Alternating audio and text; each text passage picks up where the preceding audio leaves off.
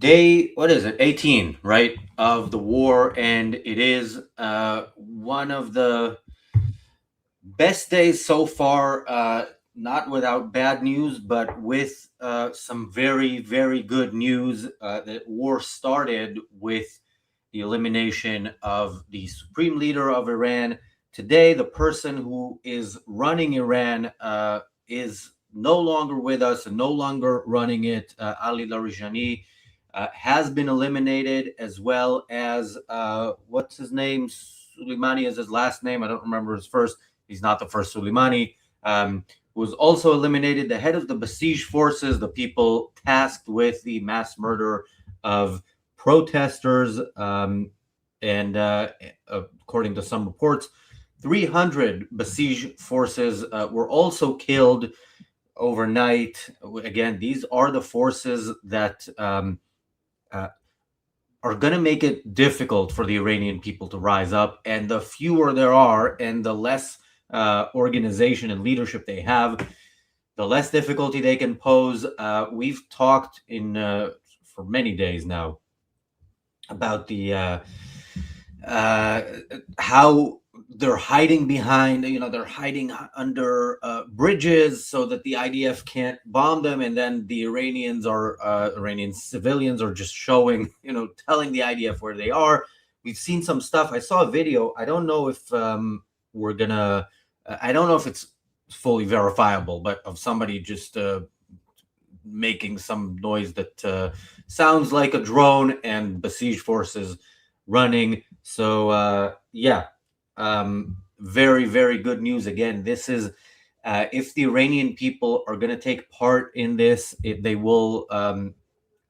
The people who are going to make it difficult for them need to be targeted. Israel is doing that. Israel is also helping destroy Iran's leadership so that it can't fight back on the external front. Iran is still, firing on all cylinders in all directions as much as it can, but it can't as much as it wants to and as much as it used to. So there are scenes of carnage in Israel, but there are still no reports of any Israelis killed. I think it's been over a week, if I'm not mistaken. But anybody wants to correct me, they can. And yeah, and again, the main damage that Iran is managing to cause to Israel is from their proxy in Lebanon, and there's reports that bad stuff is going to happen there later today. Hopefully, that will be taken care of or minimized. The damage will be minimized, and if not, all the more reason why this war should continue. Unlike the incredible defeatist naysayers on left and right. Left, we are not surprised. Right, we are not surprised either. But this is a particularly interesting one. Joe Kent, who what was his role here? Director of National Counterterrorism Center. Wow. How these people made it to such roles, I don't know, but this is his tweet. I'm not going to read the full statement, his letter to Trump, but he said, and this is a tweet from an hour ago, after much reflection, I have decided to resign from my position as director of the National Counterterrorism Center effective today. I cannot in good conscience support the ongoing war in Iran. Iran posed no imminent threat to our nation, and it is clear that we started this war due to pressure from Israel and its powerful American lobby. It has been an honor serving under POTUS and Tulsi Gabbard and leading the professionals at the NCTC. May God bless America.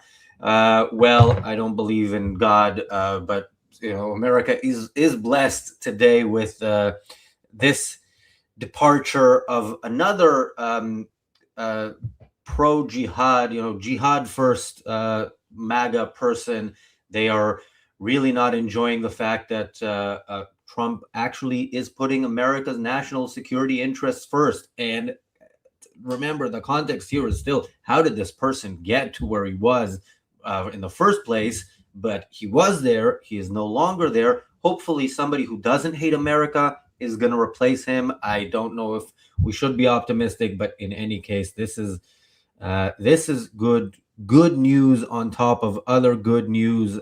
America is actually taking a stance that is so unique in our lifetime that left and right people just don't know how to handle it. There's still, I even saw in Israeli media today, uh, somebody actually in Ynet, I saw um, a report saying, okay, Larijani is dead, but who's going to replace him? Which is the thing you hear every single time when a bad guy is finally removed and his evil doing has come to an end. Well, what if somebody worse comes along? Great, then let's we eliminate them as well. Look, uh, imagine 18 days into World War II, uh, into, let's say, Britain's entering World War II. Hitler is dead. Half of his inner circle is dead. But, we still haven't liberated Czechoslovakia. Therefore, we need an off ramp. We need an exit strategy. We need, to stop whatever the equivalent to today's weasel word of neocons was back then. Yeah, people, I know you're very sad to see America doing the right thing. You're probably even more sad to see it doing the right thing alongside Israel. So yeah, if you can email us those tears, we'd appreciate it. Daniel, any thoughts to start this stream off? I mean, I do want to go to. Okay, I'll go to Larijani later and start with this somebody worse. I think when you eliminate a dictator or generally an evil leader, I think almost by law, there's always somebody worse that comes into power, but it doesn't like worse as in more evil by sort of like an objective standard, but it doesn't necessarily mean worse for us. Like, I think wasn't it Goebbels who replaced Hitler? Like briefly, there wasn't much time to replace him. But I think it was Goebbels who actually replaced Hitler, which in some ways you could say that he's like worse, or was it Himmler even maybe? But like either of those, or definitely Himmler would be like worse than Hitler. I think uh, uh, there is no question about that. You don't become the head of SS by being a reformer. So yeah, that might happen. So even here, we might get somebody worse. But what does that mean? Again, generally people are in that position because they are the most advantageous to be in that position. So it's not always that let's say you get again somebody worse, which can mean many things, but also it might mean they are less capable of actually doing what they want to do. It also might mean that it might be easier to get rid of them. They have less contacts. Maybe they are more ideological, which makes them more split apart from the army, which is not as ideological as the Revolutionary Guard, for example. So generally, the people are in their position because they are the most convenient, or they are the best to be in that particular position. And again, best doesn't necessarily mean they are going to do their job the best. It might mean they are loyal. They will do whatever whoever is actually in charge to do. It can be a lot of things. So again, it's always good to eliminate whoever is in charge if the end goal is complete fall apart of the regime. Now, if we have a different goal, then that might be a question. I want to go to Larijani. So just people who don't know, and again, this was just from what I've generally known of him and some of the things I looked up.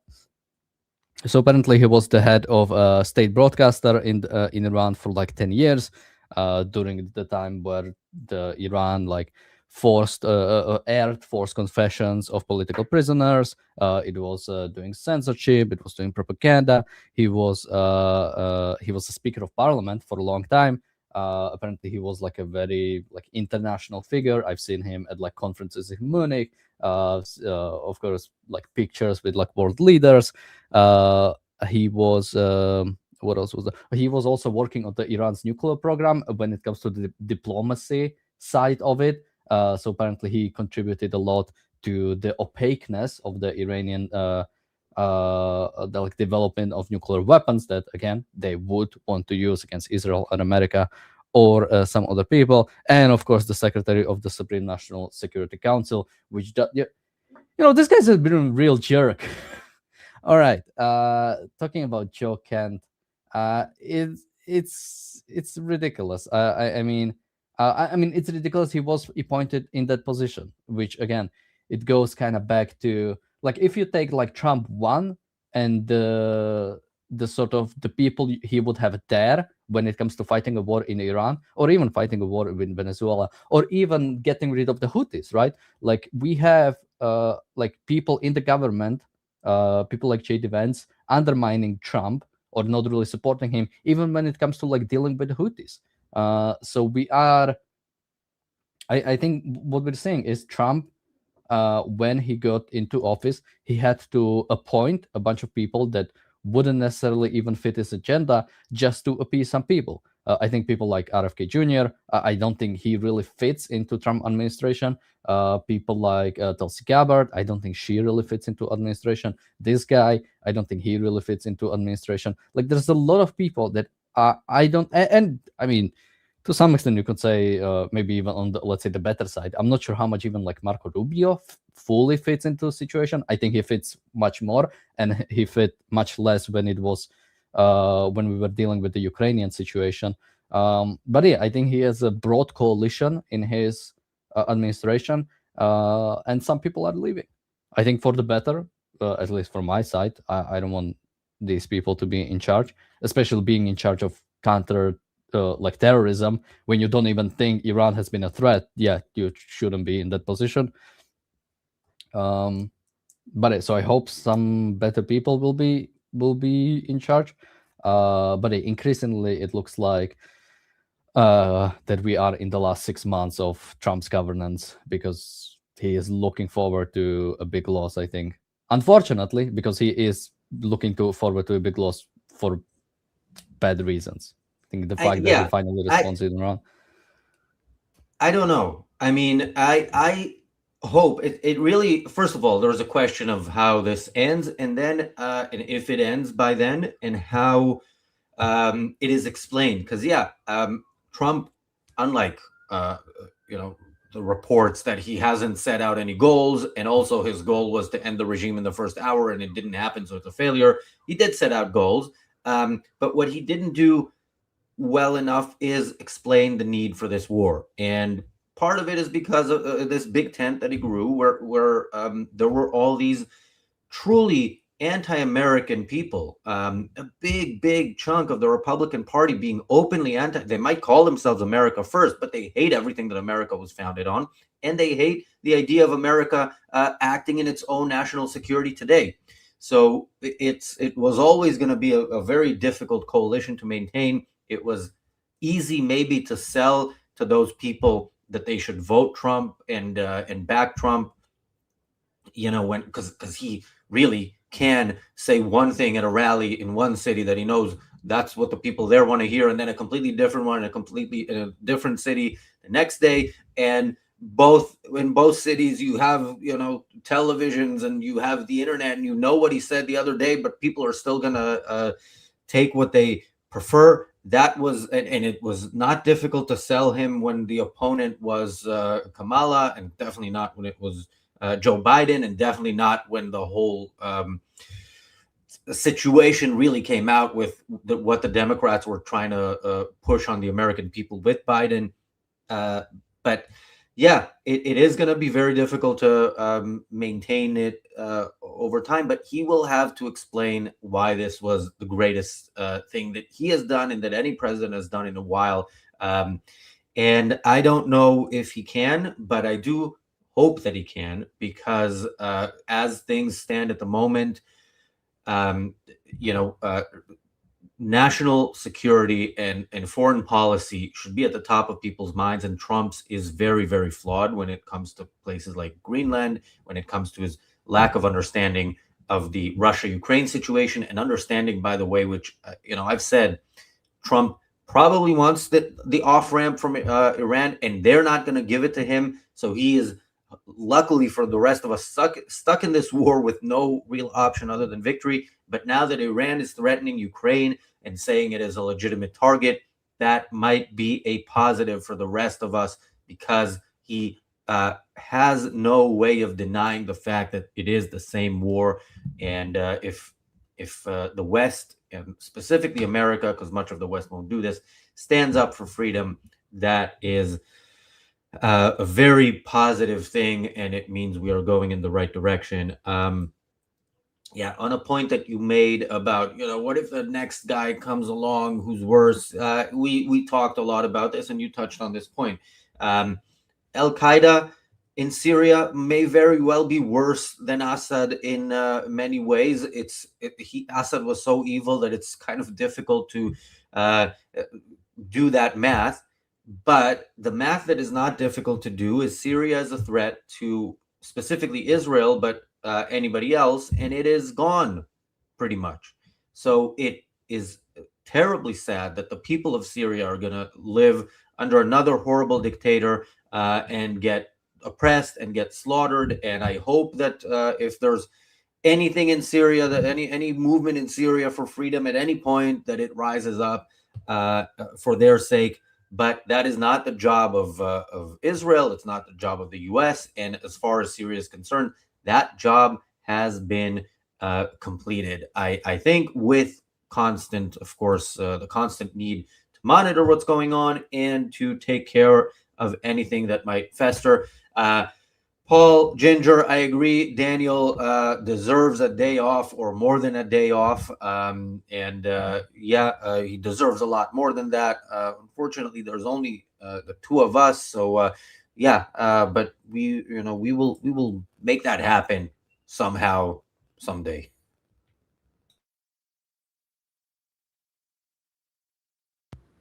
Yeah, I don't know. I mean, somebody is saying, actually, Hitler was a free marketer guy.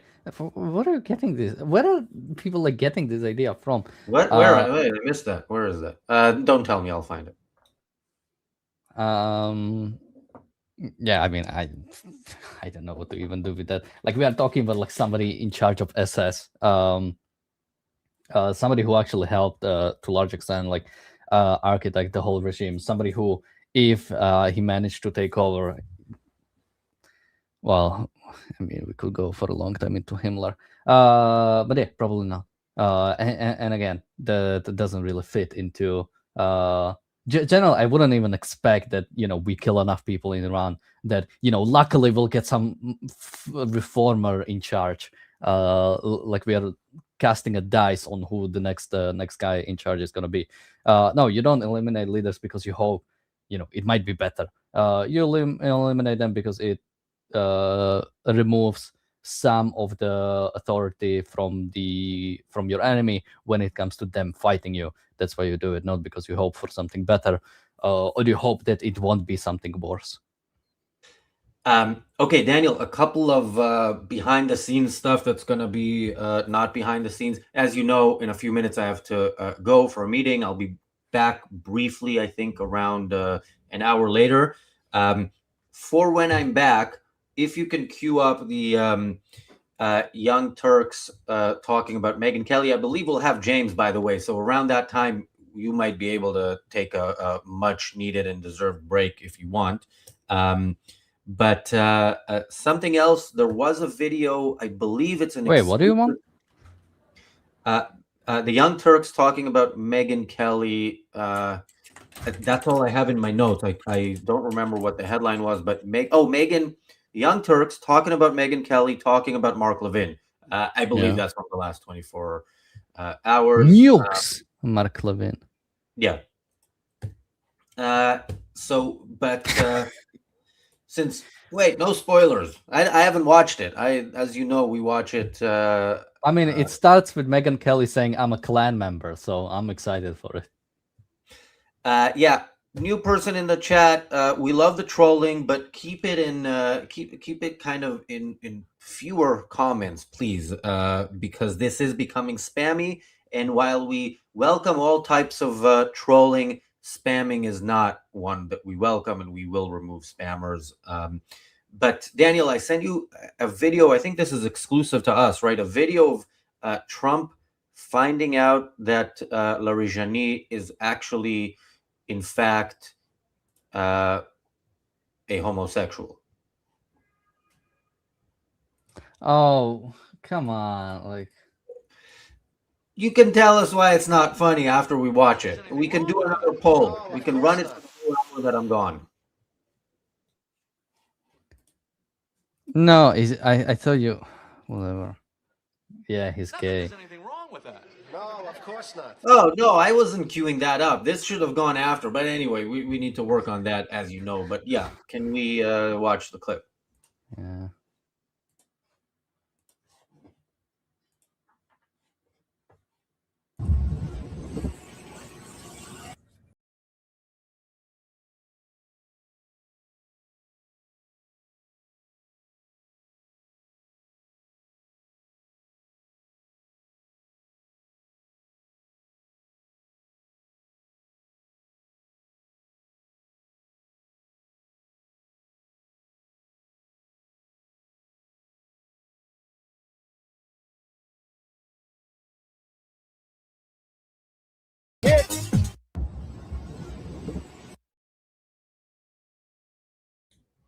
Oh, was that it? Yeah. All right. Yeah, who said you can't have fun in Iran? Mujtaba seems to be enjoying his time there as the leader. I mean, I think that's one of the only videos of him that we have, right? And I don't know if any of the videos we have of him are not AI, but we have been told that AI is going to run the world. So for now, it is running Iran. I believe we have not AI, James Valiant, the actual one, right? I think I'm the actual one, unless I'm living in some kind of matrix or something. Yes. Hello. How's it going, James? Okay. I understand you have to leave, so if we can't give Daniel a rest, we can let you do other things at least. Well, I will be back in about an hour, and then we will try to give Daniel a short rest, and then I will have to go again and not be back until tomorrow. But yeah, you did hear the good news, right? Oh, astoundingly good news. Is the Messiah back? Back in the one of the Muslim messiahs is back where he belongs. Yeah. And the thumbnail is back from the most watched video on this channel, so that's also good news. Yeah, I'm all for and the title, thumbnail and title. We recycle things that work. Death worshippers getting what they really ultimately want. Death. Yeah. Larijani did say a few days ago something like death is happiness. I mean, on this channel, we encourage people to pursue their own happiness. Pursue their Israel values. helped him get his happiness, and we are happier for it. So, yeah, a happy day. Yeah, Bonnie says happy St. Patrick's Day. It's an Irish holiday, so I can't celebrate it for moral reasons at the moment. I do not mean to offend the UK audience wearing green, but in the United States, where we have a huge Irish population, it is tradition to wear green on St. Patrick's Day. So happy St. Patrick's Day to all of those non-anti-Semitic Irish people out there. 5 of them. I don't know how significant a group they are, but if they're, insofar as they're out there, happy St. Patrick's Day. Absolutely, guys. I will leave you, and I will see you in about an hour. Okay. All right, James, how are you feeling? Oh, well, I'm feeling okay. Well enough to do this. Let me put it this way. It is good, tremendous news that another leader, and he was walking about town just the other day, kind of in a proud, boastful way. And any time that these vermin pop their heads up out of their vermin holes, they ought to be able to be taken out like this. I understand he was, in effect, the leader of the operation right now. So you keep promoting leaders, Islamic Republic, and hopefully we'll keep knocking them down like that. Yeah. it's astonishing to me, the American media is the headlines you get are all negative. It's like complete defeatism here in the United States. If you read the New York Times or any kind of, big press in America, it's, we've lost already. We've lost. We're looking for exit ramps. As Razi just said, can you imagine looking for an exit ramp at the start of World War II? And if people think I'm Well, they not, were. I'm sorry. Some within the British government were, right? We are not talking about fiction here. Well, that's true, but when America, after say Pearl Harbor hit in the United States, the idea of an off ramp would have been considered, traitorous at some level, not in the legal sense, but in the informal sense of being traitorous to the cause, being anti-American. And I just would like people to observe the fact that we have endured numerous Pearl Harbors from Iran since they took charge. I think it was 2,000 or some more than 2,000 people were killed on Pearl Harbor, Americans killed at Pearl Harbor. Something like 1,500. Now, it's true, it's been spread out over, the better part of 50 years, but something like 1,500 American soldiers have been slaughtered by Iran, hundreds at a time. That's true, or dozens at a time. That's true. But how many Pearl Harbors, how many attacks that have slaughtered American soldiers? Because that's what happened on Pearl Harbor. Has America suffered at the hands of the Islamic Republic since they've taken charge? I mean, America has decayed to the point where it can have more than 1,000 of its own soldiers slaughtered by a country, and it doesn't recognize it in the same way that we recognized the slaughter of soldiers on Pearl Harbor, a day that was supposed to have lived in infamy, and brought us to the point where we were in a war that we would not be looking for off-ramps, about. So it's astonishing how much, death America is willing to tolerate now that it was not willing to tolerate back in 1941. We have a regime. And the other thing is that, not an imminent threat. Well, you can say we set back their nuclear program with the 12-day war. I have no doubt we set back their nuclear program. But we're talking about a theocratic regime that is perfectly willing to slaughter tens of thousands of their own people in the streets. An Islamic regime that's hitting now all of its neighbors and was obviously a threat to all of its neighbors all along. And they had the most sophisticated ballistic missile program in the region. They're working on hypersonic missiles. They had missiles that could reach Europe. I really have nothing but contempt for pusillanimous European countries that don't recognize that they have a stake in this fight, because they were directly threatened. And international authorities had confirmed within the last 5 years that Iran has been enriching uranium beyond 60%. That's what obviously heading towards weapons grade uranium. The idea of waiting until they get a nuclear bomb would be like waiting for Germany or Japan to get a nuclear bomb during World War II. We really want to pull back. We really don't want to invade Normandy. We really don't want to take out the government in Germany. We really don't want to defeat Japan, because after all, they haven't yet developed an atomic bomb. It was the fact that Germany was in fact working on a nuclear bomb that got America to work on the first nuclear bomb. But to allow Iran to wait to say that a country with a sophisticated ballistic missile program seeking a nuclear missile is not an imminent threat. They have been an imminent threat for 47 years. The only thing that confuses the idea that it's been an imminent threat has been the fact that we have not reacted.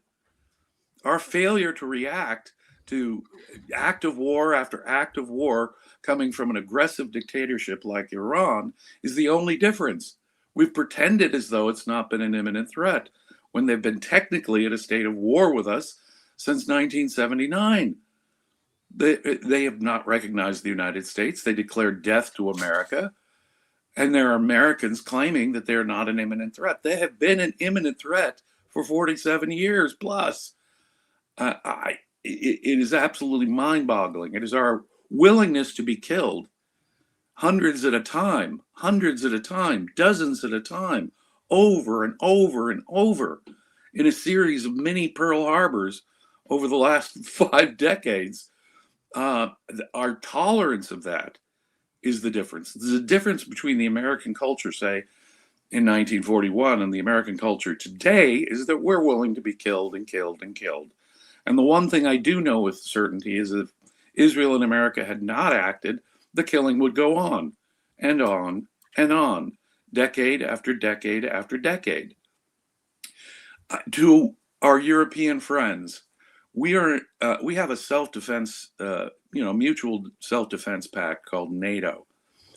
We do that because we regard an attack on our allies as a threat to us. You folks in Europe might not think Israel is an ally at all. One you're willing to hang out to dry, and I presume that would be the same for Taiwan, my cowardly European friends. But when an ally of the United States is attacked, America should at least there are some forces within the Trump administration that regard an attack on our ally as somehow related to America's security. When you've got a dictator that's aggressive, funding Hezbollah, Hamas, the Houthis, an aggressive dictatorship is a threat to all nations. And if Iran's reaction to this, hitting at least 14 of their neighbors, Muslim neighbors, mind you, mostly, obviously they're a threat to everybody.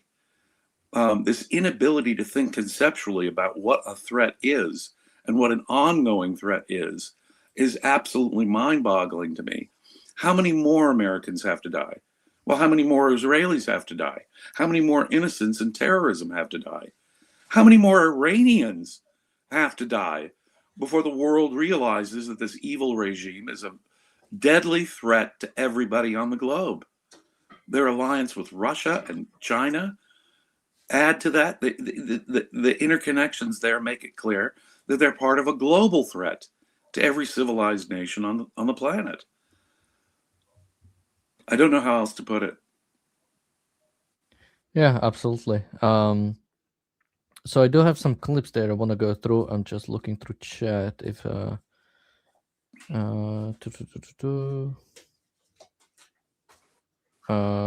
somebody says it's incredible from Europe and the USA both to not acknowledge the Iran-Russia connection. Only Zelensky and now Israel Netanyahu meeting Zelensky seem to have their act together. I mean, absolutely. I mean, when it comes to Trump, he wants to get rid of some of the sanctions, or at least on the Russian oil, to start importing that, or start allowing that rather to be imported. Again, America gets very little, generally even oil imports from anywhere, let alone Asian nations are tremendously dependent on the oil that comes out of the Persian Gulf. They get most of their oil from the Persian Gulf. And I guess India and China have made their own side deals to get oil shipped out of the region. But nations like Japan and South Korea should obviously be on the side of the good guys here. That's the other thing. I mean, isn't it clear how evil this regime is? We don't even speak of the evil. I mean, it's as if people just have no problem these days letting people wallow in total oppression. What on earth could possibly take down an evil dictatorship like this unless we take action? Now, obviously, we take action only when it's in our own self-interest to do so. This is costing Israeli and American lives to do this, as is the case with any war. But what chance on earth would the Iranian people ever have to what is the term that the leftist academics use? The self-determination. What kind of chance at self-determination do the Iranians have if we just let things go as they were, business as usual with oppressive totalitarian dictators? I mean, I can't even believe it's an integrated package. You can't separate out the various elements. the more repressive a regime is, the more it needs war. Free countries don't need war. And obviously, in the more peaceful, civilized places in the world, they are far more reluctant to go to war. That shows you right there. But when that reluctance is so intense that it blinds you to an actual threat that is killing you and has been killing you and will go on killing you decade after decade after decade, you're the one advocating a permanent state of war and a permanent dictatorship there in Iran. It all goes together, ladies and gentlemen. You can't separate out these pieces like so many in the American media apparently want to do. Israel and America are clearly winning this war in the sense that the ability of the Iranians to do anything in reaction has been diminished and continues to diminish, but it is not done. We're talking about a large country, twice the size of the state of Texas. It is going to take a while. And every time I seem to open a U.S. Media outlet on the internet, they have the "we've lost already" sort of subtext to all of their news stories. I don't know how it is that the left has been coddling Iran for decades, and now so many forces on the right, because of what I can only describe as rank anti-Semitism, distinguish the America's interests from Israel's interests without seeing that, in fact, they are coordinated here. There were dozens of Americans who were killed on October 7th. And, obviously, America's interest is in a thriving and prosperous Israel, just as it is in a Russia not invading Ukraine, or Russia not invading Poland, or China not invading Taiwan. Why is it that Israel is the one ally who we would exempt from any consideration? Well, that's not involved in that's no threat to us. But clearly, when Russia invades Ukraine, the same forces that said when Russia invaded Ukraine, it wasn't a threat to the United States, I guess. But I guess they would be just like Neville Chamberlain, peace in our time. If Russia wants Poland, let Russia have Poland. If China wants Taiwan, let them have Taiwan. It's no threat to the United States. It's no threat to the rest of the world. It's no threat to our other allies. That seems to be the implicit logic here. And that's the kind of logic that allowed Hitler to basically take over the continent of Europe more than 80 years ago. It's absolutely mind-boggling to me. So let's take a look at let's take a look at this. Let's listen to a little bit of Tucker Carlson. Well, this doesn't have to do much with the war, but I've seen it going around, and I do wanna check it out. And we'll need James for declassifying this. So when Moses goes up a second time to Mount Sinai and says to God, "Please kill me. These people are too annoying. I can't deal with it." Is that anti-Semitism? So I'm not that read up on the Bible, James. Is that what happened with Moses? He went to God and said, "Oh, these Jews are so annoying. I just cannot deal with them." Well, a major feature of Hebrew literature is the Hebrew people reviewing their history and how many times they let God down, if you will. People may be familiar with the Babylonian conquest of Judea or the Assyrian conquest of Israel, and how many times one of the thematic messages of Hebrew literature is we made this deal with God, a covenant with God, and we kept breaking the deal. We kept letting God down by worshiping idols and so forth and so on. And so there is a tremendous amount of self-criticism, if you will, within Hebrew literature. Now, what do we conclude from that? That Hebrew literature is anti-Semitic? Well, no. It's specifically that Moses, the second time he went to Mount Sinai, that he complained about Jews. Right. Which at least Canary Mission says it's not even perhaps true. people are familiar with the story either from their own religious education. But you see, as Moses took the Hebrew people out of slavery, passing through the Red Sea, that God miraculously parts, taking them to Mount Sinai, where Moses had his first interaction with the burning bush that told Moses to go liberate the people from slavery in Egypt. When this time, his second trip to Mount Sinai, where he had a conference with God and he got the Torah, he got the law, including the Ten Commandments. When Moses comes down from the hill, he finds that they're worshiping a golden calf, as the famous story goes. I've seen that in The Simpsons. So yeah, I know. Well, exactly. So you see, even before they got the details on the covenant, the Hebrew people were already idol worshiping. Now, this may reflect a historical reality in which there's a long period of Hebrew history where they really didn't have the Torah, because the Torah keeps being violated again and again. You wonder how many times the Jewish people need to be given the law, because they keep forgetting it and keep forgetting it and keep sinning. But it is designed to explain. If you're a monotheist, let me put it this way, and God controls everything, how can you explain when God's chosen people, the ones who are monotheists, keep getting defeated? Well, God can't be rewarding the polytheist Babylonians, let's say. He's got to be punishing us, the Hebrew people, for having violated our covenant. God wouldn't be rewarding the polytheists. He must be punishing us. And so monotheism kind of ideologically corners the Jewish religion into believing anytime things go wrong with them, they're the ones being punished for somehow breaking the deal with God. But maybe people have seen the Cecil B. DeMille classic film, The Ten Commandments with Charlton Heston. But there's the famous scene of Moses coming down and, throwing the Ten Commandments at Aaron and his golden calf. But it is one of those vivid morality tales. You obey the law. And in order to make the point, you have to show the Hebrew people violating the law. That self-critical capacity, though, is not, to cite that is a pretty bizarre thing. It's not complimenting the pagans around them any more than, well, look, Tucker Carlson is just trying to find anti-Jewish. I mean, why would you? Even God hated Jews. Yeah, let's.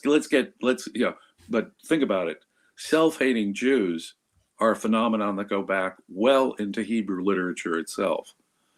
So when we find Jewish intellectuals, that they love, they love to pull out their Jewish token intellectuals who oppose Israel. Ladies and gentlemen, this goes back a long, long time, where Jewish people have been very self-critical of themselves. And it's sort of built in, as I say, baked into the cake of Hebrew literature. And Tucker Carlson, to use that, though, imagine using a story that is many, many, many centuries old, millennia old story to be critical of what's going on today is very revealing of anti-Semitism on the part of Tucker Carlson, trying to use Hebrew literature against the Jewish people themselves in a literature where they're being self-critical. That's really, truly remarkable. If you're pulling out an old story like that, Tucker, you're really letting your anti-Semitism show. Funnily enough, somebody in the comment section under this says, sounds to me like Tucker nailed it. One must also ask, what kind of God would tell a goat herder Abraham to prove his love and loyalty by telling him to take his only son to a mountain and kill him? Human sacrifice? Yeah, so Jewish. I'm not a religious expert, but isn't that the same God that Christians go with? Human sacrifice was yes, exactly. It's the Christian God. It's Jesus was Jewish. Jesus was the fulfillment. Sorry, okay, I don't want to go crazy ideological thing, but isn't the technically I don't know how we separate them, but Yahweh or the Jewish God, the Christian God, and even the Muslim God, aren't they all supposedly the same? I mean, they wouldn't believe so, but isn't that you've got funky Christian beliefs like the ancient Gnostics, who believed that the creator God was actually an evil God and the good Christian God was separate. But no, mainstream Christianity worships the Jewish God. And in fact, mainstream Christianity regards Jesus as the fulfillment of Jewish prophecy. The New Testament asserts that Jesus and his disciples were all Jewish. It is the foundation of Christianity is Jewish literature, Mr. Carlson. And God chose the Jewish people to be the vehicles for this. Why, Mr. Carlson? Now, it's true that anti-Semitism is not just baked into the cake of Hebrew literature, it's baked into the cake of Christian literature. The Jews killed their own Messiah, you see, is one of the unmistakable themes of the Passion narrative in all four Gospels. So Jew hating by Christians has venerable ancient roots. It is the same God that they're worshiping. And Christians do have to cope with the idea that God chose the Jewish people to be the vehicle of his true message. But human sacrifice, look, it is not unique to prehistoric Judaism. The Aztecs, the Carthaginians, the ancient Greeks, we have evidence from around the world that human sacrifice among primitive human societies was ubiquitous, was common. There's all kinds of myths in Greek mythology that try and explain away an older period, it seems to me, where they engaged in human sacrifice. The story of Agamemnon and his daughter Iphigenia, for example, just to take one example. But the story of Abraham actually commemorates, I think, a moment in at least a fictional recasting of the moment when the Hebrew people stopped sacrificing human beings. Christianity, though, rescued the idea. What is the death of Jesus but human sacrifice? The idea that we appease or propitiate God by sacrificing a human being is in fact embodied. And then we perform cannibalism. It's very pagan. I'm Catholic, so we do.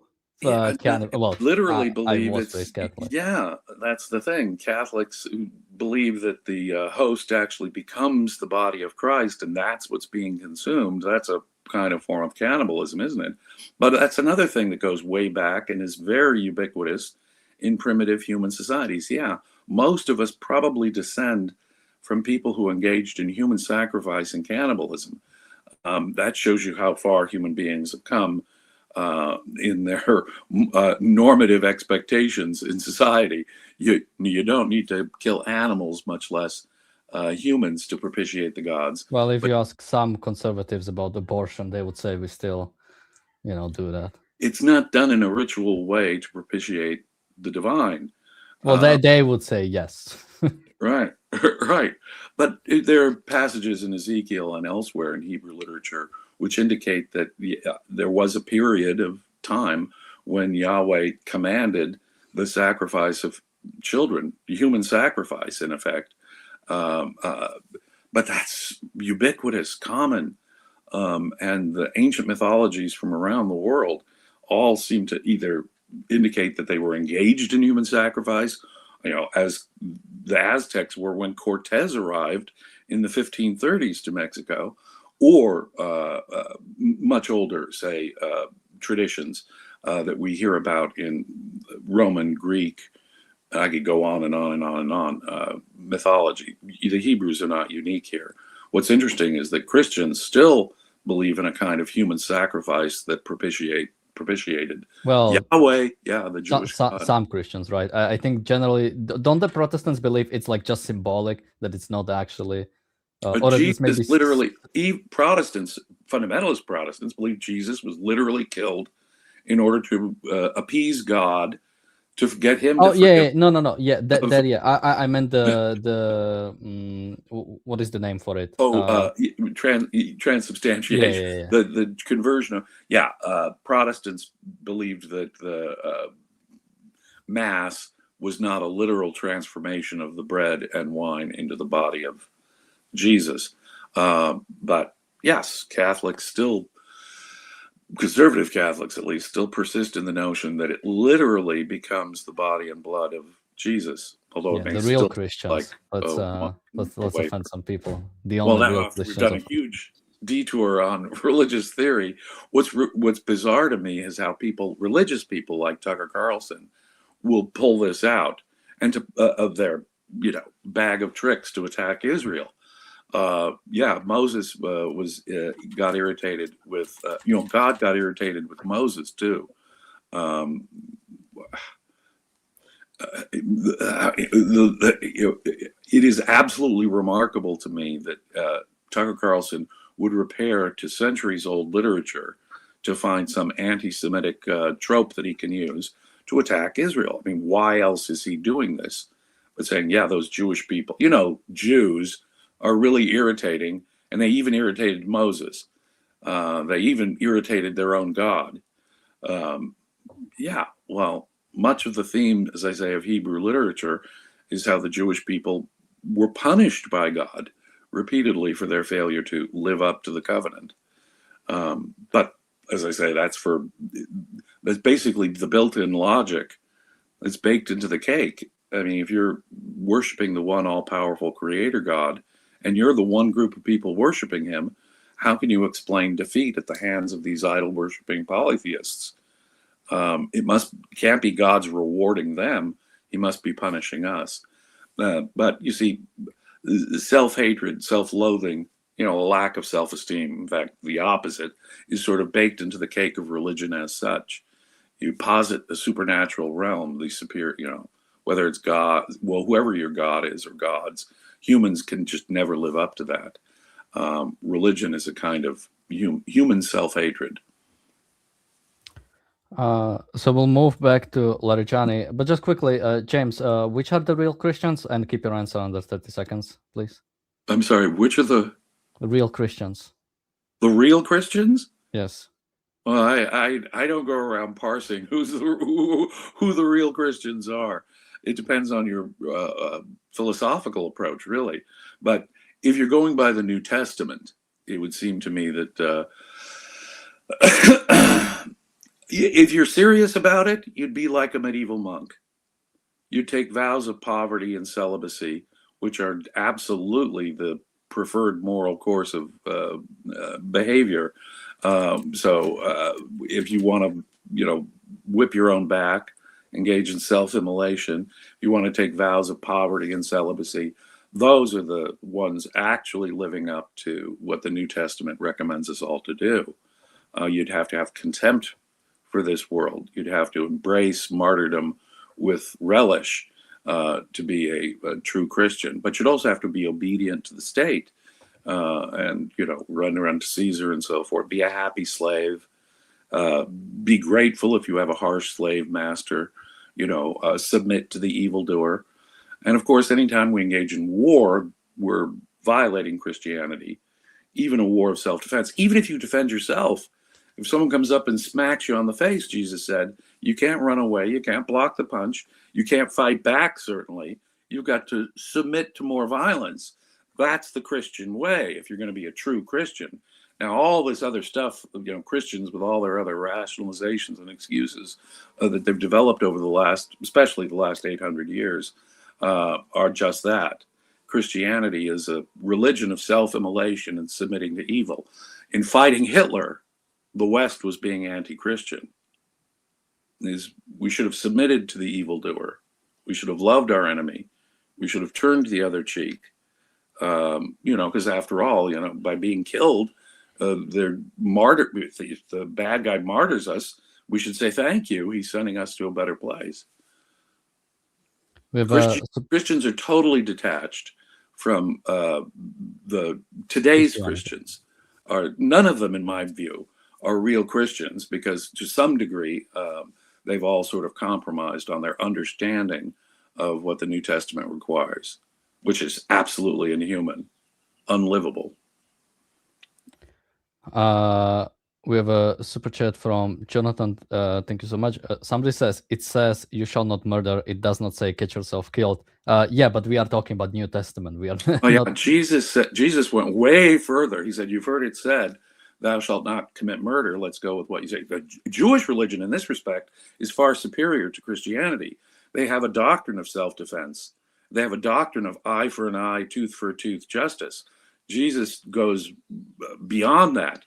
He says, forget killing or murder. If you feel anger in your heart, you've already sinned. So Christianity imposes all these kind of thought crimes on you. If you get angry at someone, even if it's out of your control, you're already a sinner. Jesus said, turn the other cheek. He didn't say eye for an eye, tooth for a tooth. In fact, he explicitly said that that's no longer the way we go. We go with total submission. No, any kind of killing, even in self-defense, would be to violate Jesus's command to turn the other cheek, submit to the evildoer, because it's, after all, a great blessing to be martyred and persecuted for being a Christian. Die rather than act in self-defense is the clear, unmistakable message. Now, by the 13th century, even Catholics were coming off that. Thomas Aquinas was actually changing even Catholic perspective on self-defense. But Augustine, writing centuries earlier, said, yeah, it's a sin. It's simply a sin to act in your own self-defense. Killing is wrong, period, end of report, murder or not. So you can repair to the Ten Commandments that do say it's murder, right? Because there is a doctrine of self-defense and eye for an eye justice in Hebrew literature. That is supplanted in the New Testament with Jesus's anger in your heart is already a sin. Turn the other cheek. Submit to the evildoer. Love your enemy.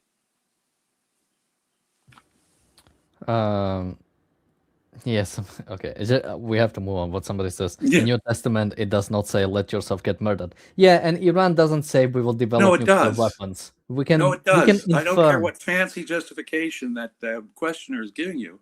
It says when you're attacked, you turn the other cheek. It says it does not allow you to run away, block the punch, fight back. There's no self-defense doctrine in the New Testament. When attacked, you submit to the attack. That's what Jesus explicitly says. Submit to the evildoer. Turn the other cheek. That means you can't even run away or block the punch. So I don't know what New Testament that guy's reading, but you're supposed to just submit. When one of his disciples at the time of Jesus' arrest cuts the ear off of one of the people attempting to arrest Jesus, Jesus heals the guy and chides the disciple, saying, whoever picks up the sword, whoever uses the sword shall die by the sword. Now that's, again, another unqualified statement. Use a deadly weapon or use deadly force and you will die. Death is the appropriate punishment for even self-defense. So you may not use swords at all. This is why some people, like the Amish or the Quakers, are totally pacifists. They read very strictly the New Testament.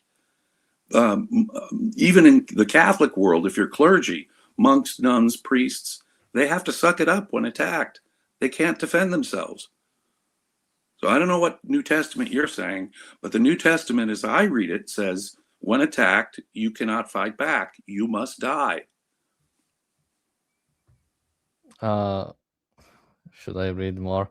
I don't know. Last thing, he says, if you draw the sword against me, you might die by my sword. Well, that's but again, not Christianity. yeah, but again, like the story, like this story I even know about the Peter, like that was the Romans coming after Jesus with swords. If what you're saying is true, Jesus would like pull out an AK and shoot them all, right? Because he would be permitted to use weapons against people who want to use weapons against him. Because again, like he's not just getting arrested, like implied threat of him getting killed if he resists is there, right? Jesus had already told us he knew what was coming. The Garden of Gethsemane, he knew his martyrdom was coming. So he's submitting to an unjust execution. So we're going to use Jesus as the model. But we can't use Jesus completely as the model because, after all, Jesus was God, according to Christianity. And so different rules apply to God. God can wipe out whole populations, whether it's Noah's flood or the genocide of the Amalekites. God commanded genocides in Hebrew literature, no question about it. But different rules apply to God. God can kill. And so if Jesus uses force, that's no excuse for us to use force. But note that Jesus, when it comes to his execution, was submitting to an unjust execution that he did not have to. He's intentionally evading chances to avoid an unjust death. And the commands he gives to his followers, it's turn the other cheek, submit to the evildoer, love your enemy. That's that.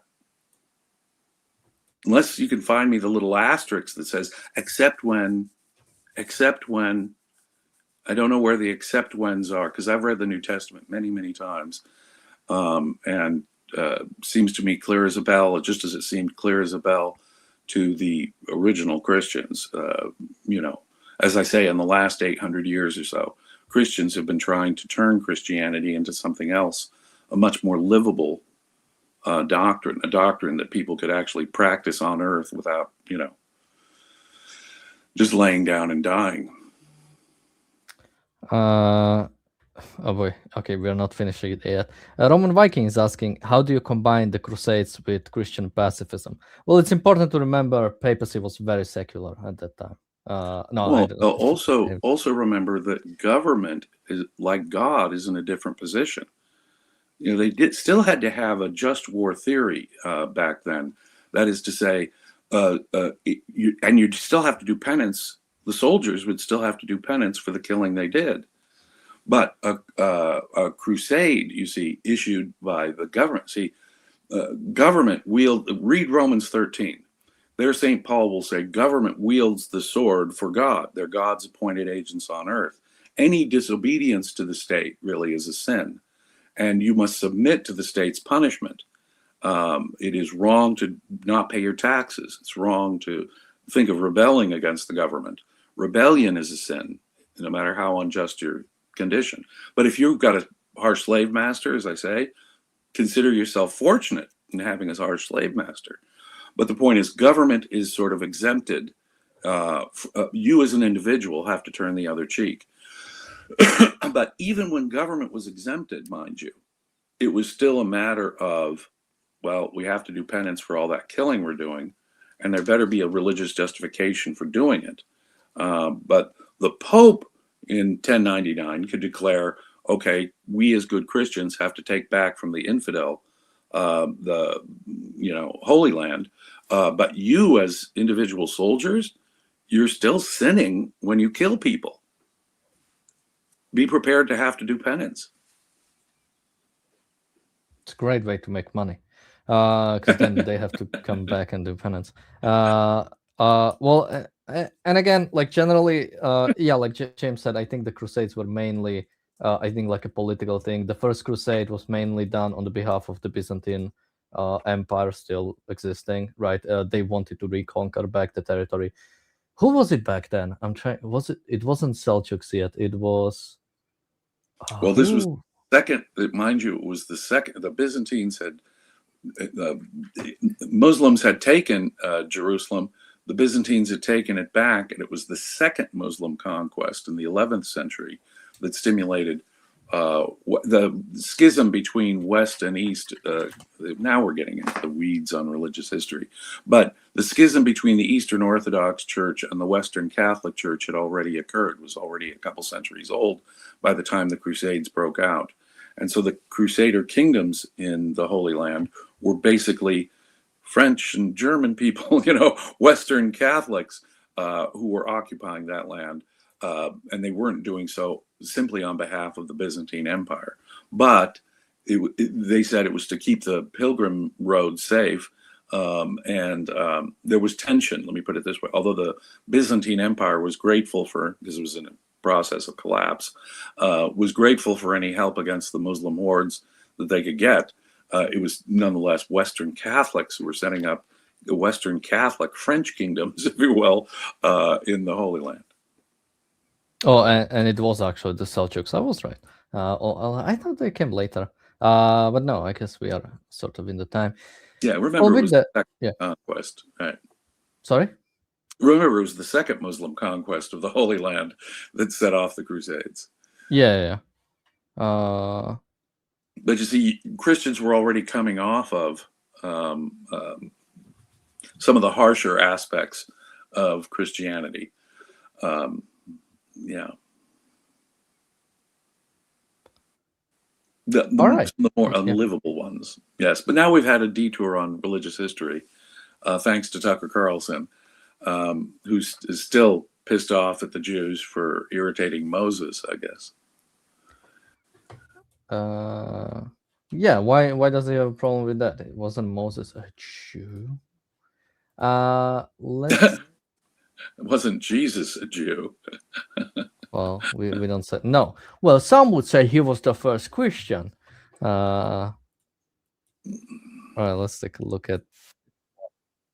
So we'll take a look. Jeremy Bowen was on BBC and bought the BBC coverage of the Larijani killing, and the Jeremy Bowen part should be interesting.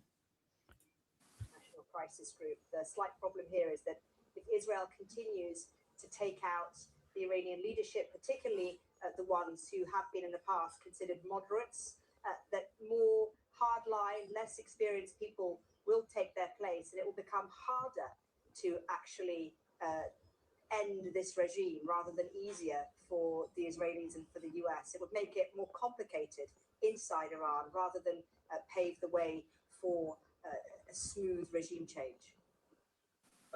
Larijani was seen as a pragmatic figure. He said some very tough things, warlike things in recent weeks, but over the years, he has been seen as a man of flexibility, somebody who sees all the angles. You know, that impression I got of him all those years ago back in Geneva.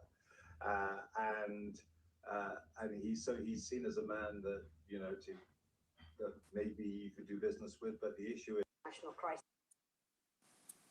All right, it was a bit quiet, so I'll remind people of what he said. So the BBC was telling about how, you know, USA is removing the moderates in the Iranian administration, like Larijani, and they went to Jeremy Bowen, who I always forget his title. He's like the head of the foreign correspondence, or like the foreign policy of the BBC. Basically, foreign commentary. It all, I think, he's like a chief editor or something. I'll look it up specifically, but he's like the main thing. And yes, yes, you know, Larijani, he's a pragmatic figure. He's a moderate. He's a flexible. You could do business with him. Is that who Larijani was, James? No, he was. Well, I mean, if that's a moderate within the Iranian government, then that tells you that the entire Iranian government really is, there's no one there that we can work with. I mean, this guy was involved in the suppression of the Iranian people. This guy was involved in, the propaganda for the regime. This guy was involved in and a leading cheerleader for the death to America, death to Israel crowd and chant. So when you are involved in internal security in Iran, you're a monster. When you're involved in the propaganda of the Iranian regime, you are defending that kind of monstrous behavior. So that's a moderate. Now, the West is perfectly happy to deal with dictators and keep dictators in power, and happy to allow their people to be completely oppressed. And so, again, this is kind of like the looking for an off-ramp. What was the example you used? Yeah, Hitler may be gone, but Goebbels is still there. So let's cut a deal. Not Goebbels, just take the worst one, right? Take Himmler. Yeah, exactly. Exactly. Whoever the Nazis would next put up, who had been a hardcore Nazi, should we, then cut a deal with him? I mean, we don't look at evil the same way that we once did. We don't look at the danger that evil people represent the same way anymore. Oh, sure, this guy's in favor of killing. This guy's, in favor of chanting death to America and oppressing his own people. This guy's in favor of course, what the government is doing in terms of funding proxies that slaughter Americans and Israelis. And that guy's the moderate. So let's cut a deal with him. And it affects Trump. And this is worth noting. Trump is willing to cut deals with murderers. Trump is perfectly willing to cut deals with monsters who oppress their own people and are aggressive threats to their neighbors. And if in principle you're willing to do that, then I think in principle, Mr. Trump himself would be happy to find some monster to deal with there who would continue to oppress the Iranian people and continue in its military ambitions. But that's what really has to come to an end. It is just fortunate that the bad guys won't give Mr. Trump, I guess unfortunate for Mr. Trump, but fortunate for us, that the bad guys aren't giving Mr. Trump an easy off-ramp here. But what must be destroyed is the regime, utterly and completely. In fact, someone asked me I could define victory in this war, critic of the war, who I know, asked me if I could define victory, and I indicated it was mostly a psychological thing. Until all the elements of the old regime have been psychologically defeated. Uncle, you win. We will take what terms you impose. That, Mr. Trump, is what unconditional surrender looks like. Unconditional surrender is when the other side is willing to accept whatever your terms are. Until and unless they're willing to accept our terms across the board, that's not unconditional surrender. And that ultimately is basically a psychological line. With Japan, it took 2 nuclear bombs. With Japan, it took 2 nuclear bombs. With these, they were religious fanatics. With these religious fanatics, I suspect it would take quite a bit to get them to be absolutely defeated. These people are in love with death. They're happy to go on to meet their 72 virgins, at least the sincere ones. And this makes them very, very difficult to, in that sense, crush to that level.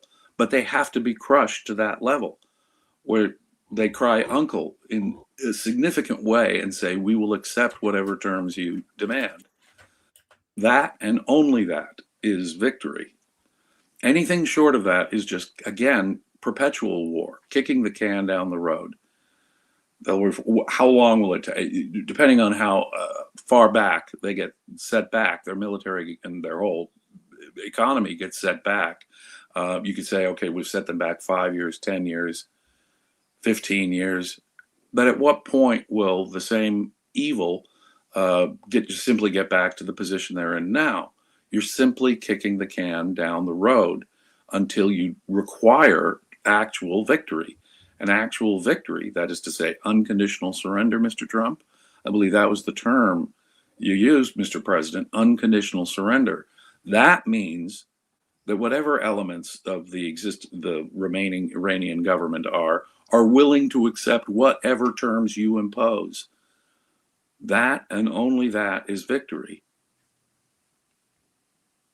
Now, let me just quickly remind about the new shirts at objectivism.co.uk/shop, including Nikos Guevara, a shirt that I'm sure many have seen already. Now, I have been receiving some criticism. I guess we can go into we can show the shop real quick. So, of course, Nikos Guevara shirts, objectivism.co.uk. I've been receiving some criticism that I should replace... James, have you seen this yet? I don't actually know. No, this is the first time I'm seeing it. Oh, okay. So yeah, these are the new Nikos Guevara shirts. How does Nikos feel about it? Is my main concern. He blessed it. Well, then, Che Guevara was a monster of a human being, and you can understand. And joking about totalitarian dictatorship, joking about systems and ideologies that have slaughtered millions and millions of people is dark humor, I admit. It really is. But I myself like dark humor. Maybe it was working in law enforcement for all those years. But, people who, and you talk about dark humor, firemen and ambulance drivers have some of the most twisted dark senses, but psychologically to survive, in dealing with death and really horrible things, people will use humor. But in this case, obviously, we're ribbing our friend, the brilliant Dr. Nikos Sotirakopoulos, He who did give permission for this, but just by the way, just did so give people know, permission for it. this is with his permission, but that's not the criticism that I've been saying. By the way, just for people, you can get it in the Revolutionary Red if you wanna, because people might see you on the street in the shirt and be like, oh, I like this, I like Che Guevara, because they don't know what you're actually wearing. And then the next day, as Razi said, you can wear the ARCUK for Profit shirt. They'll be like, well, yesterday you had Che Guevara shirt. And it's like, I had Nikos Guevara shirt on. So, but you can also get it in the capitalist Okay, yellow. there's my yellow, but red really should be the. But that does bring up the point that you don't want your intention to be confused. I wouldn't want to be counted as a communist supporter, and if that left the wrong impression. But on the other hand, there's a subtlety to it. To the joke, there's no doubt about it, because they'd have to look and see that's not Che Guevara, and in fact, it is an advocate of laissez-faire capitalism. And here goes the criticism. So I use this symbol. So normally Che Guevara, of course, I think he has a red star or some kind of star, because it's also monochrome. Yes. So I use, technically, this is a pesos symbol. I think it fits because he is acting as a Cuban revolutionary, so he has a peso sign. But some people have been saying that they'll only buy shirt if it's a dollar sign. So I've been internally thinking about, I think we might offer both, have both the peso sign and dollar sign based on what you think is more. I think it's a bit more appropriate to have the peso sign, since in a sense you are calling for a different kind of revolution in Cuba, or even generally. So I think this fits a little bit better. But yeah, James, I don't know if you have any thoughts, but we might also do. Well, I just, on Che Guevara in general, the first university I attended, the place where we would go to have lunch was called the Che Cafe. I mean, the idea that Che Guevara... Was in New York? No, it was here in San Diego. Oh, okay. And New York, you had very similar things going on. By just making a general point that in universities in the West, bloodthirsty communists were idolized, were made heroes of. And the corruption there has to be an ideological one, a philosophical one. If people can treat bloodthirsty advocates of dictatorship as heroes, that shows just how sick our society is, just how corrupt the ideological rot goes. There's no question. Young people being conditioned to believe that totalitarianism is a good thing, in effect, by their educators, and turning young people into hero worshipers of people like that is a very sick thing. It indicates the power of philosophy. I mean, even after the nightmare of 20th century totalitarianism, how many tens of millions of people did Stalin kill, slaughter? How many tens of millions of people did Mao slaughter? What portion of his population did the Cambodian dictator Pol Pot slaughter? And if after all of that, at universities where people are supposed to be informed, teachers and students can worship advocates of that very brand of totalitarianism, that shows you that it's not a question of historical information telling people just how evil it was and what the actual results are. There's something deeper philosophically going on in terms of both the crisis in Western education, but in terms of what we're up against in fighting evil. If these people can't recognize the evil of Che Guevara, of course they're blinded to the evil of the Ayatollah's regime.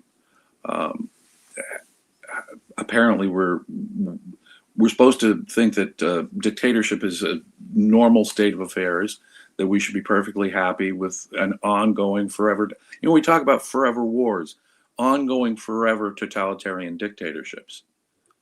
That's okay. If you have a government there that oppresses women, where women basically have zero rights, where homosexuals are hung by chains, except I guess if you're the leader of the government, where tens of thousands of people can be slaughtered for demonstrating against the government. Regimes like that, I guess, are no problem. They can go on forever. Because remember what dictatorship is, ladies and gentlemen. It's sort of a state of war between a government and its own people. And its own people. Dictatorship is the cause of war, really. Free peoples don't have an interest in war. They have an interest in trade. They have an interest in peaceful coexistence. It is dictatorships that in the modern world have always been the cause of war, whether it was Nazi Germany. I mean, you can go right down the list of how dictatorship is the cause of war. Iran, of course, they're the ones who fund Hezbollah. They're the ones who fund Hamas and the Houthis. It is dictatorship that is the cause of war. But that is merely a byproduct of the fact that dictatorship itself is a state of war of a government against its own people. But when it comes to these, ongoing wars, we have to come to accept and just swallow. It's because we're willing to swallow and accept ongoing dictatorship, forever dictatorships. And institutions like the United Nations appear to be designed to protect and coddle dictatorships, to make sure that dictatorships get the chance to go on oppressing and killing their own people. And that's called liberalism or progressivism in my country, is to simply turn your back on, the most illiberal culture of the Islamic world today, the way they treat women, the way there's no freedom of speech. And so a government, oppressing its own people in ruthless, brutal ways, slaughtering its own population. And when the one other interesting thing was just mentioning how tens of millions were slaughtered by communist governments in Russia, China, Cambodia, places like that. We really are left with estimates. Because when it's a totalitarian government slaughtering its own people, what we do is we do the best we can in estimating the slaughter. It's something similar going on in Iran. We say 32,000 is our current best estimate. It could be more. What we're doing is giving our best guess, our best educated guess as to how many of their own people they've slaughtered. And I guess that's people, intellectuals, mind you, intellectuals. Informed people, they have no problem with that kind of dictatorship. That kind of dictatorship is something we just have to live with. We just have to live with. That's okay. With many people who call themselves intellectuals are perfectly fine with keeping governments in power that, slaughter their own people in ways where the outside observers can only estimate the mortality.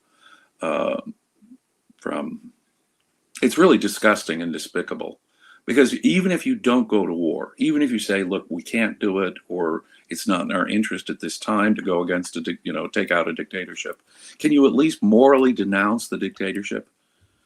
Do we have to recognize them, negotiate with them, have a friendly tea party with people who are totalitarian dictators who oppress their own people, allow them no free speech, and will, when necessary, slaughter them in such numbers that all we can do really from the outside is estimate the rate of murder and slaughter?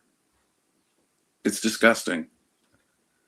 We have a 25 euro super chat from Ex Nihilo. Thank you so much. And Ex Nihilo, again, please contact us on our form on the website, because you are owed one of the calendars from Quent Cordair Fine Art. So yeah, contact us on the. We just need your email so we can get in touch with you, and then Linda will get in touch with you about getting you the calendar with 12, or I think maybe even more, but I think 12 for every month. Beautiful paintings or sort of like prints on the calendar. I've seen some of them. I think I've seen one from Brian Larson. So yeah, many great prints there.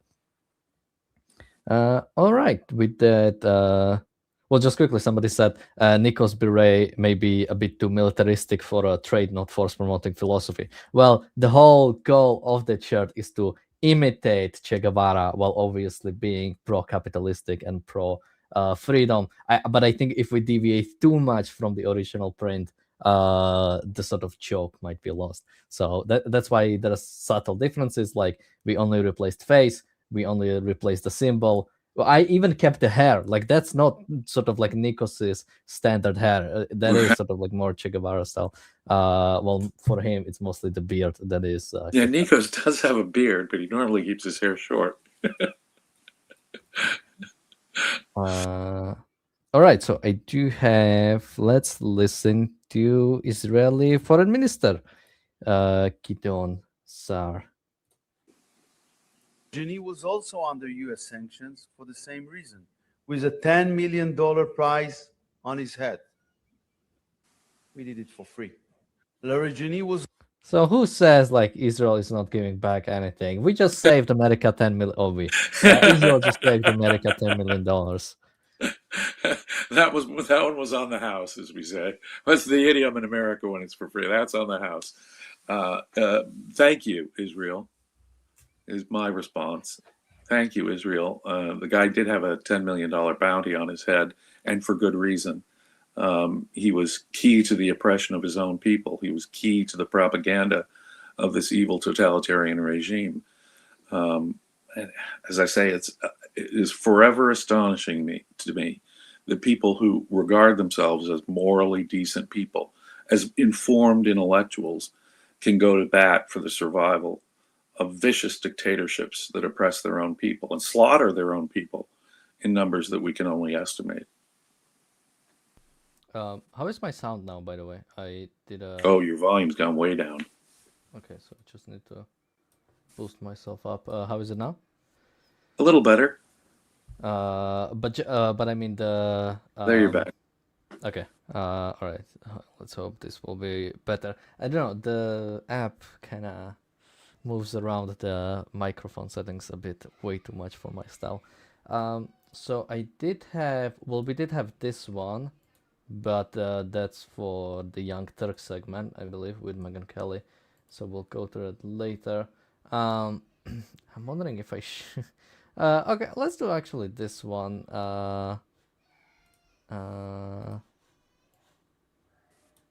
Somebody says, it's fine, Daniel. Nothing bad to you, but generally, I don't like when I ask somebody for an opinion and then say, it's fine. I'm not asking if something is fine. I want something to be good or like best. So it be like, if you say it's fine, I'm saying, okay, that's a problem I still have to fix if it's only fine. But I don't mean that comment to be specifically against you. It's just, I think people should want more than fine. Isn't it funny how that word evolved? Fine used to mean high quality. Right now, fine is like, well, yeah, it's fine with me. Anyway. Oh, let's take a look at Nick Fuentes here. Dear God. Not specifically about Iran or anything. In a sense, you could say in some ways it's positive, but let's take a look. Tapped out sent $25. Thoughts on the Butler assassination being staged? There's a dark video on X that draws the conclusion that Trump is Messiah Ben Joseph. Right ear being pierced in public can signify Jewish slavery. I'm just going to become liberal. Like I just have to become liberal at this point. I can't do it anymore. It's like I've so gone in the other direction. Like seriously, this is what it's become. This is what it's turned. It wasn't like this before. It really wasn't. It turned into this, and now everything's fake. Everything's a conspiracy. Oh, it's AI. The Netanyahu's a deep fake. Trump is a deep fake. Butler was fake. Charlie Kirk was fake. Venezuela was fake. The Iran is fake. Nukes are fake. It's all of it. Everything is like this now. Bro science. Schizo nonsense that doesn't even make sense. 5D chess, voting Republican no matter how bad it gets. It's like I'm just so beyond that. Elon Musk sent $20. Caroline Levitt on X. Ben Shapiro. So I found this funny, and again, I don't know how serious Nick Fuentes is about this, but basically saying, okay, why so much conspiracism in my chat? Why are people like like making stuff up and not dealing with actual things. Why are people so crazy? And it's like, well, yeah, that's the kind of audience you get when you completely commit to conspiracism, when you completely commit to even anti-Semitism, right? When you completely commit to non-intellectual discourse, right? There's nothing serious generally about Nick Fuentes. It is mostly hiding what he actually believes in, and yeah, this is great stuff to see. Although again, Nick Fuentes jokes a lot. I don't know if this specific part he might have been like sort of like joking or doing something. Especially, I don't think he meant seriously the "I'll become a liberal" part. But generally, the sort of being fed up with conspiracism. Fed up with conspiracy theories. Nick Fuentes, really? That Mr. Jews and homosexuals control the Republican Party. But I guess from his standpoint, that's I think because like with Nick, like a lot of these things like that, I think are to some extent a joke. I think he is or he would like to be more serious. And again, this is from my I've been watching Nick Fuentes for a long time. I think he is something who I think he wants to actually have political power.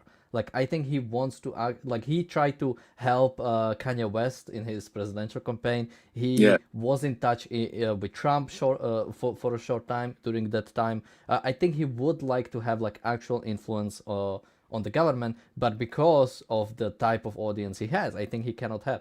And again, when he tries to do something political, well, all of his supporters are a bunch of schizos, conspiracists who generally do not deal with reality and do not actually even care much for the political outcome, right? Because take somebody like Tucker Carlson. Tucker Carlson, despite the power he has zero political influence on Trump. That's the good news here, Daniel. The good news is that these crazy anti-Semites on the right are out of power and they're getting irritated at Trump.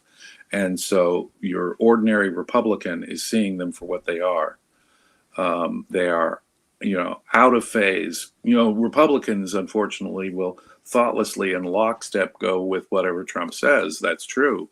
But since Trump is doing this, these people have been marginalized.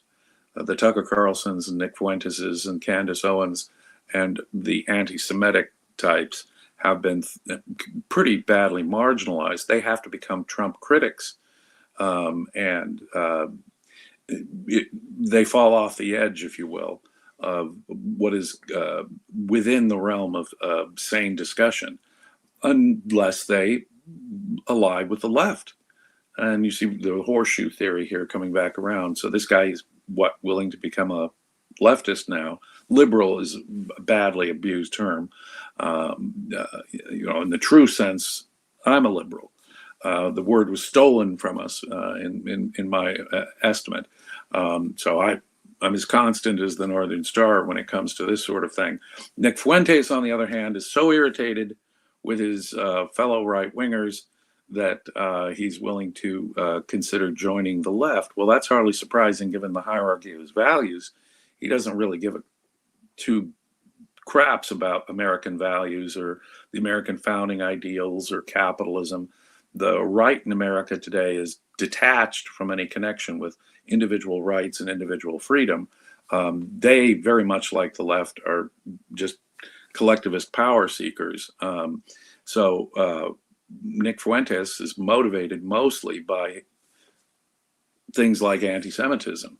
And in that regard, he has a lot more in common, say, with Ilhan Omar than he does with people in the current Trump administration. And so the delightful thing to behold here, Daniel, from my perspective, is seeing Tucker Carlson and Nick Fuentes becoming marginalized in Republican circles, even let me put it this way, among the rank and file out there of internet conservatives. They're becoming marginalized to a certain degree. They still have huge audiences. Don't ask me to explain it. It's a very sad comment on human nature. But within serious conservative politics, they're becoming marginalized, and they've marginalized themselves. So people in the chat are arguing about the word "find" now.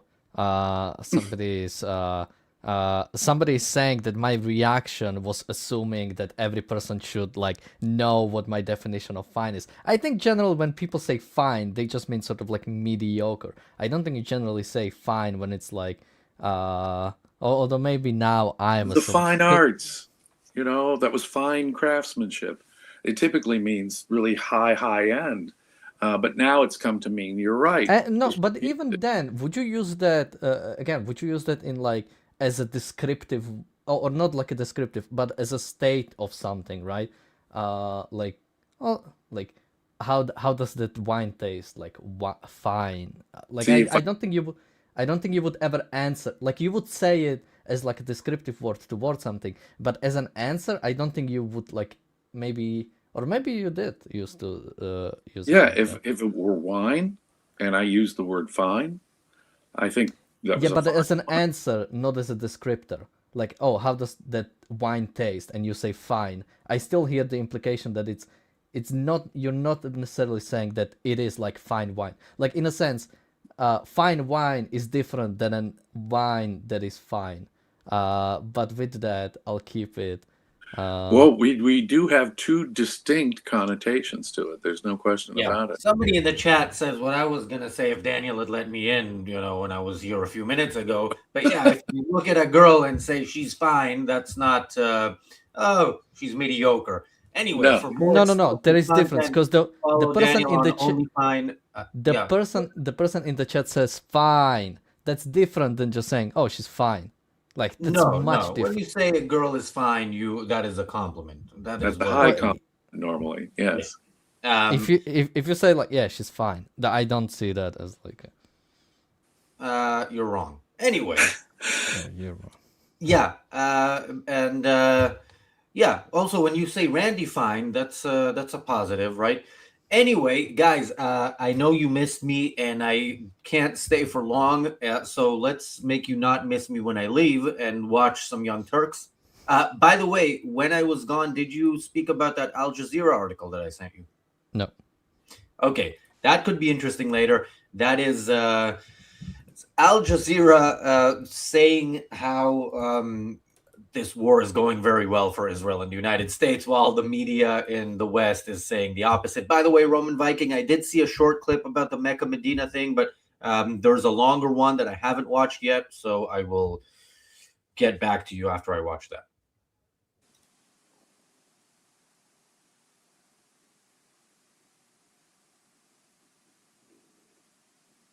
I'm a neo-Nazi. I'm a Klan member. I'm a neo-Nazi. I'm a grifter. I'm an anti-Semite. I'm reading here. I'm quoting from Mark Levin. I'm evil. I'm a narcissistic lunatic, a bottom feeder, sicker, a disgusting fraud, hateful propagandist, low-life, sleazy, mentally unhinged, lunatic, pathetic, flailing, disgraced. I mean, I could keep going. Mark Levin has tweeted about me at least 111 times just over the past few months. I've risen up here or there to say, would you stop? Well, the so-called MAGA civil war continues. This is a feud between who has now been dubbed micropenis Mark Levin and Megyn Kelly. It's definitely heating up, and it got super fiery over the weekend. Let me pause here, and not in order to talk about Mark Levin's actual penis, which apparently Anna Kasparian has seen and measured, but to talk about just generally how these people talk about ideas. They have no argument. So I saw this. I don't know if the decision to go after Mark Levin's penis by whoever allegedly saw it came from Megyn Kelly or from the Young Turks. But remember, Megyn Kelly was shitting on Ben Shapiro for not being popular enough, was shitting on Josh, what's his name? The guy with the podcast, for Josh Hammer, for also for his podcast being very crappy, while also saying she promoted it. I promoted his very crappy podcast many times. And yeah, and we talked a few days ago about the Young Turks talking about what was it? Ben Shapiro in his little skirt. So Yeah, the Young Turks are kind of like this new manospheric, using this manospheric lingo, bringing it to the left and expanding the manosphere's audience. Yeah, and Brian in the chat does mention that Mark was in the pool, so keep that in mind. But anyway, that's as far as we're going to go into He's the a actual grower, not a of the shower. insult. Yeah. What can you say? It's like exactly what you said. These people are bereft of intellectual arguments. They're not integrating, the actual news of the day with actual threats to the West. I mean, I began, earlier by talking about the concept of imminent threat and what a threat is, and how these people are completely blind to an actual threat. For example, they can't put those ideas together. So what they have to use is personal attack. Personal attack is a confession you've lost the argument, or that you have no argument. If all you have left is personal attack like that, true or false, you've said, look, I'm out of arguments. Yeah, I'm this out of- personal attack out is of also a intellect- confession that you've slept with Mark Levin, but neither here nor No, there. not necessarily. Well, let's say, been in a situation where yeah. Although again, I'm not assessing this as an actual, truth that they are conveying. So Normally, it has nothing to do with that kind of comment. Really, is detached normally from the truth. For wearing short skirt. I'm not sure I've ever seen Ben Shapiro actually wearing the skirt.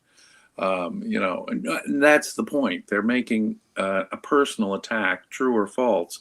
It's just like you're take whatever insult word you want to use here and plug it in. What they're saying is, I have no ideas and I just don't like being criticized, and so I'll criticize them back in a similar fashion. That's not an intellect. How far have we fallen? Is that a discussion of ideas? Is that a discussion of the actual news? Is that an assessment of the threat, like I say, that Iran represents to the West? No, it isn't. well, is it Daniel? Do we have an answer to? Is it a serious discussion? Does somebody? What? I don't even know what you want me to. The soundboard of Cenk, but oh man, course. yeah. So that is the case that it is a serious argument. Anyway, James, I cut you off for that because we have a soundboard now. But continue. No, but look, is it a principled understanding of self-defense? Is it a principled understanding of foreign policy? Is it a matter of philosophical ideas, or putting the factual pieces together to assess whether or not Iran represents a threat to America or the West? No, it isn't. And the Western media, is obviously, I would be interested in that Al Jazeera story, because Al Jazeera is apparently more aware of the damage that Israel and America have done than the New York Times is. Because in American media right now, what we're being blistered with are all kinds of Trump's already lost. Trump has no goals. This isn't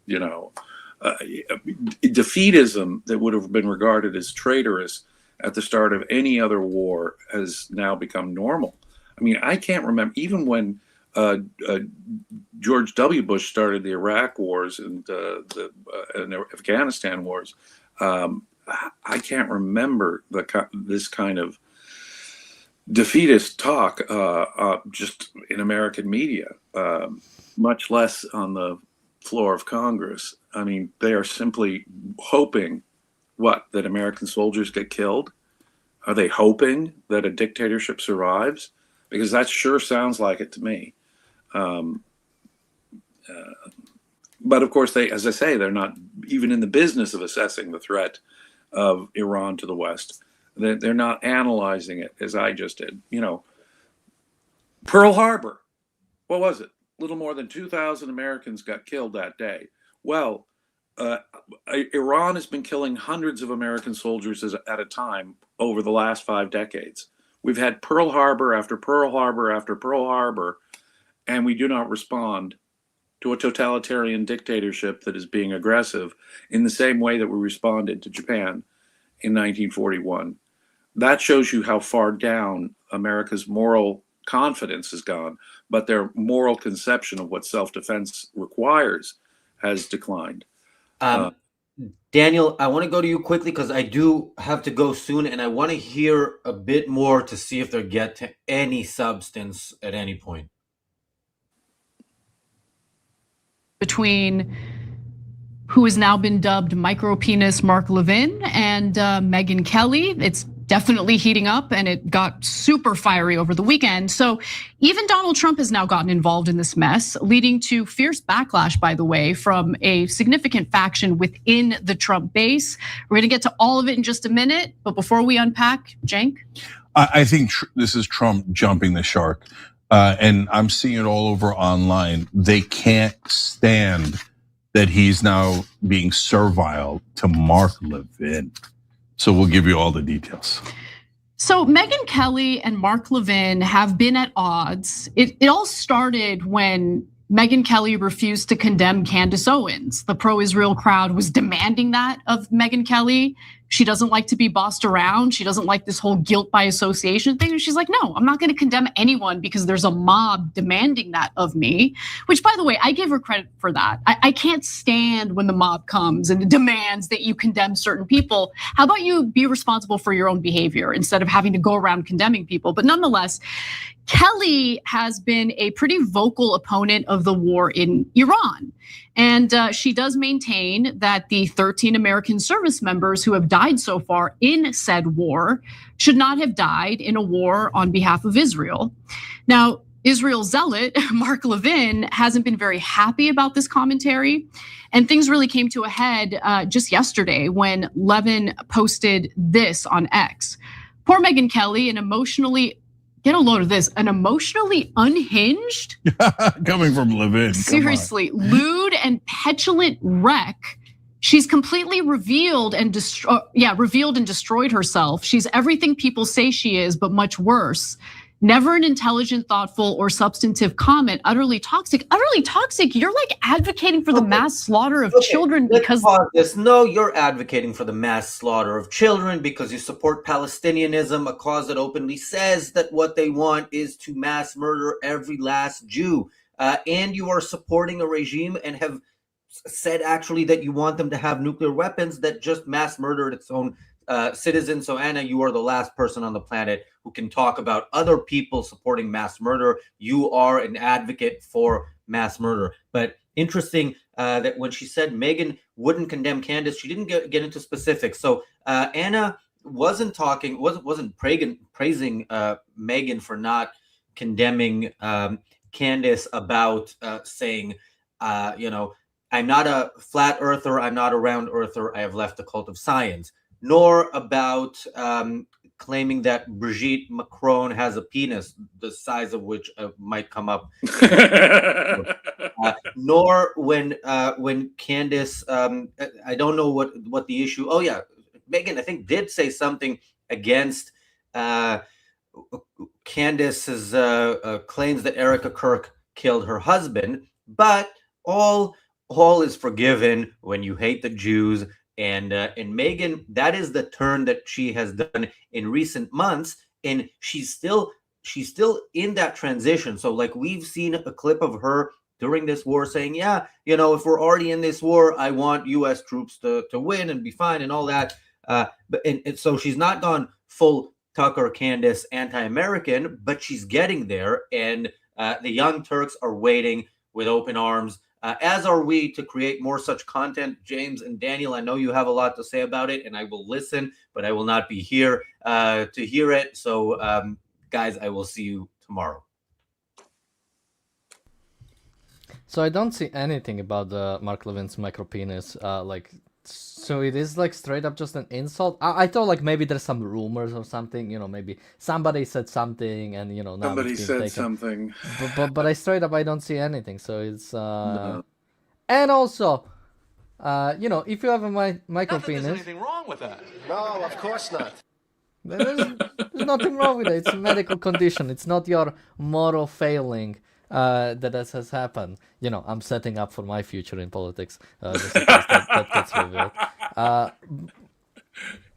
But like, yeah, it's such a weird I'm not going to insult. go Like, there. No, all that the left does is demonize. All that these young Turks do is demonize. They are completely bereft and empty of any kind of substantive arguments. Always, it's a matter of insult. Always, it's a matter of going personal and going low. That's what it consists of. And here, these people are talking about how Mark Levin is insulting someone. Okay. And the absolute temerity of this woman who's defending a regime that brutalizes women, that has slaughtered tens of thousands of its own. She is going to bat for a regime that she, I guess, is perfectly happy to go on slaughtering tens of thousands of its own people whenever they rise up against them. Perfectly happy to have a regime that supports aggressive proxies that are willing to do October 7th. She is absolutely happy when American soldiers get slaughtered in the hundreds at a time or dozens at a time. No, the murderous regime of Iran is not the problem here. And in her mind, that's not the issue. She's defending this regime, and she has the nerve to call what America and Israel is doing the bloodthirsty act of aggression. Unbelievable. Unbelievable. That's the extent. This is what I'm saying. It's connected to the Che Guevara shirt. It's connected to all those Stalinist leftist intellectuals in the 40s, 50s, and 60s who were defending Joseph Stalin. All of those Maoist sympathizers on the left in the 1960s and 70s were defending Mao. Literally, intellectuals have gone to bat for the bloodiest, most evil regimes in history. And these young Turks, at the end of the day, if there is a sane and civilized future, will go down just as bad in the eyes of history, defending a murderous totalitarian dictatorship that is attempting to dominate the area around it, willing to attack every country around it. That's the kind of aggressive monster that these people want to survive. They will not be happy until Israel, I guess, is completely gone and Iran is dominating the region or threatening the entire world with ballistic missiles and nuclear weapons. No, she is defending the most savage. I mean, as a woman, she ought to be ashamed. As a woman, if she claims to believe in human rights, anyone trying to take down this Iranian regime ought to be a hero in her mind. Honestly. And to think, 13 American service men have died so far. Guess what? 1,500 or thereabouts American servicemen have been slaughtered over the last 4 or 5 decades by the Iranian regime. That killing will go on. Will go on. The terrorism will persist until this regime is taken out. She is in favor of ongoing slaughter. And to her, if any American gets killed, whatever, you see, that is bad because what? They were fighting to take down a regime that commits this slaughter. These heroes who risked their lives in a volunteer army, by the way. And she looks at it, she's that morally perverse, that morally upside down. It would be like someone coming out today and saying, well, yeah, Hitler was, doing the right thing at the concentration camps. But ultimately, a similar attitude. Her anti-Semitism would have her probably minimizing the Holocaust, probably would have her minimizing the evil of the Hitlerian regime. Because after all, Iran is doing very similar things today.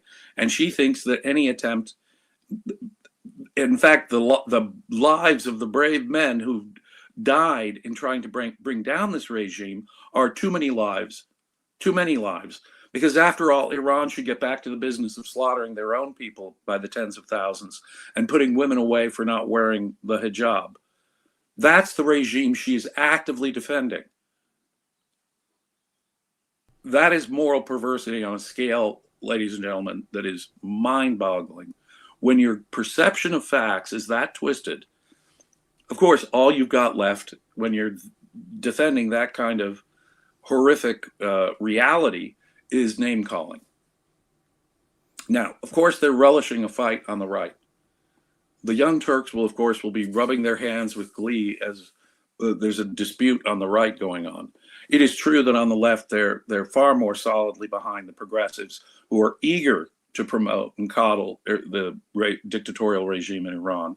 Obama sent them billions of dollars to enable their slaughter of their own people, to enable October 7th, to enable their funding of Hezbollah and Hamas, and the slaughter of more American soldiers. So, yeah, the left has been actively promoting, protecting, coddling, subsidizing this brutal regime. And if you're not doing that, if you're not actually promoting a regime, a murderous totalitarian regime, you're the bad guy in her view. Right? So the only sympathy they have is they are willing to take sides, although they relish this dispute among right-wing talking heads. The side that they're clearly on is the side that was protecting and coddling the Iranian regime. Mind-blowing. So we'll go into more of Anna, but the member, Ginger, in the chat is asking, where did we get the terms Young Turks? So generally, I think young something was used in many countries to refer to some kind of, like the Young Italy, Young America, I think there even was, and the Young Turks, is generally some sort of modernization movement, some sort of anti-aristocratic, maybe liberal, like in Italy, so maybe free marketer, like in America, but basically some kind of movement that is trying to transform the society, usually towards some kind of anti-absolutist, anti-aristocratic, and sort of maybe pro-liberal or even progressive sort of movement. Specifically, the Young Turks are, of course, that movement in the in Ottoman Empire, opposing the absolutism of the current Sultan. I think that's where Mavericks. Yeah, the new voice on the scene, and it is a complementary self-description. So they're seeing themselves as the new voice. They're seeing themselves as the new like the new progressives of the new revolution. Exactly. And these new progressives are defending, of course, the most savage, primitive, medieval regime on the planet, Iran. That's what goes for being, the young new mavericks. Young new mavericks for totalitarian slaughter.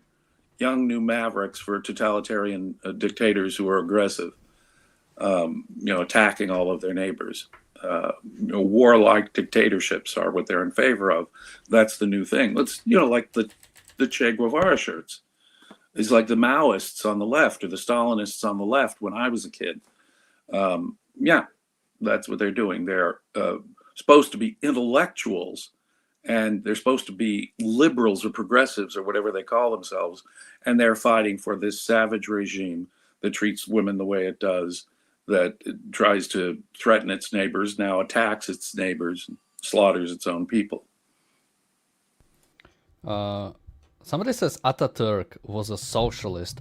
I don't think I would really put him there. I think like third positionism was probably much closer to him, because he was for secularism, but he was also like etatist. He wanted like control. Like he wasn't a free marketer, definitely. But I wouldn't necessarily. He was like nationalist to a large extent. So I think you could put like several sort of different descriptions on him. But social, I don't think he generally fits in the socialist. Like again, not everybody who wants like some control of state in the economy is socialist. I mean, if we go by that standard, I would quote Ludwig von Mises: "You're all just a bunch of socialists." But I think famous meeting Daniel's referring to a famous meeting at the Mount Pelerin Society of a bunch of free market economists, and Ludwig von Mises famously stormed out saying they were all a bunch of socialists. But Donald Trump would be a socialist, I guess, because he absolutely is in favor of Social Security and Medicare, and so socialist is the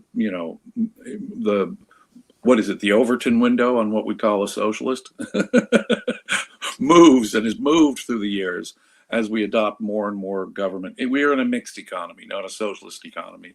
I think that Ataturk was an advocate of a mixed economy with a heavily statist mix element to it, but he certainly wasn't one of these communists, let me put it that way, of the time. So, once upon a time, you have to be, a real live, no private property guy to be called a socialist. But nowadays, of course, socialism, democratic socialism, how much socialism, the degree of socialism, we shouldn't call it, for example, crony capitalism. We should probably better call it crony socialism, because what degree do you want the government to be involved in the economy? Because as the Overton window on what we call socialist moves into a further, more and more socialist direction, the mixed, what we call capitalism, is a worse mix of the mixed economy. Capitalism itself loses its meaning. It's no longer laissez-faire, like Ludwig von Mises or Ayn Rand advocated, but some mixed economy that gets the title capitalism as well. So what we do is we sort of corrupt the terms. We corrupt the terms. A true socialist would be opposed, say, to any private property, just as a true capitalist would be in favor of true laissez-faire capitalism. Anything else is a mixed economy, and you can call the different mixes in that, you can corrupt the terms, in effect, by calling whatever mix in that you want, capitalism or socialism. But we live in the West in a mixed economy. And it's up to us to decide which part of the mix is doing us harm and which part of the mix is keeping us alive. And I think the answer to that is quite obvious.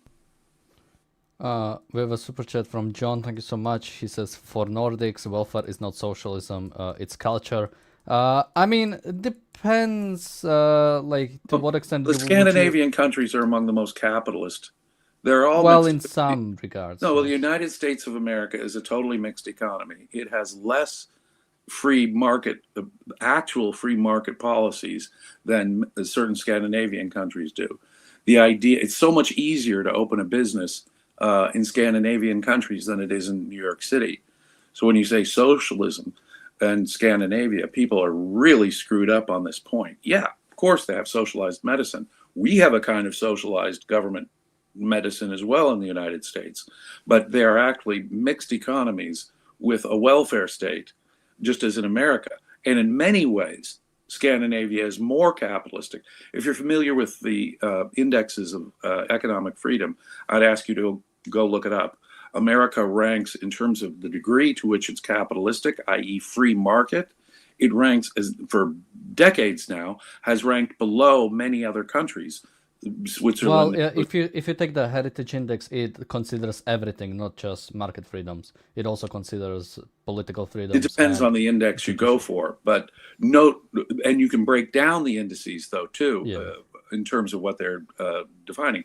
It is John Stossel did a wonderful report a few years back, actually showing how much more free market places in Scandinavia are than, say, New York City, where it's so much harder to open a business, where the total tax burden, the regulation burden, the licensing, all of that. No. In most Scandinavian countries, it's a lot easier to be a capitalist than it is in New York City. I think it was that per capita, I don't know if it's still true, that like Sweden had more billionaires per capita than America. Although even then, I think generally what Sweden or even generally Scandinavian countries are lacking is an entrepreneurial spirit. I think, because I've seen something similar, that Swedes in America actually outperform Swedes in Sweden. So now that has a certain confirmation bias, right? If somebody is willing to actually go to another country, they're probably the kind of people who are more ambitious. But still, the fact that you have you might have generally the culture and then the environment for it. I mean, my favorite documentary or sort of like docudrama about this is The Playlist. It's about Spotify, and apparently the two big guys, and I cannot remember their names, I can look it up, are sort of like big or have been like a big like proponents of capitalism and free markets. I think both of them got involved in politics and were actually basically on the free market side. And I think what was it? What was the line from The Playlist, from documentary? Fuck the welfare state. I think that was one of the lines from the show. So yeah, I definitely recommend. But alas, America is a welfare state, just like Sweden is a welfare state, and we can debate about the degrees of it. But in terms of things like getting business licenses and dealing with local regulations and zoning laws and a host of other things, America does not comparatively fare well on even just the economic freedom indices among Western civilized countries as it once did. Once upon a time, America did at least approximate, although it never had pure capitalism. At least once, you have to go back the better part of a century or more to find America being at least mostly a capitalist place. But America has got a welfare state, just like all of Europe is in effect a bunch of welfare states. So it's a total myth to say that Scandinavia is more socialist or the success of socialism. That is simply getting your facts wrong. Yeah, by the way, it was Daniel Ek and Martin Lorentzen were the founders of Spotify.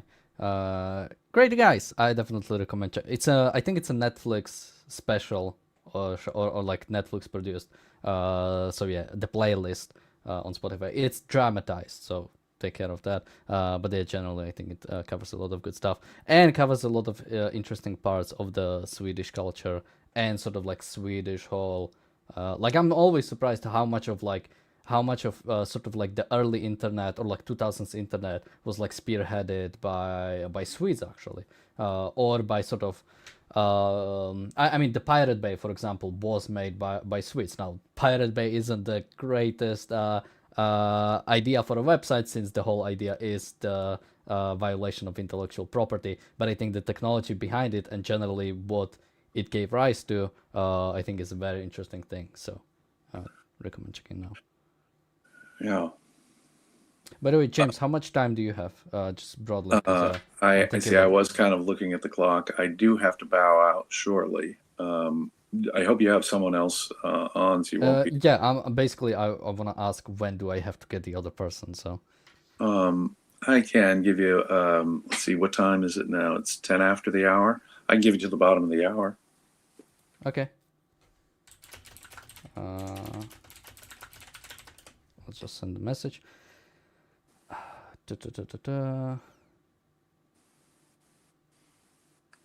Oh, sorry, I'm just watching the chat. Oh, let's take a look at Anna. What more she has to say. Utterly toxic. Utterly toxic. You're like advocating for the mass slaughter of children because they're Muslim. Yeah, I mean, he's totally described himself. Constantly lewd, toxic. Every accusation. Totally, and not remotely intelligent. The only person who calls him intelligent is him and Sean Hannity. Yeah, seriously. Like, no, that's it's true. It's true. Like the two dumbest people in America. Now, Megyn Kelly did respond, okay? And, she did make it a little bit personal, just a little bit, very little bit. She says, micro penis Mark Levin thinks he. What's funny? Like, I don't get. Like, these are the same people who, when they see Trump, like, making fun of their political opponents, they call it like a bad manner, which I think it is. Like, he shouldn't do it, right? But like, it's funny when it's somebody we like is doing it. No, what were they doing the entire time? He's stupid. The only person who calls him smart is, okay, so stupid. You're stupid. No, you're stupid. It's juvenile. It's juvenile name calling. They're engaged. They're complaining about juvenile name calling with juvenile name calling. And further, what a vicious assertion. Mark Levin just wants to kill children because they're Muslim. They've accused Mark Levin of, in effect, being a bigot who just wants to kill children because they're of a different faith. It has nothing to do with the fact that Islam, or consider this, drop the context of what Hamas and Hezbollah and Iran's stated goals are: the ending of Israel, the slaughtering of Jews. Okay, so in the face of real bigotry on the part of Muslims, stated openly anti-Semitic bigotry, and their violence just because they're Jewish children, just because they're Jewish civilians, intentionally targeting Jewish civilians. Those people are not calling for, the Iranian regime isn't that institutionalized in her mind. Mark Levin, on the other hand, who has never, as far as I know, said kill Muslims, just Muslim children, by the way, just because they're Muslim children. They're attributing to him that kind of hateful genocidal attitude, which, as far as I know, he's never actually articulated. By implication, they're inferring. Well, you don't need to infer when it comes to Hamas, Hezbollah, and Iran. Their actions match their deeds. They are genocidal in their explicit intention, in their bigoted religious motive. And that has to be so, because it's such a big fact. You can only imagine that, I'm not going to psychologize on Anna's, mental state, but it is so upside down. It is so backwards. The intentionally genocidal people with intentionally genocidal goals who actually do slaughter civilians and children on purpose have to be whitewashed. But how does she do that? By attacking someone who has never said any such thing, advocating a war of self-defense against an obvious threat to all of its neighbors as someone who wants to just kill Muslim children, just to kill Muslim children. Now, that is taking insult to a new level. I could give her a stream of insults right now, which would be well earned, right? If I were to respond with name calling, I could call her murderous, genocidal, etc., and that would be far better applicable to her. But you see, I'm trying to actually put an argument together. Mark Levin is actually saying, well, we should take out this murderous regime that kills thousands of its own people, is attacking its Muslim neighbors, actually aims at Jewish civilians, actually has a goal of genocide, a genocidal goal explicitly stated. Now that's what she's covering up with all of her, verbal BS. It's either profound mental illness or just outright lies. And the despicable self-righteous attitude they have as they issue personal insults after personal insults tells you everything. She cannot integrate the facts. She cannot put together a good argument. And so they have to focus on insults traded between right-wingers, which they relish in, and, by the way, defend the anti-Semitic group in that argument among right-wingers. We have a super chat from Daniel. Thank you so much. We will not read out the question because I don't think it is appropriate. But if you have a different question, you can ask it and we might answer that. Sorry. But, when it comes to, Anna's anti-Semitism, well, let's see what Anna thinks. Yes, we're going to surveil everybody. Everyone will be on their best behavior. Yes. So it seems like something Anna did say. But let's listen to her more. Has the monopoly on lewd. His tweets about me obsessively in the crudest, nastiest terms possible, or he tweets about me in the nastiest, crudest terms possible. Literally more than some stalkers I've had arrested. He doesn't like it when women like me fight back because of his micro penis. By the way, gentlemen, it's okay. It's all about how you use it. Size doesn't necessarily matter all that much. But I move on. Further, she writes, we just went back and counted. Micro penis Mark Levin has crap posted about me over 100 times since November. I've responded a total of 6 times. Starting with asking him to tone it down, saying he's going to get someone killed. In response, he amped up his attacks tenfold in the nastiest, most personal, misogynistic, vile terms possible on his show and on X. Fox News allows this. Micro P is obsessed. It's sick. Micro P is definitely obsessed. I mean, all he does all day is post about Tucker Carlson, Megyn Kelly, Candace Owens on X and how they need, and you demanding that Cenk get deported. No, he's an American citizen. Dozens of times. Yeah, he's an American citizen, more American than you are. Let's be clear about that. Oh, it's not even close. I don't hear Cenk lobbying on behalf of Turkey all day. But Mark Levin, on the other hand, Isn't he? I mean, maybe not directly. Oh, But what is he yeah. doing? I mean, his bigotry is he wears on his sleeve. Schenck is a bigot. I mean, if he's going to accuse Mark Levin of being a bigot, I mean, good Lord, man. The bigotry is dripping off these people, and more American. Notice this: these lefties are the experts on what a degree of American you are. Mark Levin is less American. I mean, in any case, again, this is as shallow. I mean, this would be an insult to a shallow puddle to say that they're shallow. I mean, this is the level at which they're at.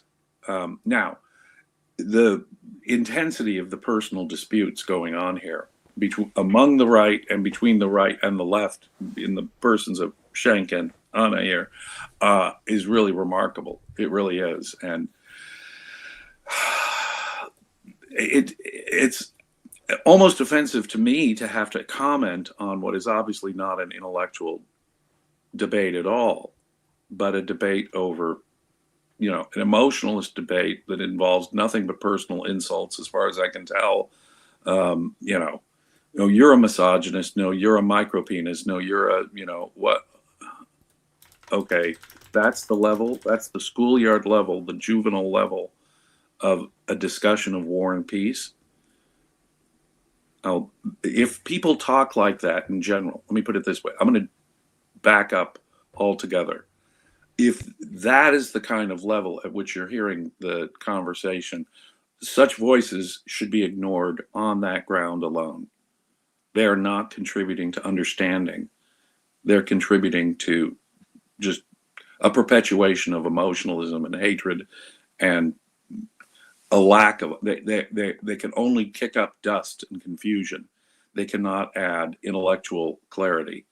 And they think it's moral. See, this is what passes for moral clarity is emotional effusion, right? Emotionalism. It's insulting to have to subject ourselves to even listening to that kind of rancor.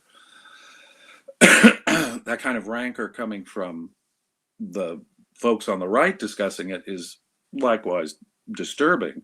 But look, to the extent that I've listened to Mark Levin talk about this subject, he actually tries to put together intellectual arguments, constitutional arguments, historical arguments. I very frequently will disagree with Mark Levin on a variety of constitutional issues. But the reason why I would pay attention, why I sometimes read or listen to Mark Levin, is not because he's stupid, but because he actually has an educated and informed argument that he's sometimes making. He's putting together an argument. He'll put together historical facts, historical realities, legal concepts, constitutional history. And whether I agree with him or disagree with him, very frequently Mark Levin is not, normally he's not just name calling. It's true that Mark Levin will get angry, and his characteristic signature anger is a big part of his broadcasts. And it is, in my view, wrong. And I have nothing against passion, as everyone who watches this channel knows. I'm a passionate guy myself, but I try not to simply be insulting. That is to say, bottom dweller, et cetera, et cetera, et cetera, the bottom feeder, whatever the term is. I try not to argue by means of insult. That is the logical fallacy ad hominem. Bad people can make good arguments and be right. Good people can be mistaken. So whether it's the argument from authority, ad veracundium, well, so-and-so, he's such a good guy, he's such a smart guy, his argument must be correct. Meh, wrong. The argument stands on its own. Ad hominem, you're a bad guy, therefore your argument must be false. Meh. That's a fallacy, you see. The argument stands on its own. We evaluate a person's argument. Now, wait a minute. What if they don't make an argument? What if there's no argument, whatever? Because usually Mark Levin will give you an argument. We've heard here now from Schenck and Anna a sustained chorus of insults argument free. They're not making an argument. They're not, for example, doing what I tried to do earlier in this very program by pointing out how many Americans have been killed by the Iranian regime, pointing out what the missile program is, what their nuclear ambitions are, the terrorism they support, the fact that they funded October 7th. Okay, I'm trying to put together facts, right, and use moral principles to analyze those facts. I'm trying to give you an argument. Now, sometimes I'll get very, very passionate about it because I think we can't be blind to the moral and therefore emotional consequences that are appropriate. But I don't substitute an insult for an argument. I don't say, hey, you've got a small penis, therefore I get to ignore you. I don't say, you're a misogynist, therefore I get to ignore you. When you're doing that, you're saying I don't have an argument. In effect, all you're saying is you're a bad person. You're the bad person. And where does that get us? You know, all these memes, you know, I hate the Iranian regime. These memes about whether the old Ayatollah or the new Ayatollah is gay, I don't care. It's only really relevant because Iran oppresses homosexuals. I mean, they add a level of if they are gay, it adds a level of hypocrisy that is truly breathtaking. And when you talk about the way homosexuals are treated in Iran, it's really horrific. Okay? But my personal evaluation, if you're gay, I don't care. It does not matter to me whether you're gay or not. But to use gay memes, for example, if all you're doing is saying he's gay, I would say that's not an appropriate way of attacking your enemies. You know, it's appropriate in light of, say, the way the Iranian regime treats homosexuals. Let me put it that way. But look, if I'm going to say, but what kind of schoolyard, you know, you're gay. No, you got a small penis. No, you're the misogynist. No, it's childish, juvenile, empty, shallow, insulting.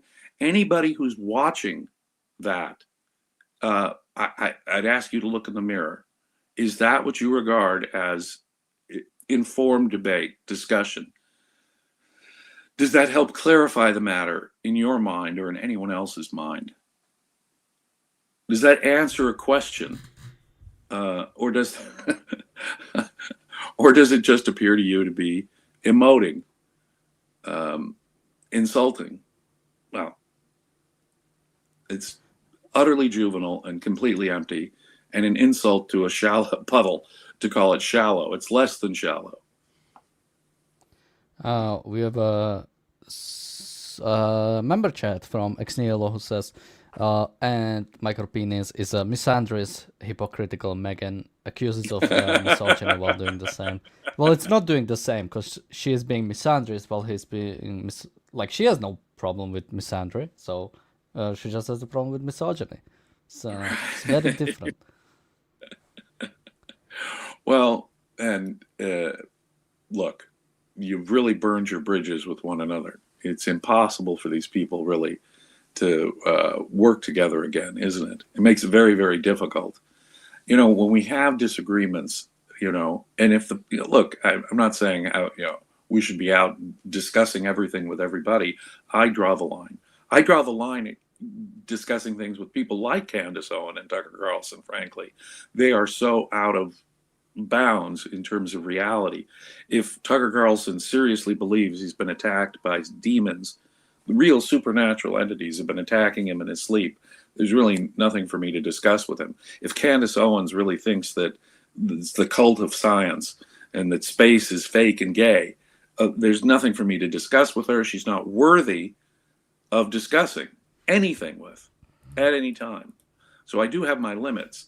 But if, say, these right-wingers at one time were in any kind of friendly communication with each other, if they have some kind of substantive disagreement, what they've done, in effect, is ended the communication, ended the engagement that might have, you know, increased people's awareness. You know, oh, what does a good debate do? A good debate sophisticates our understanding of something. I hear a good argument made on both sides of a competing issue. Whatever opinion I walk away with will be better informed if it was a good debate. I might be stronger in my position on one side or another. I might change my mind, but a good debate helps me think. It refines my thinking. It makes it better. Name calling doesn't do that and can't do that and can only destroy a relationship. And so when you have an argument with a friend, ladies and gentlemen, someone with whom you do share some kind of ideological alliance, be careful not to burn that bridge, because when you do, it's likely gone. And that entire engagement is now history and thrown in the rubbish bin. I'm not saying that there aren't disagreements that aren't worth doing that about. There certainly are. There certainly are. But to reduce yourself to that level is to render yourself. I mean, my respect for, when it's an exchange like that, my respect for both parties vanishes. Neither of them are actually arguing a point. They're just emoting their, hatred for the other side. Who cares? Some people are asking where Razi is. Well, since we are talking about Cenk Uygur, we know what his policy is. Kill a Turkish person and then you go to rest. Yeah, so that's what happens. He's resting. Do you have time for one more clip? Sure. Or I guess a little bit more. We won't be able to finish it. All he does is lobby on behalf of Israel. How exactly are you more American than Cenk is? Yeah. No, he no matter what I say, he says deport on almost all my posts. And so I'm like, okay, and including, as I mentioned earlier in the show, I said, why doesn't Israel send in the 5,000 ground troops instead of us? Why do we have to die for Israel? And he's like, deport!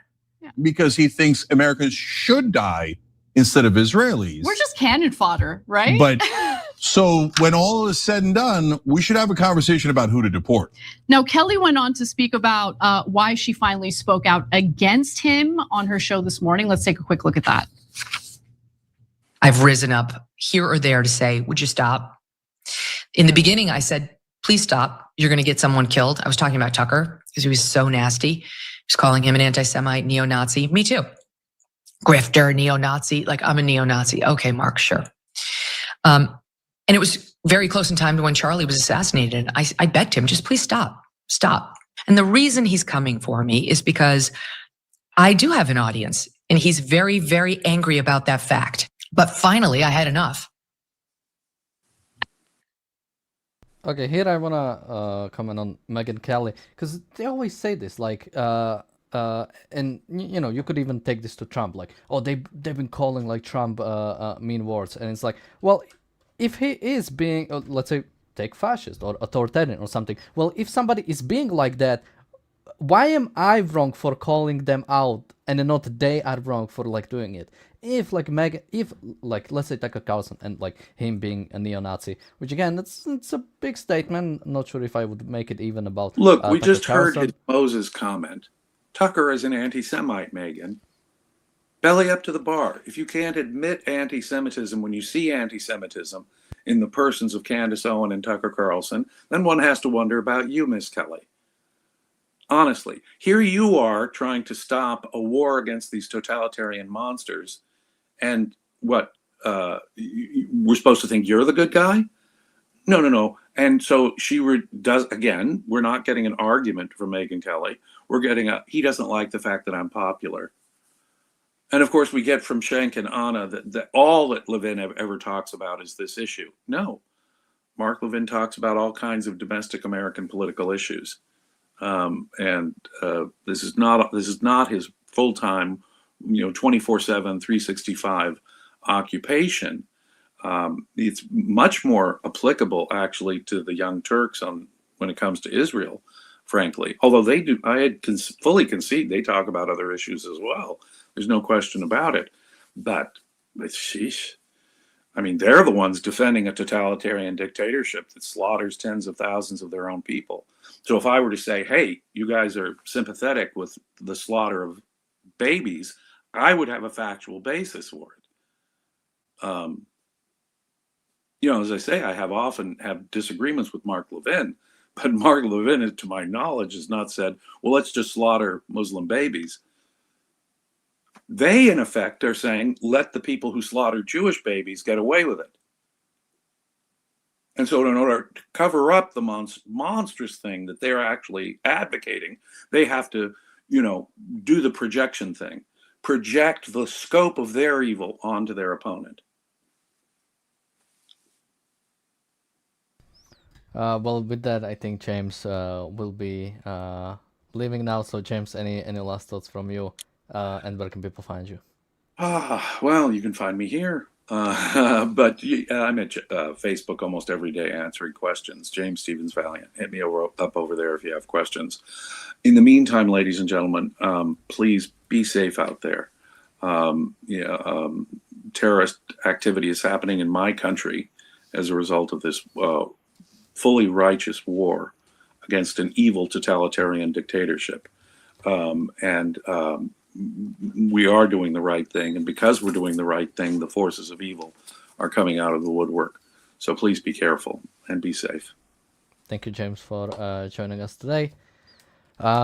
So ideally, so we won't have Razi and probably neither James for the rest of the day. We'll see if we can get some other people on. I think, maybe I'm sure people would like to see Alex back on. So maybe in the chat you can say something like, "Come back, Alex, we want you, we want to see you." And I'll send it to her and maybe inspire her to come on quicker, because I mean, I haven't confirmed that she'll come, but she said maybe. So yeah, let's see if we can make that happen. Let's take a little bit more look at Anna. I don't know if we'll do the whole thing. We do have a few more things to go through, but let's see if we can see something more here. I mean, it is true. The reason why people like Tucker Carlson and Megyn Kelly are being targeted by people like Mark Levin, who want nothing but propaganda in favor of Israel, is because they are influential. They do have large audiences, and God forbid they think for themselves and have concerns about our alliance with Israel and don't want to go to war with Iran on behalf of Israel. Now, at this point, believe it or not, Donald Trump, the president of the United States, jumps into this whole debacle to put out a lengthy statement in favor of Mark Levin. Let me give you a few excerpts. Mark Levin, a truly great American patriot, is somewhat under siege by other people with far less intellect, capability, and love for our country. Can you pause for a second, Anna? Trump didn't write that. Trump didn't write this. Okay, you could tell because the capitalizations are not random.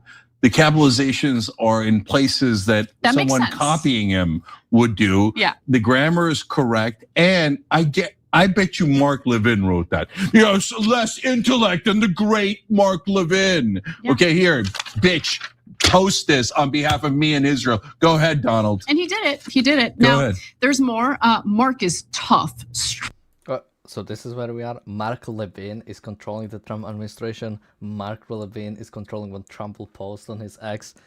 Like, come on, can we at least be serious when it comes to this commentary? Can we, like, we are straight up at the Jews are controlling absolutely everything. Like, I didn't know how to even comment on that. Prong and brilliant. Hence the nickname, the Great One. Who the hell calls him the Great One?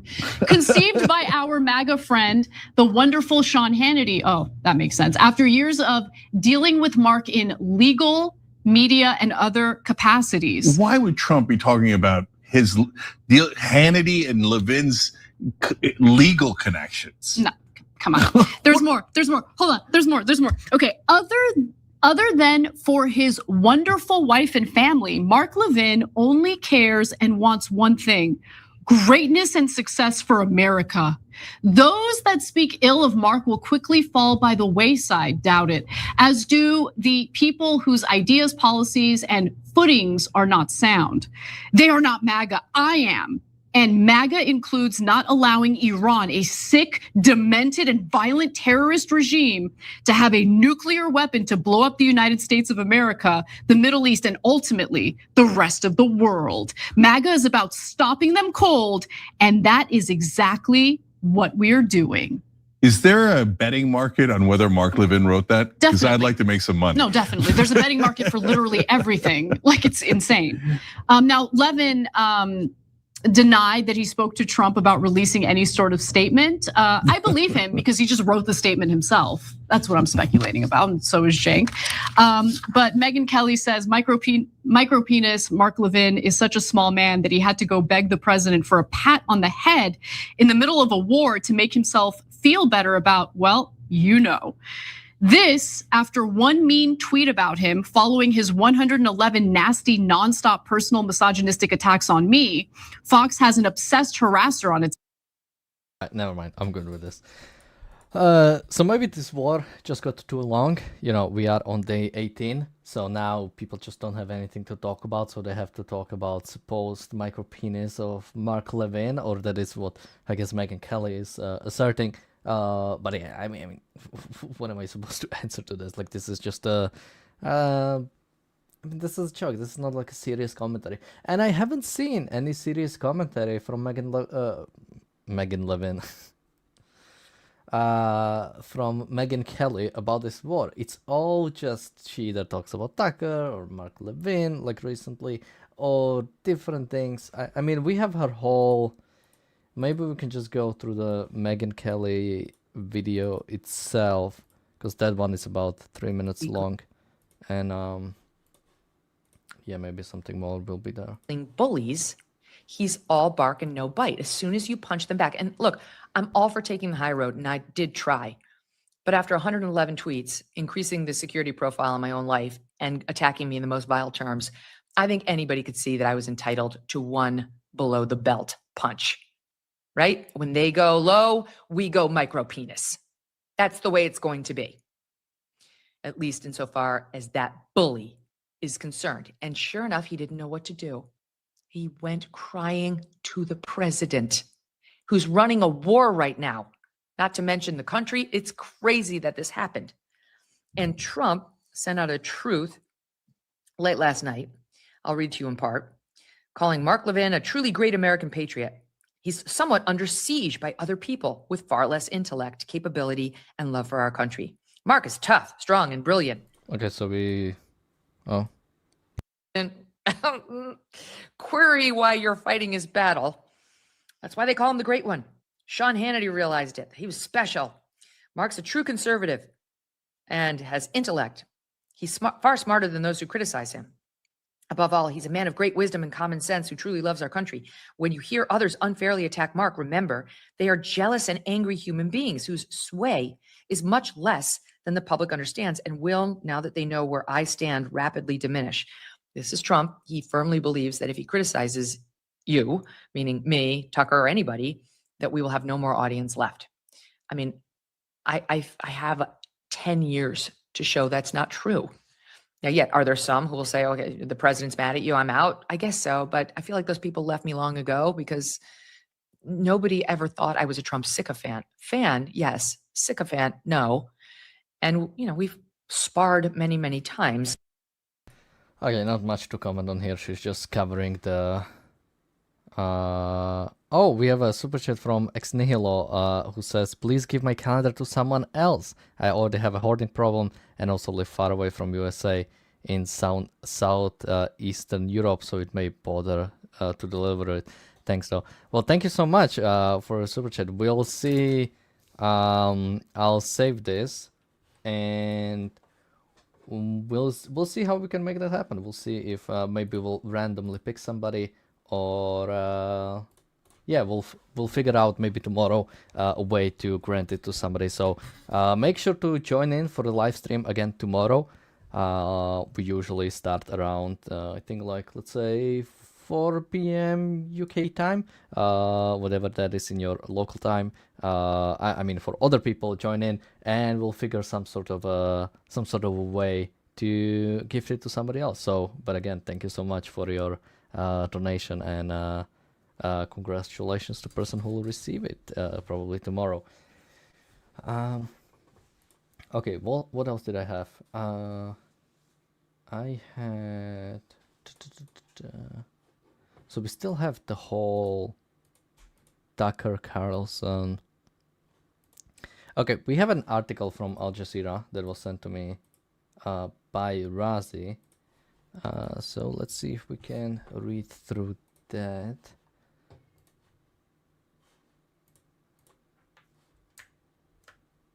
Okay, 14 minutes. So this was sent to me by Razi. We'll try to start reading it and we'll see where this... Well, actually, before we go, let's see if we can do a quick update on what's happening in this war.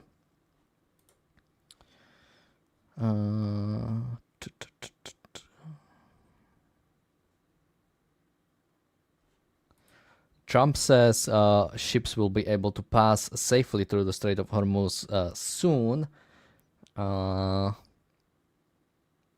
He says we are hitting them along the coast. Middle Eastern countries, including Israel, have helped us a lot, so we'll see what happens there. And it looks like not much else before they read this, so maybe more action there.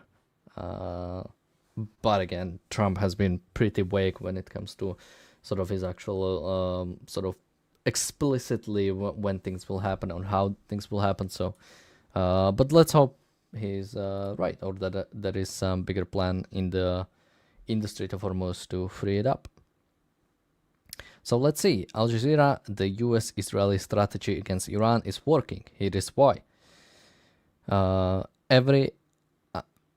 Wait, is Al Jazeera on our side now? Every aspect of Iran's ability to project regional power is being successfully degraded. Oh, these are the two explosions posted by Trump. Oh, this is the bombing of ARCUK Island by Muhannad Salom. 2 weeks into Operation Epic Fury, the dominant narrative has settled into a comfortable groove. The United States and Israel stumbled into a war without a plan. Iran is retaliating across the region. Oil prices are surging, and the world is facing another Middle Eastern quagmire. US senators have called it a blunder. Cable news has tallied the crisis. Commentators have warned of a long war. Okay, so now this is kind of Al Jazeera style fashion. Portray Israel and America as failing. By the way, you don't kill the leader of the enemy country and the leadership generally of the enemy country by not having a plan, but okay. The chorus is loud and in some respects understandable. What is ugly, and this one has imposed real costs on millions of people across the Middle East, including the city I live in. But this narrative is wrong, not because the costs are imaginary, but because the critics are measuring the wrong things. They are cataloging the price of the campaign while ignoring the strategic ledger. When you look at what has actually happened to Iran's principal instruments of power, its ballistic missile arsenal, its nuclear infrastructure, its air defenses, its navy, and its proxy command architecture, the picture is not one of US failure. It is one of systematic phase degradation of a threat that previous administrations allowed to grow for 4 decades. Yeah, I mean, this is absolutely true. Like, yeah, we are seeing some consequences of, being in a war.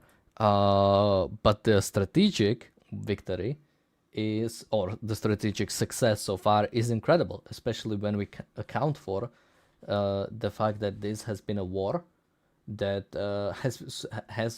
was supposed to start 47 years ago, and Iran was gearing up for a war for 47 years. Yet despite that, in the first day, the leadership was wiped out.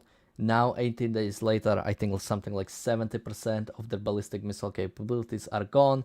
Their air defenses are completely gone. Their navy, I'm still seeing different reports on the navy, but likely that all of their navy is gone, or at the very least more than 50% of their navy is gone, or incapable of projecting power or doing anything. So we're seeing an incredible strategic successes. I write this from Doha, where Iranian missiles have triggered alerts for residents to take shelter, and Qatar Airways has started operating evacuation flights. I lived through 4 years of war in Baghdad. I have worked for US Department of State and advised defense and intelligence agencies in multiple countries.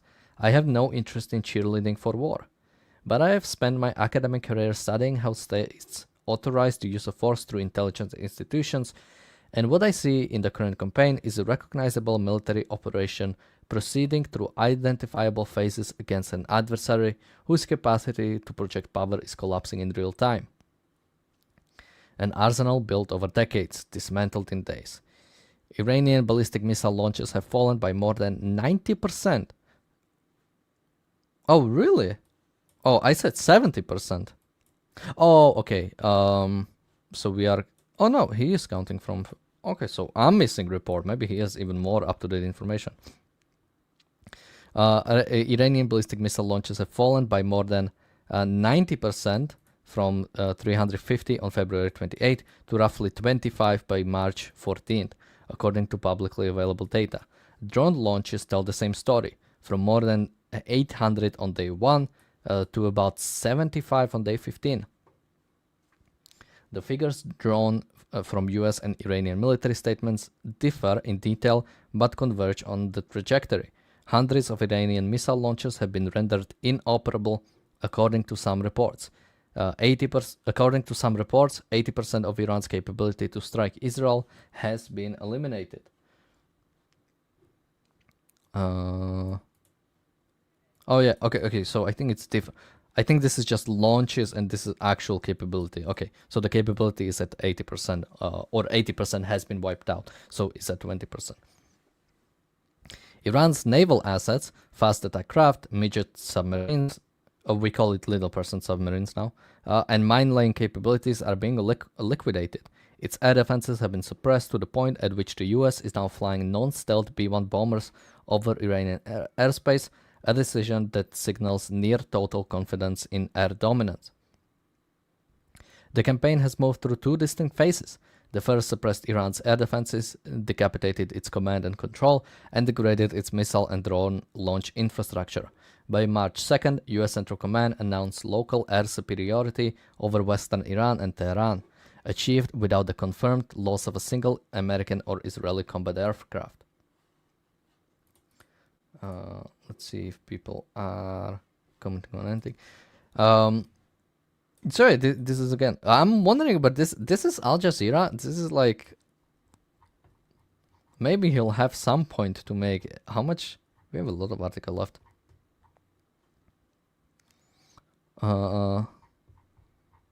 Maybe he'll have some better way to take this, but it looks like...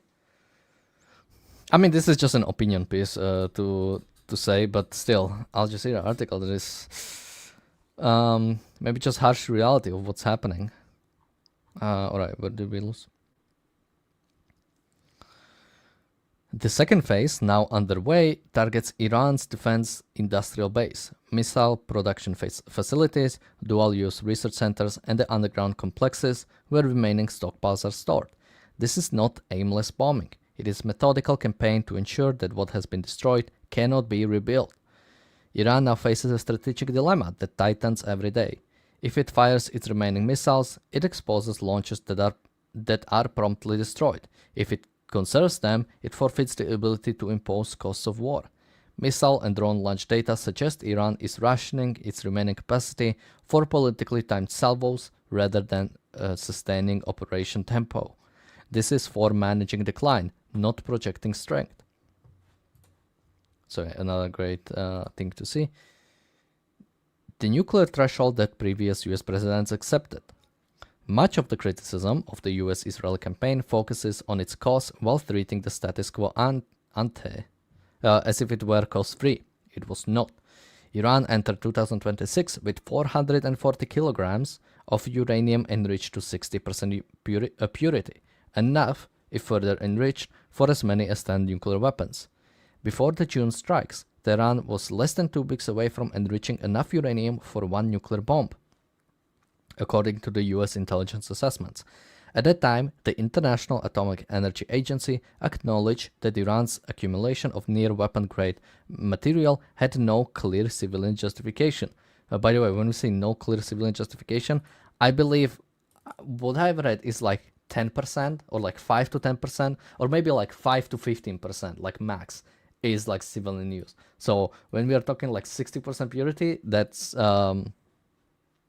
that's weapon. No, it's not weapon grade yet. But the only reason why we would be here is to go weapon grade. The current campaign has damaged further the Natanz nuclear facility. The one in Fordo remains inoperable.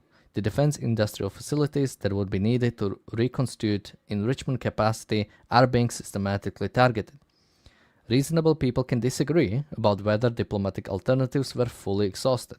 The Omani-mediated negotiations in February showed real progress, and those are legitimate questions about whether Washington walked away too soon. So here, I mean, he's trying to be sort of giving the both sides, although I guess he'll go here. Okay, let's read it so I don't criticize him for something he doesn't do. But the critics' implicit alternative, continued restraint while Iran inched towards a nuclear weapon, is the policy that produced the crisis in the first place. Every year of strategic patience added centrifuges to the enrichment halls and kilograms to the stockpile. So yeah, I mean, when it comes to from what I've heard from Washington, is that apparently Iran, while negotiating, wasn't actually taking it seriously. The goal wasn't to get any sort of negotiation done. The goal wasn't actually to even give up its enriched uranium. It was simply to stall enough until it would get a weapon, and then we are living in a much different world.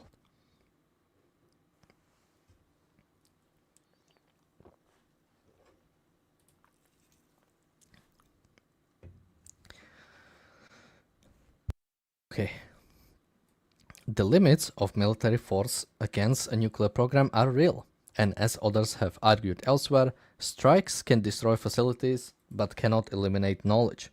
The 440 kilograms of enriched uranium remains unaccounted for. A successor regime of any political color will inherit a strategic environment in which the case for nuclear deterrence has been strengthened, not weakened. Those are genuine long-term risks, but they are arguments for a comprehensive post-conflict diplomatic architecture, not arguments against the campaign itself. So I think here he's trying to talk about how basically he believes Iran has a case for having nuclear weapons, which again, if we purely take it from some sort of weird, like, what people say, rational actor or sort of like a logical actor, then yeah, if like Iran is a dictatorship, it should want to acquire nuclear weapons. It's, I mean, I think it's kind of obvious for any dictatorship to do acquire bigger weapons, right? But of course, our interest is, as a free country, is to not allow dictatorships to have a threat against us, and we should do whatever is necessary to end it. I think from our perspective, we should end the threat, whatever it is, and as quickly as we can. From Iranian perspective, or let's say Iranian people perspective, they should want to live in peace with Israel, America, and its neighboring countries. Or I think that's... I think long term, that's what would be good for them. I mean, even in short term, right? The current Iranian state is anti-life, is against having a rights-respecting society, which is not good for long-term benefit, for long-term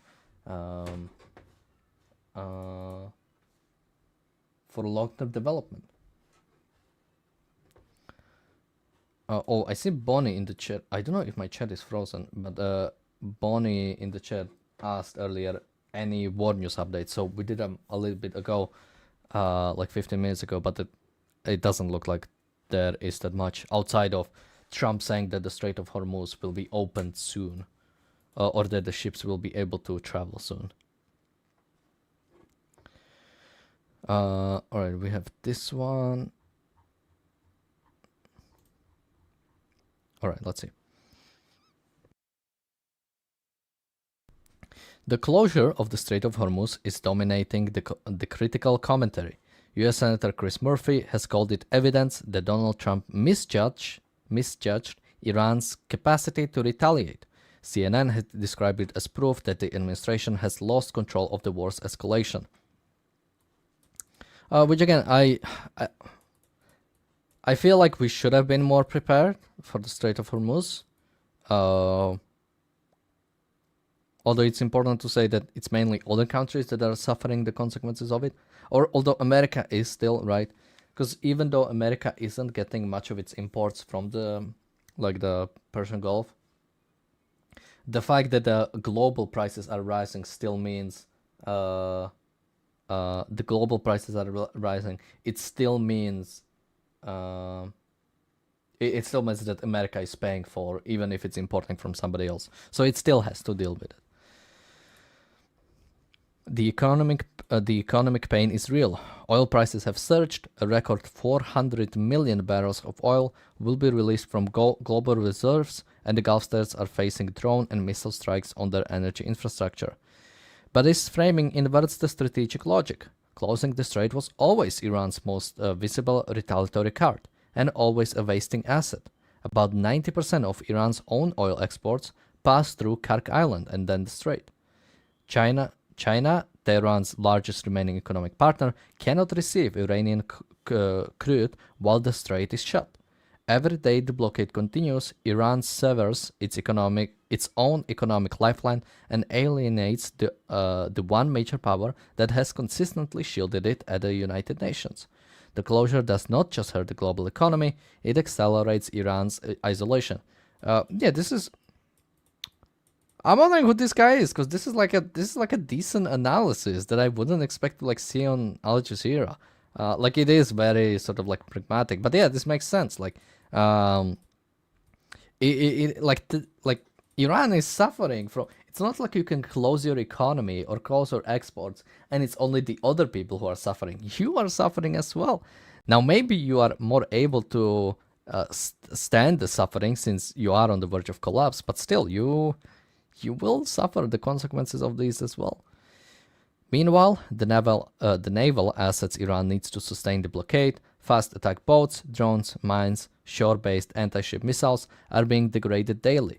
Its naval bases at Bandar Abbas and Chah Bahar have been severely damaged.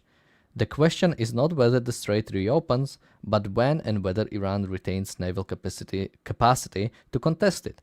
Critics compare the challenge of escorting 100 tankers daily to an impossible logistical burden.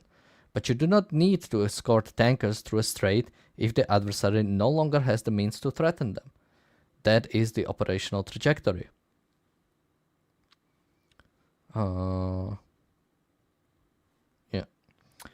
The proxy network that is fragmenting, not expanding. The regional escalation, Hezbollah resuming attacks on Israel, Iraqi militias striking US bases, Houthis issuing threats in the Red Sea, is cited as the clearest evidence of US-Israel strategic failure. So somebody is asking, if Iran has no navy, how is the strait closed? So I think Iran still has some kind of navy, not it looks like it might still have these things: boats, drones, mines, shore-based anti-ship missiles. So they still have some things. And again, even because it's not like, basically, I think the West to large extent is not okay with even some if you just send all the ships through, I'm sure some will get through, right? You'll have some getting through and some of them will be destroyed, but we're not willing to take that. That's a huge cost. So even if they don't have much, they're still able to, in a sense, keep it effectively shut down, because we do not want to I mean, probably even it's like sailors, right? So probably some people don't even want to sail through. So I would say that's the biggest thing. It's even just the threat of it is problematic. My research on how states authorize proxy violence identifies 4 layers of control: strategic legitimation, operational coordination, financial logistical distribution, and deniability calibration. The current campaign has disrupted all 4 simultaneously. The assassination of Supreme Leader Ali Khamenei eliminated the apex of the authorization pyramid. His son Mojtaba's appointment as his successor A dynastic transfer without precedent in the Islamic Republic signals institutional fragility, not continuity. The Islamic Revolutionary Guard Corps command structure has been decapitated at multiple levels. The acting defense minister was among those killed. When proxies launch retaliatory attacks across the region, this is not evidence of an expanding network. It is evidence of pre-delegated response authority, which is what a centralized command system activates when it anticipates its own destruction. By the way, it looks like we might have ER joining us, but apparently he got stuck. Hopefully not. I mean, I'm not seeing any... Oh! Okay, report. Larijani's deputy and son also killed in the Israeli strike. Wait, do we mean, are they separate people or... Okay, no, it was Larijani's son and also his deputy, who are two different people.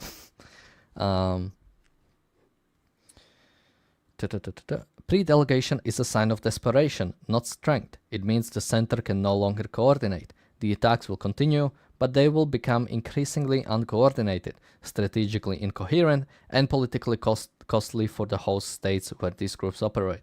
I mean, I think this is a good point, like the fact that communication between the Houthis, Hezbollah, and the IRGC might be lacking. That's why we are not really seeing much coordination.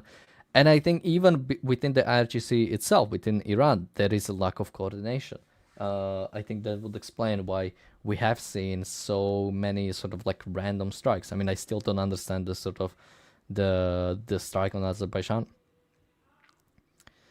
Qatar and Bahrain are arresting IRGC operatives. Kuwait and Saudi Arabia are intercepting Iranian drones over their own territory. The regional environment that sustained Iran's proxy architecture, including the grudging tolerance by Gulf states, fearful of Iranian retaliation, is being replaced by active hostility. Hezbollah is weaker than any point since 2006, degraded by more than a year of Israel operations before this campaign began. Iraqi militias retain the ability to launch attacks, but they are doing so into a region where they face increasing isolation. The Houthis in Yemen possess independent capability but lack the command integration with Tehran that transforms militia activity into strategic effect. What the critics described as an expanding regional war is better understood as a death spasm of a proxy architecture whose authorizing center has been shattered. So I think, oh, we have two more. Who is this guy? Can I...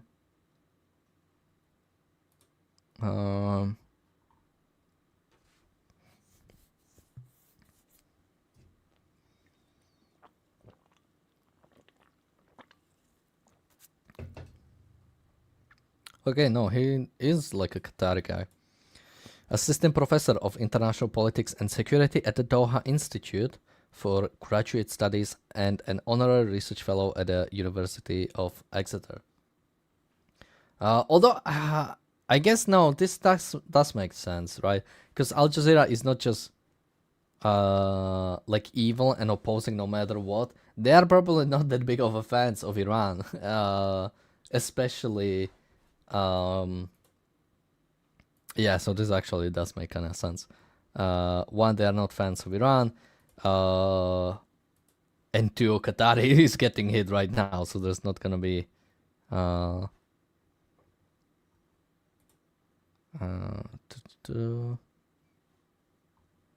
okay, I'm on his X. Okay, interesting.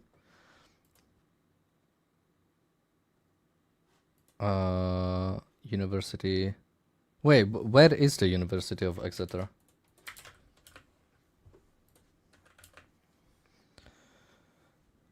Oh, it is UK. Oh, Cornwall. Somebody in the chat says it has a lot of Arabic studies, just saying. No, I mean, that makes sense. I guess, in a sense, I was confused because this was given like a proper analysis. But yeah, I realized like we are talking about Qatar. They are not fans of Iran. I mean, they might wanna expand it. Qatar might want to expand its own influence, even through Al Jazeera, in the West, in the UK, in America, and I think against Israel to a large extent. But they still have their enemies, right? Like I think Al Jazeera. I'm trying to. No, I might be mistaken here. Because I'm trying to. Because I feel like I remember a story. People want to see his name. Let me put it in chat. This is Muhannad Salom. He only wrote 2 articles for Al Jazeera so far, so he seems like kind of a new person. But let's take a look. Okay. A clear endgame. The most politically potent criticism is that the administration has no endgame. Trump's own rhetoric has not helped. The oscillation between unconditional surrender and hints at negotiation, between regime change and denial of regime change, feeds the impression of strategic incoherence. Only 33% of American respondents in the recent Reuters Ipsos poll said the president had clearly explained the mission's purpose. Wait, really? 32%? That's actually kind of high. But the endgame is visible in the operational phasing, even if the rhetoric obscures it. The objective is the permanent degradation of Iran's ability to project power beyond its borders through missiles, nuclear latency, and proxy networks. Call it strategic disarmament. This is closer to the approach of the Allies to Germany's industrial war-making capacity in 1944-45 than to the US war on Iraq in 2003. The analogy isn't perfect. Strategic disarmament without occupation requires a verification and enforcement architecture that no one has yet proposed, but the operational logic is the same. No one is proposing to occupy Tehran. The question is what happens when the bombing stops, and here the critics raise a legitimate concern, which Murphy articulated concisely after a classified briefing. What prevents Iran from restarting production? The answer requires a post-conflict framework that does not exist in the public, a verification regime, a diplomatic settlement, or a sustained enforcement posture. The administration owes the American public and its regional partners a clear account of what that framework would look like. But the absence of public diplomatic blueprint does not mean the military campaign is failing. It means the campaign is ahead of its diplomacy, a sequencing problem, not a strategic one. The military conditions for a durable settlement, Iranian missile capacity too degraded to rebuild quickly, nuclear infrastructure inaccessible, proxy networks fragmented, are being created right now. So here, I guess he is being a bit more critical, and I think he's offering. Okay.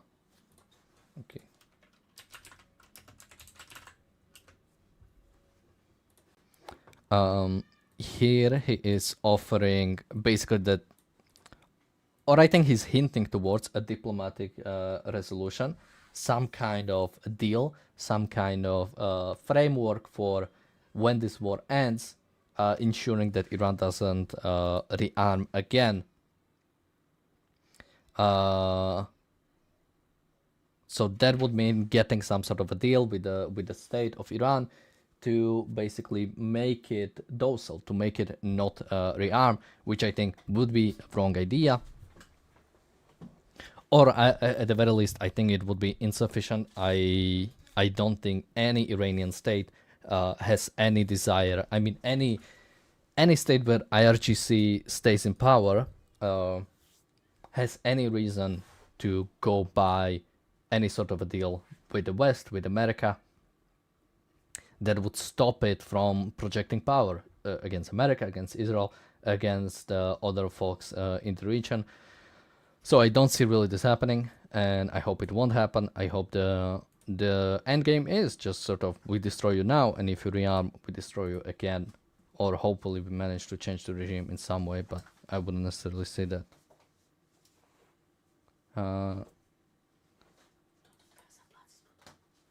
So what else do I have?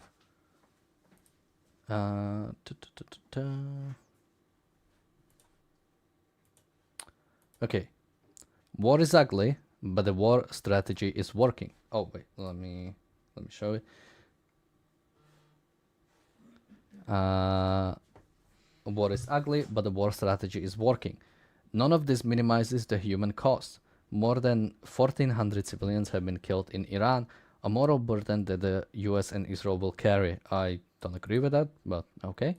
Oil price spikes are hurting every economy on Earth. At least 11 US service members have been killed. That is, of course, unfortunate. I live with these sirens every day, as does everyone across the Gulf. The costs are real, they are serious, and any accounting that ignores them is dishonest. But the critics are making a different error. They are treating the costs of action as if the costs of inactions were zero. That's a good point. I mean, what am I gonna say here? They were not. They were measured in the slow accretion of a threat that, left unchecked, would have produced exactly the crisis everyone claims to fear. A nuclear-armed Iran capable of crossing the Strait of Hormuz at will, surrounded by proxy forces that could hold the entire region hostage indefinitely. Absolutely. 17 days in, Iran's supreme leader is dead. His successor is reportedly wounded, and every principal instrument of Iranian power projection, missiles, nuclear infrastructure, air defenses, the navy, proxy command networks, has been degraded beyond near-term recovery. The campaign's execution has been imperfect, its public communication poor, and its post-conflict planning incomplete. War is never clean, but the strategy, the actual strategy, measured in degraded capabilities rather than cable news cycles, is working. The views expressed in this article are the author's own and do not necessarily reflect Al Jazeera's editorial stance. Yeah, I'm wondering why. All right, generally, I'd say this was a pretty good article. I think it made a lot of good points about what basically a lot of people are missing. So it looks like Alex might actually join us in a second. So let's see. Let's see if we can make that happen. So yeah, what is this to say about the article? I mean, the main thing I think wrong thing about it, although it's trying to be very sort of pragmatic, of like, I'm not being ideological, I'm just giving things how it is,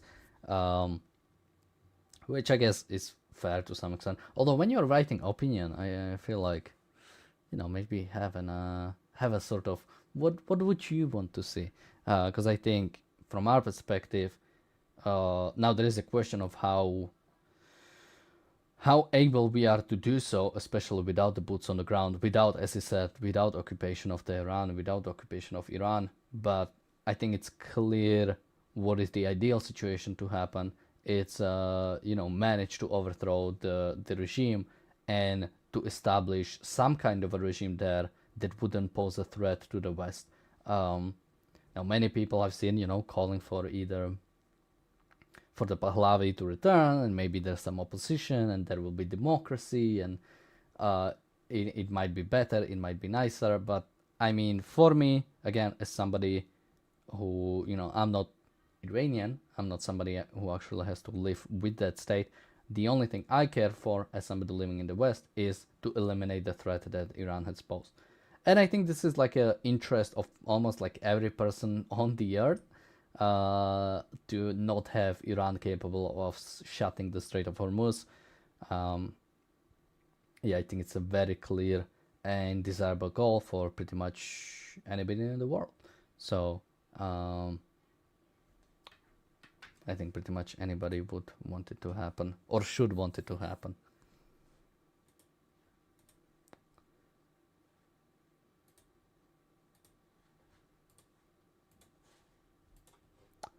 All right, what else? Do we have anything else that I wanted to reach? Okay, let's just quickly check the news. Okay, so yeah, we did cover this. The deputy and son of Ali Larijani has also been killed in the strike.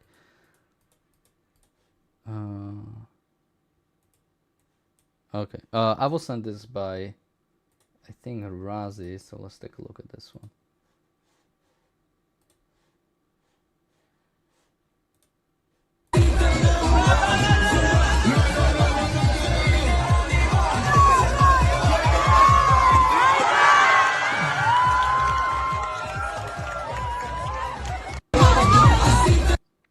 so apparently this is IDF soldiers partying in Tel Aviv cheer when Iranian missile has been intercepted overhead. Just, guys, please go to shelter. I mean, maybe this kind of looks maybe further away, so maybe there wasn't a siren in their area. But Jesus Christ, stay safe. But hey, intercepted, so that's very nice to see. And I was also sent this with Trump, so let's take a look.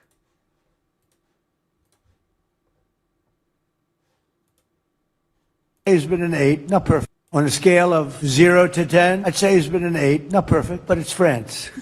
We don't expect perfect. Are you confident that France will help with the reopening of Strait of Hormuz? Yeah, I mean, sure. I think he's going to help. I mean, I'll let you know. I spoke to him yesterday. I don't do a hard sell on them because my attitude is we don't need anybody. We're the strongest nation in the world. We have the strongest military by far in the world. We don't need them. But it's interesting. I'm almost doing it in some cases, not because we need them, but because I want to find out how they react. Because I've been saying for years that if we ever did need them, they won't be there. Not all of them, but they won't be there. On a scale of 0 to 10, I'd say he's been an 8.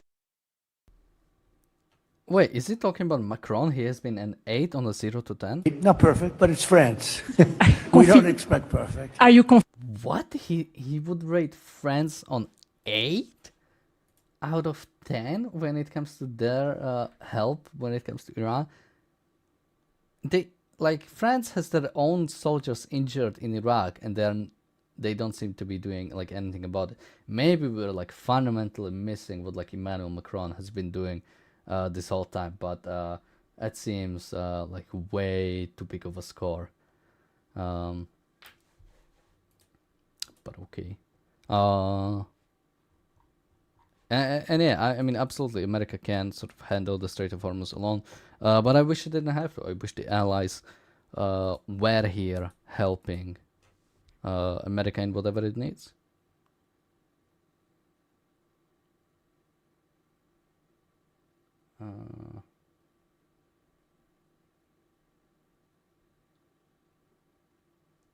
Bonnie says, it's Trump, sorry, but that's my explanation. That might be it.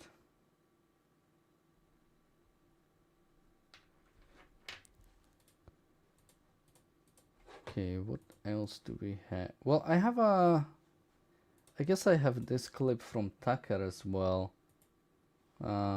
We might as well go through it since, since I have it.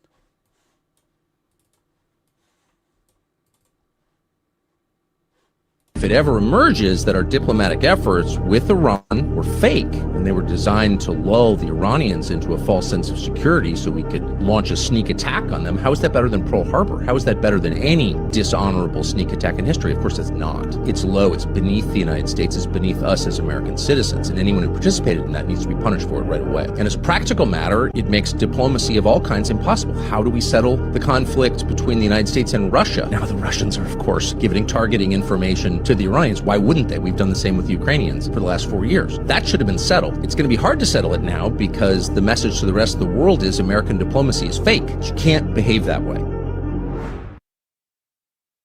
Oh yeah, so you cannot do this to Iran because then you can't compromise with Iran. You can't give up things to Iran because then we won't be able to give up things to Russia. I'll take that trade. I like that deal. If you like that deal, I take that deal. Damn good deal. I would definitely take it. I mean, I should have that on a soundboard. So yeah, absolutely. If what? Well, let me see if I can find that clip real quick.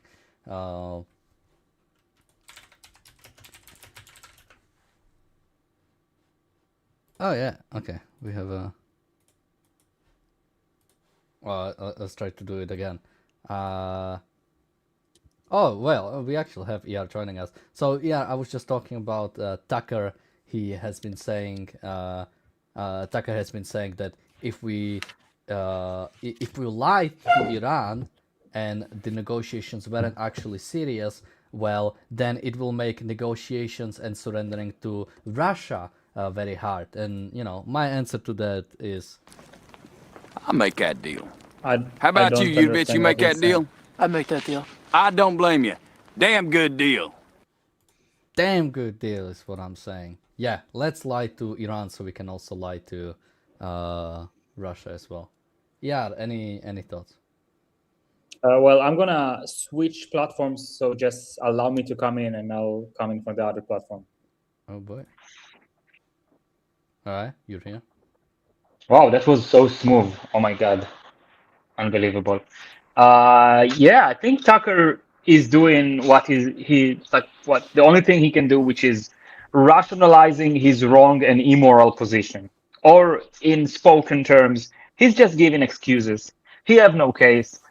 He's trying to make America look bad. He's trying to help its enemies, and he's looking for arguments once again. And even while, according to his claims, basically America have intercepted messages from him to the enemies of the state, giving them information, confidential information he got from Donald Trump.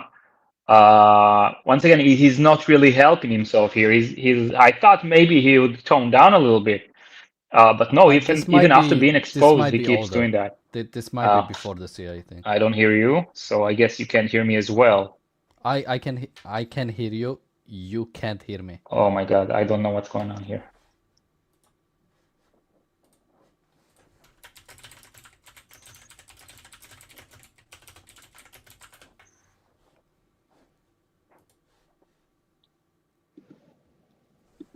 Okay, can you hear me now? Yes, we could hear you the whole time. Okay, so did you say anything important while I couldn't hear you?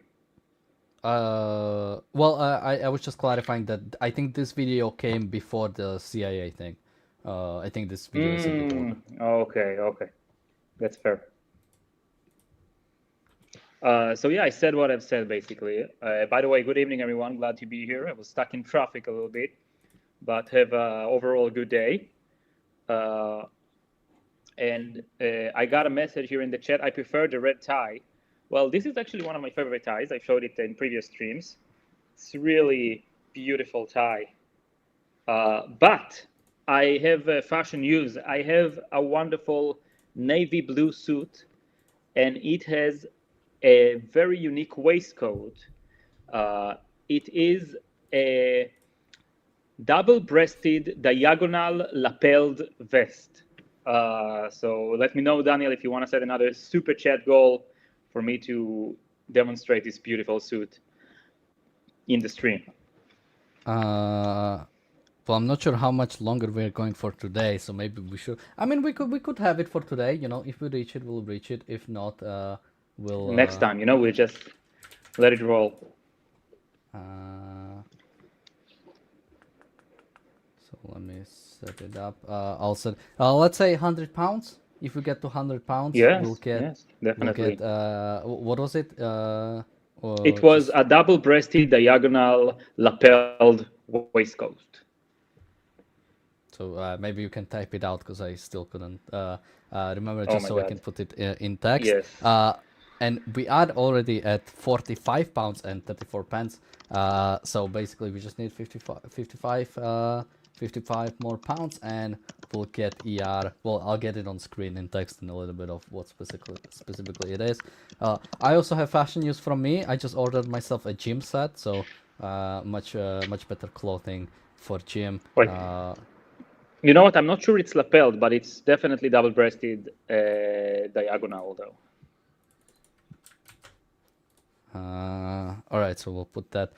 Any other news you would like to bring up, either from today or any other observations or things like that? So today we've had more missile alerts than usual in this war. So we've had, like, I've been to shelter plenty of times today. I think basically what Iran is doing is like a munition economy, where they like wanna have a steady attacks against Israel every day. So they basically limit the amount they shoot every day. And the evidence for that is that in the past few days, they've been shooting like pretty much the same amount of times, which indicates like there is some pattern here. But today they've shot a lot more. So I think it's because we since the latest assassinations, I guess they lost control a little bit, or wanted to revenge or to spice things up a little. give us a little punishment. So today was a little bit more annoying. And this reminds me of a point I've had today. The Ayatollah regime basically enslaved its own people for decades. Ruined the lives of millions of people for the sole purpose of destroying Israel. And they've invested, with enemies surrounding Israel and with munitions and diplomacy and everything. And now, when it's the showdown, when it's time for them to actually use all of their might, the best they can do is basically piece off Israelis and make them go to shelter, while their leadership is being completely decimated. So even after all this effort and all these years, this is eventually what they've managed to do. And also thanks for the West feeding them and giving them moral sanction. So this is another reminder that evil is impotent. And hello, Alex. So we are also joined by Alex finally. Alex, any thoughts you'd like to share as you're joining in? I don't really know what. Yeah, last time you were on. I don't really know what you guys have been talking about, to be honest. Well, the last thing was Tucker Carlson was talking about how if we are dishonest to Iran, that we weren't actually serious in our negotiations, it will make negotiations with Russia much harder. So I was saying I would take that deal any time of day. Before that, I was covering an article by Al Jazeera, or opinion piece rather. What have they been saying? Well, it's an opinion piece, and it was actually kind of, I wouldn't say supportive of the war, but optimistic about the war. It's written by a guy, Mohanad Salom, works for some Doha university. And he was basically saying that strategically, America has been crushing this, and that he said that a lot of news are basically missing it, and that a lot of response coming from even the let's say the proxies are more of an act of desperation rather than some coordinated effort with Iran, and that people have been missing what exactly, or sort of the success of the campaign. But yeah, I mean, from a military perspective, the campaign's been going well, I think. Certainly, I imagine targets are being destroyed. I imagine that they're achieving a tremendous amount, right? But I struggle a little bit, I suppose, with the bigger picture. Well, I don't know. Maybe that's what the guy's bigger picture was, and maybe we'll. Basically, he was saying that it seems that the main goal is to destroy or sort of prevent any ability of Iran to extend itself outward, which it can do momentarily, but for a longer term effect, it would need something different. He gave few suggestions. He was saying either it would have to be diplomatic relations, meaning Iran itself will commit to basically not extending or not threatening the West in any way. When you say Iran, what do you mean?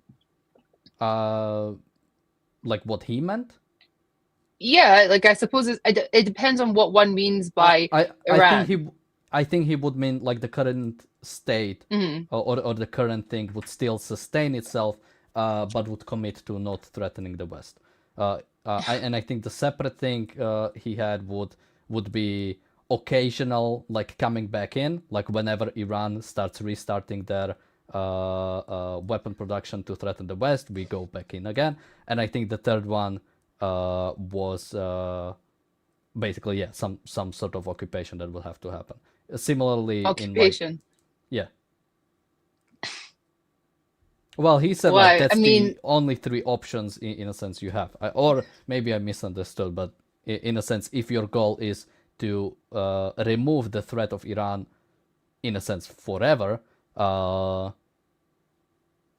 mean, none of those remove them forever, right? Going back in and forever mowing the lawn doesn't remove it forever. I mean, what was the other one that he said? Like, did they promise to be good boys and girls? Pretty much. Yeah. Wow. Not great outcomes, I have to say. Like, that is, I mean, that's not particularly positive.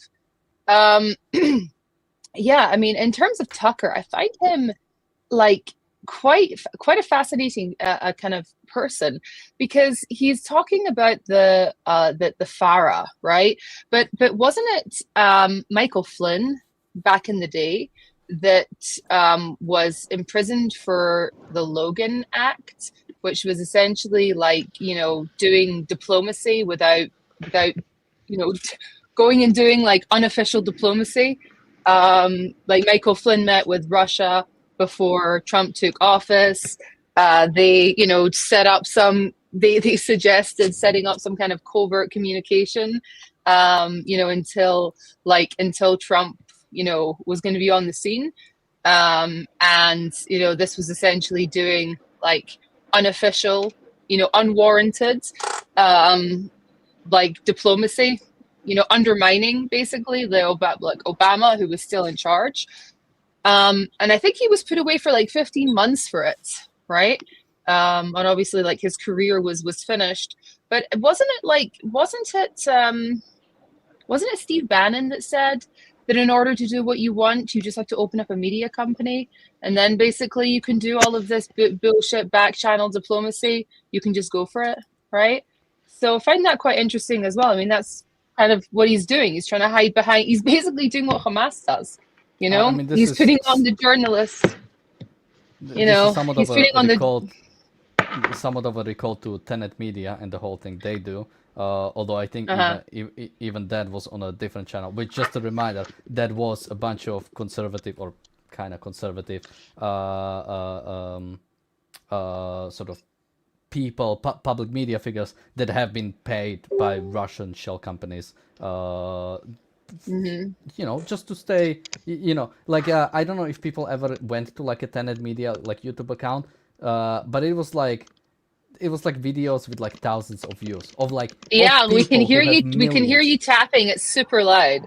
Sorry. I apologize. Yeah. It's okay. Sorry. So in that sense, it was similar. But yeah, when it comes to, I mean, Tucker Carlson, it's, I mean, I'm wondering if there will be, because supposedly there is like investigation, right? I'm wondering if there will be any. Well, I mean, yeah, obviously, but the thing is, they're not monitoring him. Like, you know, they're not monitoring you. They're monitoring the people you're speaking to. You know what I mean? Like, that's the job, you know, of that's the job of the NSA is to intercept the messages that are coming out of the friggin' diplomats, right? The Iranian diplomats. That's their whole thing. You know, they have their massive amounts of signals intelligence. They can, you know, and probably signal is created by the NSA. So that's what I think, like, you know, the communicated via signal is, I don't know, he's just, it's because now we're sort of like, you know, of course he's always been kind of reckless professionally, I suppose, right? You know, because he's kind of like, I'm 1 foot in, I'm 1 foot out, like, am I a Nazi? Am I this? Am I that? But now it's kind of like, I double dog dare you to come and arrest me for my, you know, espionage, right? You know, I mean, can't, because, you know, you are getting into the stage where I can't imagine a lawyer is gonna. What would his lawyer say to him if he has one? Claim insanity. I mean, Your Honor, here. No, I mean, but like from the way he's acting, saying about calling about demons, and you know, he was. Well, that's okay. No, but that's not what I mean. I mean the fact that the way that he's clearly been doing something he shouldn't be doing, right? And he's confessing, essentially, and kind of going, "I double dog dare you to come and get me," right? I mean, it's a risky game. Very risky game. Yeah, but again, like, if we even take somebody like Tucker Carlson, he already has been on trial for lying, or rather Fox News was, for the Well, yeah, I with the guess that wasn't his Dominion money. machines. Sorry. That wasn't his money. Yeah, that's We're fine. not talking jail. I think that yeah. this cuts a bit differently. You know what I'm saying? This cuts a bit differently. We're talking depriving you of your liberty. You know, potentially, and of course, you know, he would be a martyr. I wonder if he'd run away to Russia, like Edward Snowden. Yeah, I was actually about to ask if Qatar has extradition, but yeah, I think he would straight up, like, Russia is much more convenient place to be. Yeah, he can hang out with his buddies there. Definitely. There's a whole bunch of them. And in Russia, definitely, it would be a good place to go, you know? But eventually, this is how it all ends. Edward Snowden is not living a good life in Russia. He I'm sure, is longing to come back. I'll tell you what's going to happen. He's going to go to Russia and try to YouTube from there, but he would lose popularity since he's a traitor. And then while the Russian agents, when they figure out that he's a liability, they'll send him to the front lines. No, I don't think he would even lose that's wishful popularity. thinking, but I think it will be a nice story. I don't think he would even lose popularity. No, he would. Again, like, remember, yeah, because even Putin doesn't respect traitors. Also, if you're an American patriot, we are talking come about to like America Tucker Carlson and, losing and popularity. face sentence. If you're an American patriot and you for the American rule of law, come face it. Like if he goes to exile in an enemy of America, in an enemy state, basically, which Russia is, he's gonna use his credibility. Anything left of it, he's gonna lose it. We are talking about the patriots that invaded the like Congress on like January 6th, like the conservative patriots. But even with like Edward Snowden, like he is like praised on the right, or in because I think they don't fully understand what happened. I think that because the thing is that Edward Snowden's Edward Snowden's entire story is built upon layers and layers of lies. You know, I mean, here is a guy who was a sysadmin, like a help desk person. Okay, wasn't even working for the NSA, was working for a contractor, right? And he decided just to download stuff he didn't even understand. He's not a whistleblower. He's a thief. He's just a thief. You think he understood PRISM? Really? You really think he understood it? Do you think he understood any of this stuff? No. And why was he prompted to do this? Because he was overlooked for a promotion. Okay, and it hurt his little baby feelings. It hurt his little baby feelings. It hurt his little baby ego. He really felt like he needed to be at a level 5 salary. This is a guy who does not have a college degree. Not that I judge anybody who doesn't have a college degree. He also dropped out of the military. Okay, so he's a quitter, and he's you know uneducated, right? But like, go off. You want to get a salary of 150 grand a year, you know, working for a Booz Allen, you don't have a degree, go you, okay? If you're good at your job, you go for it. I don't grudge you any of that. But he felt that he needed to be at a level 5 salary. He was only at a level 3. And he thought, I'm not being appreciated here. You know, 2 years in a job, 3 years in a job, you're just getting your sea legs. These are people who stay in these institutions for 20, 30 years. So, and that's the truth. And if you tell that truth to someone, that he's a pissed off, you know, employee whose little baby feelings were hurt, and they go, oh, you know, fuck this guy. Yeah, but again, we are like relying on people to actually know the things. Like I think if like Tucker could run to Russia, could run away, and I think he would still retain his audience. Like generally what I see in the... and now you show me what God. We hear everything. Snowden is a hero. I really want to, somebody wrote in the chat, Snowden is a hero. I want to understand for why. Why? Again, the NSA, we're not doing anything wrong. Okay? If anybody was doing anything wrong, it was the tech companies that were hoovering up all of this information about people. They're the people that were doing the spying, okay? The fact that the NSA was just ingesting a bunch of information, okay, passively. They weren't actively, they weren't actively snooping on anybody, okay?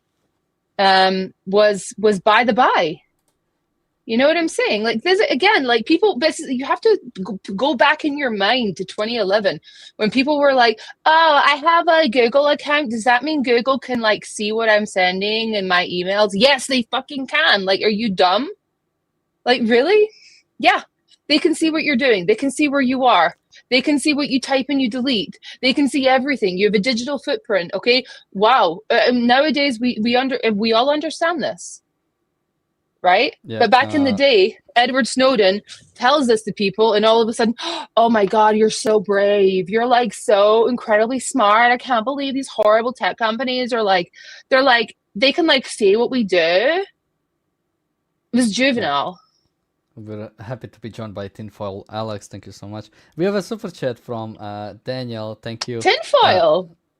Daniel says in the chat, "Nice hat, Alex. I just hope it means ARCUK dress code." I don't know what people think ARCUK dress code is.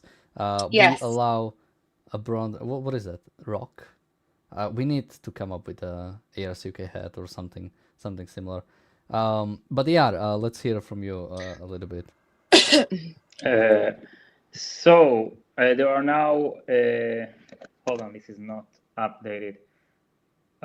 So there is a lot of drama between Trump and Europe, NATO states.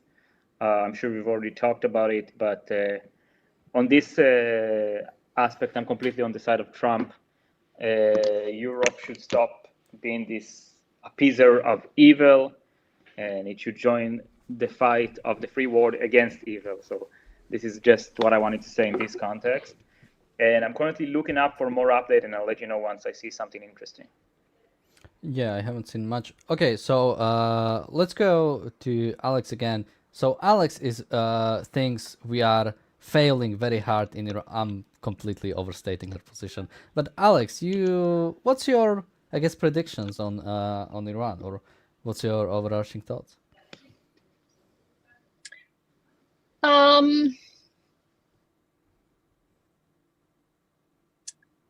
Yeah, I suppose I don't really I'm not fully understanding like what we're doing. Like cuz I suppose they're not going to reveal like what the end goal is, what the end plan is here. But I think that we're doing a lot of YOLOing. I think that we're doing a lot of kind of I don't know. Sometimes it does feel a little chaotic, to be honest. It does feel a little chaotic. The fact that Israel Katz is talking about doing going into Lebanon again, and then is framing it, is not using the word war. He's kind of special military operationing it. Like we're just going to go in and do a bit of dismantling of the. No, it's an invasion and it's a war. And I'm not saying we shouldn't do it. We should do it. We should dismantle. We should destroy all of this. But I feel like you have to properly convey to people, I think, what's happening, what the end goal is here. Because I think that when I think about this idea that all of a sudden you could have like a revolution in Iran, I do feel it's deeply unserious. Like I feel like it's like they're so far away from that happening. And for good reason. For good reason. I mean, I really think about people like, imagine if you're going to bed tonight and you're in Iraqi Kurdistan. And imagine if Iran falls and the IRGC, they will flee into Iraq. It's not as if you're going to evaporate. You're going to flee into Iraq. What's going to happen in Iraq? You're just going to have the IRGC over there. Okay, so you've moved the problem, eastwards a little bit. Or westwards a little bit. Yeah, I'm trying to do it in my mind. It's westward, yes. Yeah, I know. So, is that it? So, and also, I mean, like, I just think that we don't there's so many different ways that this could go. And we seem to think like, oh yeah, we'll do some airstrikes and then there'll be a revolution. I'm trying to think of any time that's ever happened. So when you say we think, you mean like Trump administration and the Israeli government? Could be. And I guess, yeah, like what would you, in some ways, what would you like to see when it comes to this? Well, I suppose, what would you like to see? If I could wave a magic wand? No. Of course, you'd have a democratic, rights-respecting Iran, like with a constitution and a secular democracy. I don't know, a secular republic. That would be I don't mean we drop one bomb and suddenly everything is like fixed. Yeah. But in terms of like how this war has been going on, and like, is it like, do you think basically the administration like thought that they'll just do a bunch of airstrikes and there will be a revolution? Like, was that the idea? Mm-hmm. Well, I hope not. Obviously. I hope not, because like that's not a plan. And anyway, I don't think that. Why would you really want I'm trying to think, if you're the United States or if you're even Israel, why would you want a revolution? Like, what's in it for you? The IRGC will flee. There'll be chaos. There'll be turmoil. And that's for sure. It's not like a maybe, right? I don't know if, like the IRGC, they're just going to go. They're just going to go to Iraq. And then you just moved the problem. That's kind of. Well, but we already know we can invade Iraq, so. No, wait. The fact that the IRGC can move to Iraq doesn't mean they're going to take over the government there. They already kind of did. This is like they've already, let's not pretend like that the IRGC doesn't have a nice soft landing in Iraq. They do. They certainly do. Iraq is a Shia country, and they're the protectors of the Shia people. That's how they've positioned themselves. Iraq is deeply controlled by Iran. So I don't see how a revolution would benefit anybody. And they also, do they want it? It depends on what will come next. Well, the Kurds don't want it. The Kurds in Iraqi Kurdistan and in Iranian Kurdistan don't want it. The Azerbaijanis don't want it. The Baluch, and obviously, they're concerned as well about, there's going to be turmoil in Pakistan then as well. There's going to be a human tsunami. I'm not saying, listen, what I'm saying is that if the result is Somalia, and that's, again, we have to think, these are people's lives. And I'm not saying that, that obviously when you're going to go through something as dramatic as a revolution, it's going to be stressful. It's going to have a lot of turmoil. It's going to be bloodshed. You're going from one thing to another, but you're talking Somalia. This is the Middle East. Somalia is still better than a country ruled by the RGC, though. In the Somalia, not if you. Not if you live there. Not if you live there. Well, no, but it's not. But I'm not an altruist. It's not about. I'm not saying that. I'm people living there. Again, but it's not actually about. It's not even about that. It's about the fact that evil is constantly exploiting these situations. How did ISIS take over, right? How did ISIS establish a caliphate? They're opportunists. They saw an opportunity, they went, they did whatever. That was Syria, and we felt that. And I'm not saying that you should. I'm not saying that there shouldn't be massive changes in Iran, and not that I don't want that for the people. I'm just saying that there's a whole other story here. There's a whole other and it's not about altruism. You think it benefits us if there's a massive crisis and a whole bunch of violence is happening in Iraq? Don't we have bases in Iraq? Listen, but the best case scenario is a new regime in Iran that is an ally of the Western world. And this is possible. Now, I agree with you that, like, sticking to aerial support makes it less likely to happen. I agree. There should be, it is in Israel's interest and in America's interest to intervene in a harsher way to basically make sure that a pro-Western regime would come up. I think the United States should be in a position in which United States writes the new Iranian constitution like they did with Germany and Japan, and it should be a constitution saving rights from democracy, in a sense that you could not vote to take other people's rights, like it happens again and again and again when America plays democracy in the Middle East. So yeah, this is the place I'm aiming for. I wish I've had more influence, but that's a different story. But it is possible, and even if this will not be made, there is still a potential for people in Iran that want a different regime to establish a somewhat proper one that will not seek the annihilation of the Western world, America and Israel. So I guess my question is, what are you comparing this to? Are you comparing it to just like, bailing out and saying whatever, let the IRGC be, or do you propose anything else? No, I mean, there's other options, of course. Like there's not, I mean, a reasonable option I would say is a coup. Coups work in the Middle East. We like a good coup. I mean, I think also the military is a unifying force. Let's talk about it. So what does that mean? Like basically we ally ourselves with the military of Iran, or what? Why not? I mean, I think we already are. I don't see us attacking any military infrastructure in Iran. I see us only attacking IRGC, the siege.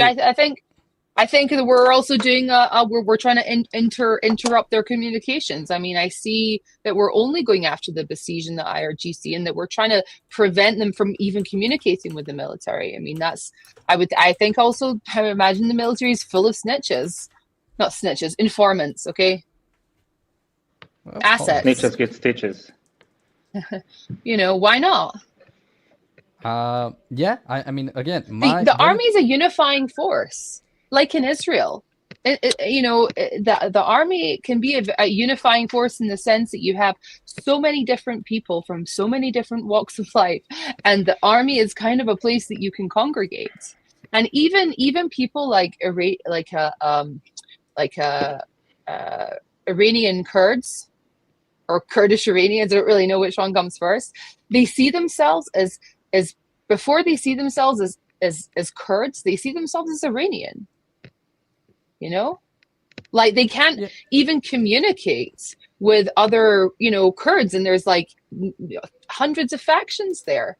How do you? I'm trying to say, like, how do you kind of square that? But the military is a unifying force. Yeah, like I'm wondering to what extent, because we are living like 47 years later, although even then I don't know what was the state of the Iranian military, like what are the really sympathies there, at least from sort of my history lesson. I think it was very interesting when Hitler took over Germany. He didn't just suddenly take over and he has complete control.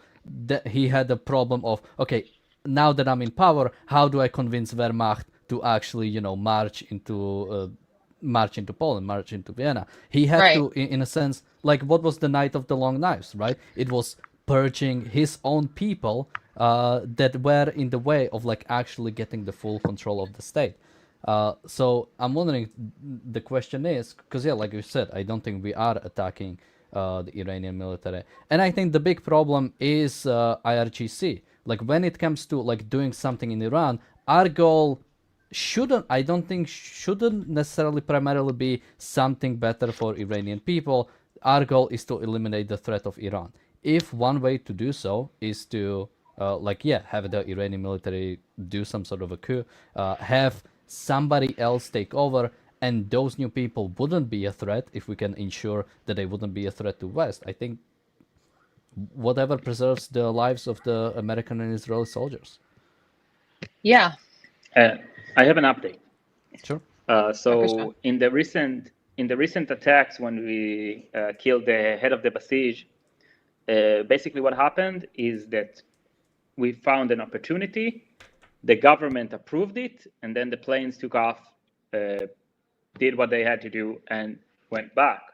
Now I've seen an update from not too long ago that the Prime Minister of Israel, Netanyahu, and the Minister of Defense have gave an instruction to the IDF. Whenever you have an opportunity, whenever you get the intel that you see that you have an opportunity to kill any Iranian executive and any Hezbollah executive, you can do it immediately without waiting to the approval of the government. So they got an approval in advance, which in translating to English, hunting season has intensified. It's going to be more swift, it's going to be more deadly, it's going to be probably larger numbers, because this time you've had to wait for the approval, you might miss the chance. So now whenever there is a chance to get a high-ranking official in Hezbollah or in Iran, it could just happen immediately ad hoc, which is great, great news. Also, in different news, there was a case of violence, I think it was in San Jose.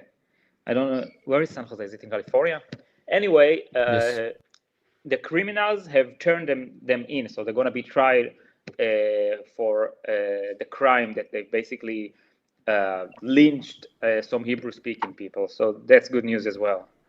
Hopefully they end up in prison. Cool, yeah. Bon is asking, does the military include IRGC or just the Artesh? So I don't know if the comparison fully fits, but wouldn't it be similar to like the SS and the Wehrmacht? Like it is like two separate institutions, and they have their own military. Definitely. They have their own. Yeah. Like I think IRGC even like controls some of the oil capacities. Like it's the like a whole IRGC is the institution. center of all power. Yeah. I mean, it compared to the IRGC, okay, like the military is nothing. You know what I'm saying? Like the IRGC is the center of power, but if the IRGC is like severely weakened, then I could see a coup.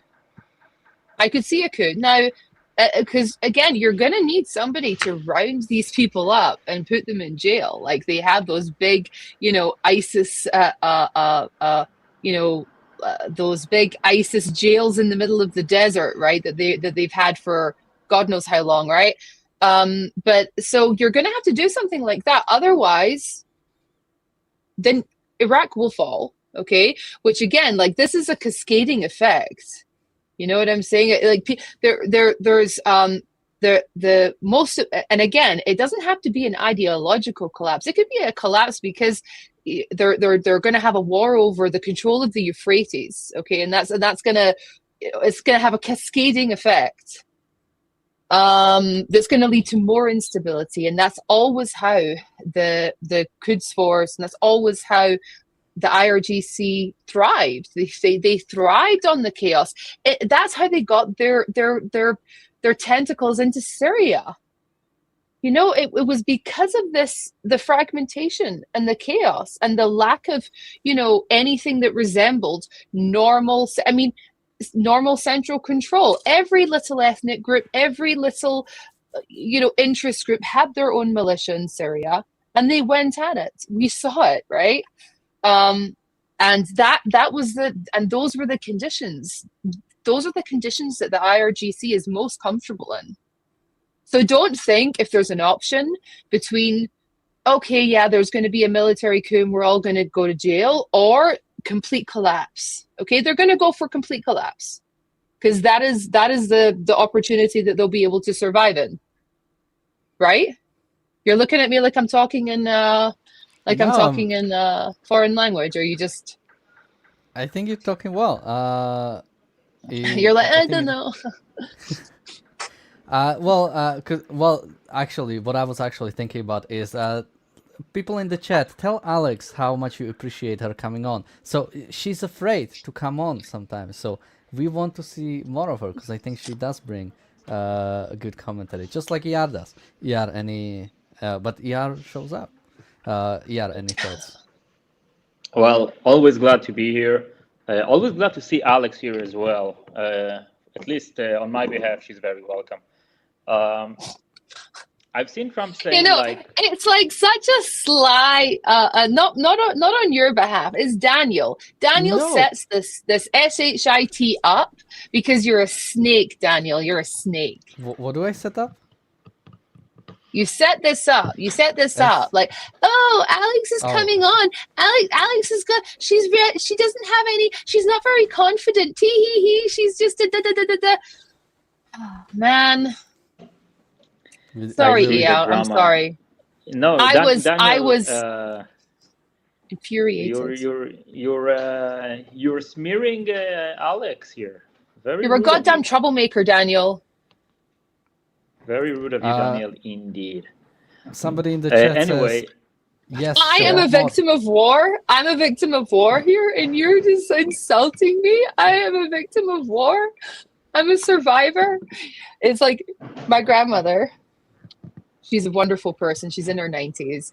But because she lived at the same time as the Holocaust was happening, she kind of doesn't really understand that she's not a Holocaust survivor and that those words mean something, you know? I'm always kind of like, yeah, but Grandma, you're not a Holocaust survivor. You managed to make it out of the period of the war, okay? But you were not in a camp. Right, you can't say that. It's almost kind of like, you know, stolen valor. I'm almost you can say I'm a person that got through World War II as a Jewish person. I was not in a camp.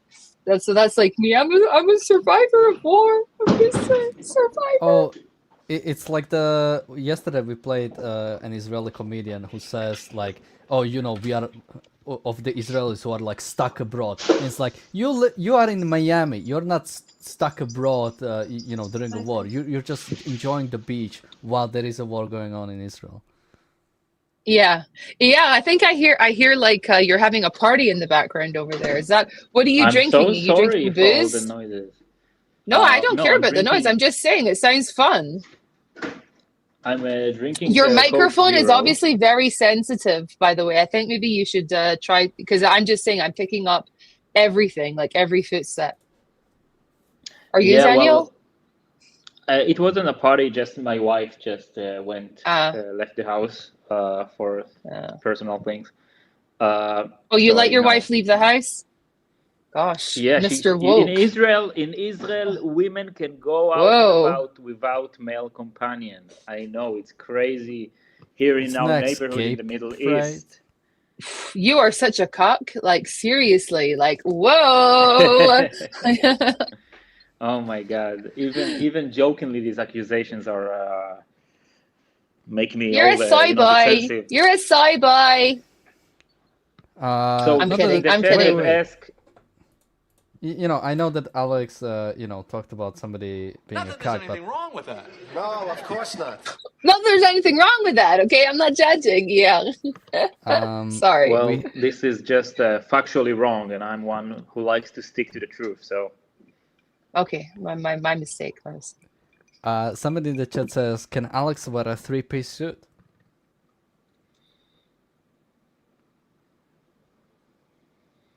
No. Don't want to. I do not want to. We would have to move to some other countries to make her do that. That is correct. Somebody says, I can't imagine Alex being afraid of. You know, people are being positive in the chat. We also have a super chat from Jonathan. Thank you so much. He says, Team Alex. As opposed to Team Daniel, just saying, like, I'm a... well, it's always just Team Alex. It's not anybody else. The only thing we've ever. No, I'm saying I'm basically in Alex's team here in this case. Oh, I see. Mm-hmm. Yeah, because it's us against you. Anyway, yeah, you were in the middle of saying something extremely profound, and I interrupted you to call you a cock. So, bevakasha, please continue. Yes, please, קחי זה חזרה.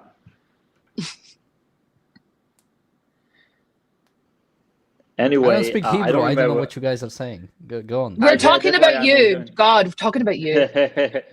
Daniel is a כזה אפס. No, I'm just kidding. Anyway, let's see. So I was saying something earlier, but I can't remember where was I. I lost my train of thought.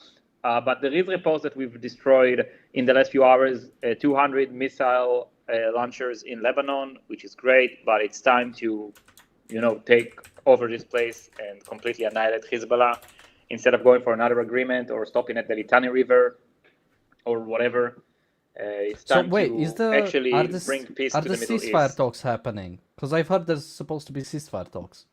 I don't know. I didn't see any news about a ceasefire talk with Lebanon, like anything happening for real. I think I've seen it like 2 days ago, but maybe not. No, there were talks about making talks, but there was no report about talks happening. Okay, fair. But it doesn't mean that, like, it doesn't mean much. Like, I have no indication for talks happening. So.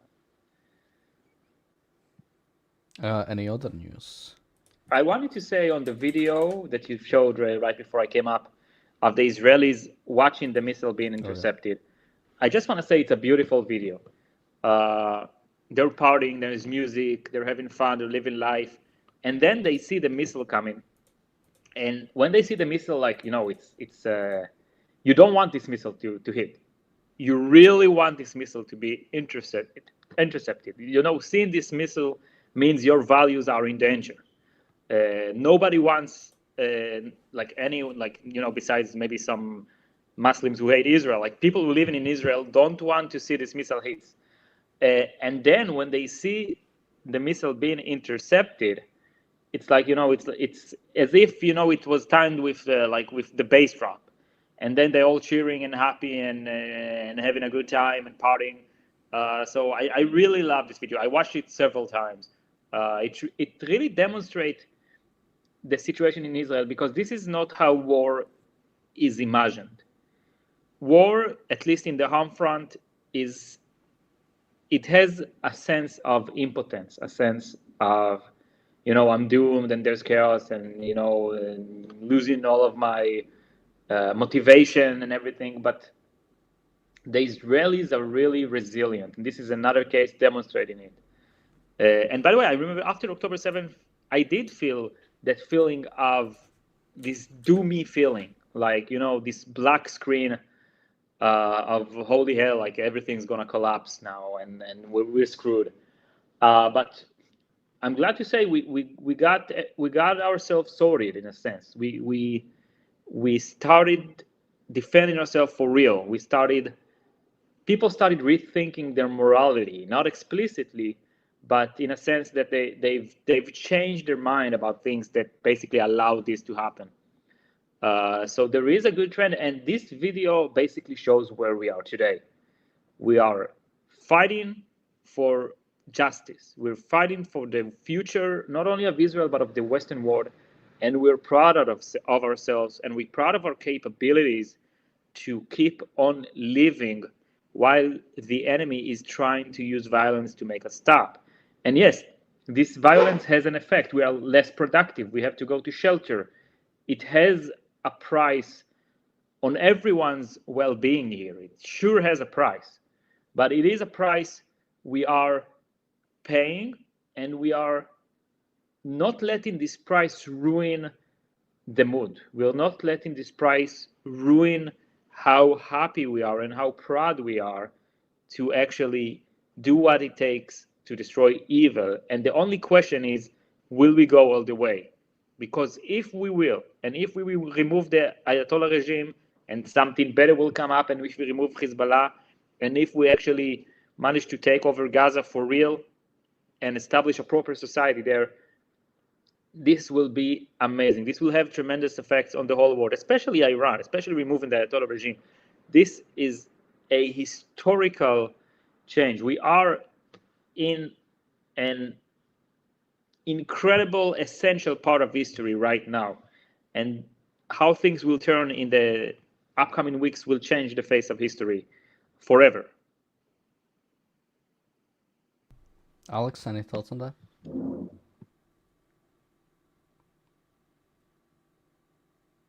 You know, I was thinking even today actually about Entebbe. And I was thinking to myself, like, how traumatic Entebbe must have been for if you were living during the time of Entebbe. Entebbe? Give some context to the viewers who don't know. Okay, sorry. There was a flight that was hijacked and taken to Entebbe in Uganda that was hijacked by I think it was the PFLP and some leftist Marxists and also some like whatever, like a gang of thugs. Yeah, but not really. I mean, the main hijackers were actually from German leftists who, ironically, I think it was when Steven Spielberg made a video about them, made them made the female hijacker like a real kind of thinker. And the male hijacker, he just wanted to prove to everybody that he wasn't a Nazi.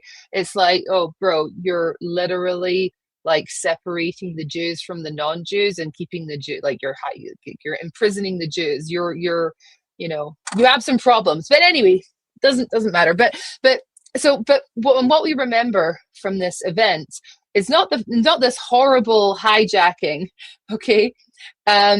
What we remember is the rescue effort, because what the rescue effort was, it was an insane, I don't know even what to call it. It was the most daring, stuff.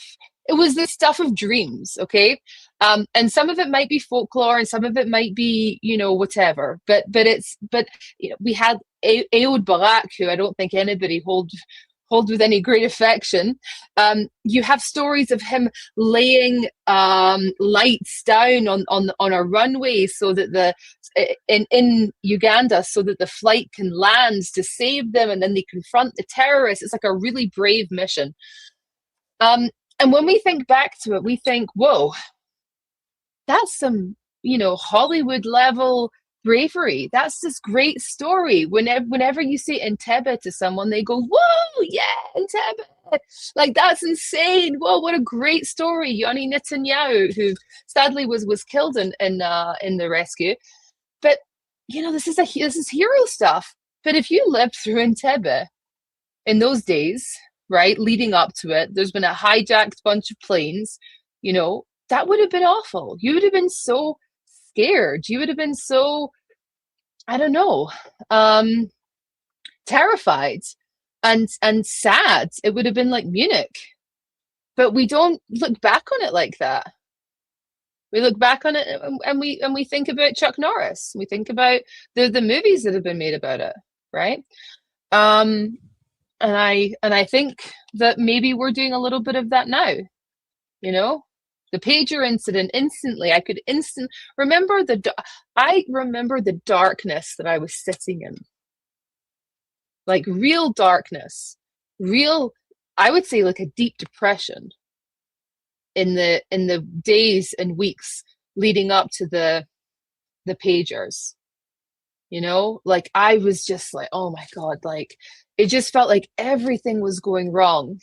Like one after the other, and then the pagers, it just all of a sudden just became like how I was living 20 years ahead of time, and I was already in the victory, and I was already, I remember, I think I cried. I was so overcome with emotion at this. I don't know, and the saving of Noah Argamani. I mean, these are pivotal moments in the midst of the darkness, right? That you just didn't, and that's what you live for. Yeah, I want to add in that. May I? Vakasha? So life after October 7th and before the Beeper attack, Mm-hmm. I agree with Alex. It was the worst. And I want to illustrate it. Every day felt like you are forced to play Russian roulette. Mm-hmm. The military fighting in Gaza, we have hostages, Israeli held in captivity by the worst people ever, and the moral implications on society and how people react to it. And, we were exposed. Any moment there could be an attack from Hezbollah, from Iran, and they were way stronger back there. They had some serious firepower. And then basically every day, it's like you are forced to point a gun in your head, roll the drum, and pull the trigger. in a sense. And every day you hear a click, and you have a fake sigh of release, and you go on to the next day. And the beeper attack felt as if you pulled the trigger on your head and the enemy died, basically. It was this moment. I remember this moment. I was with a friend. He came to Israel. He's from California.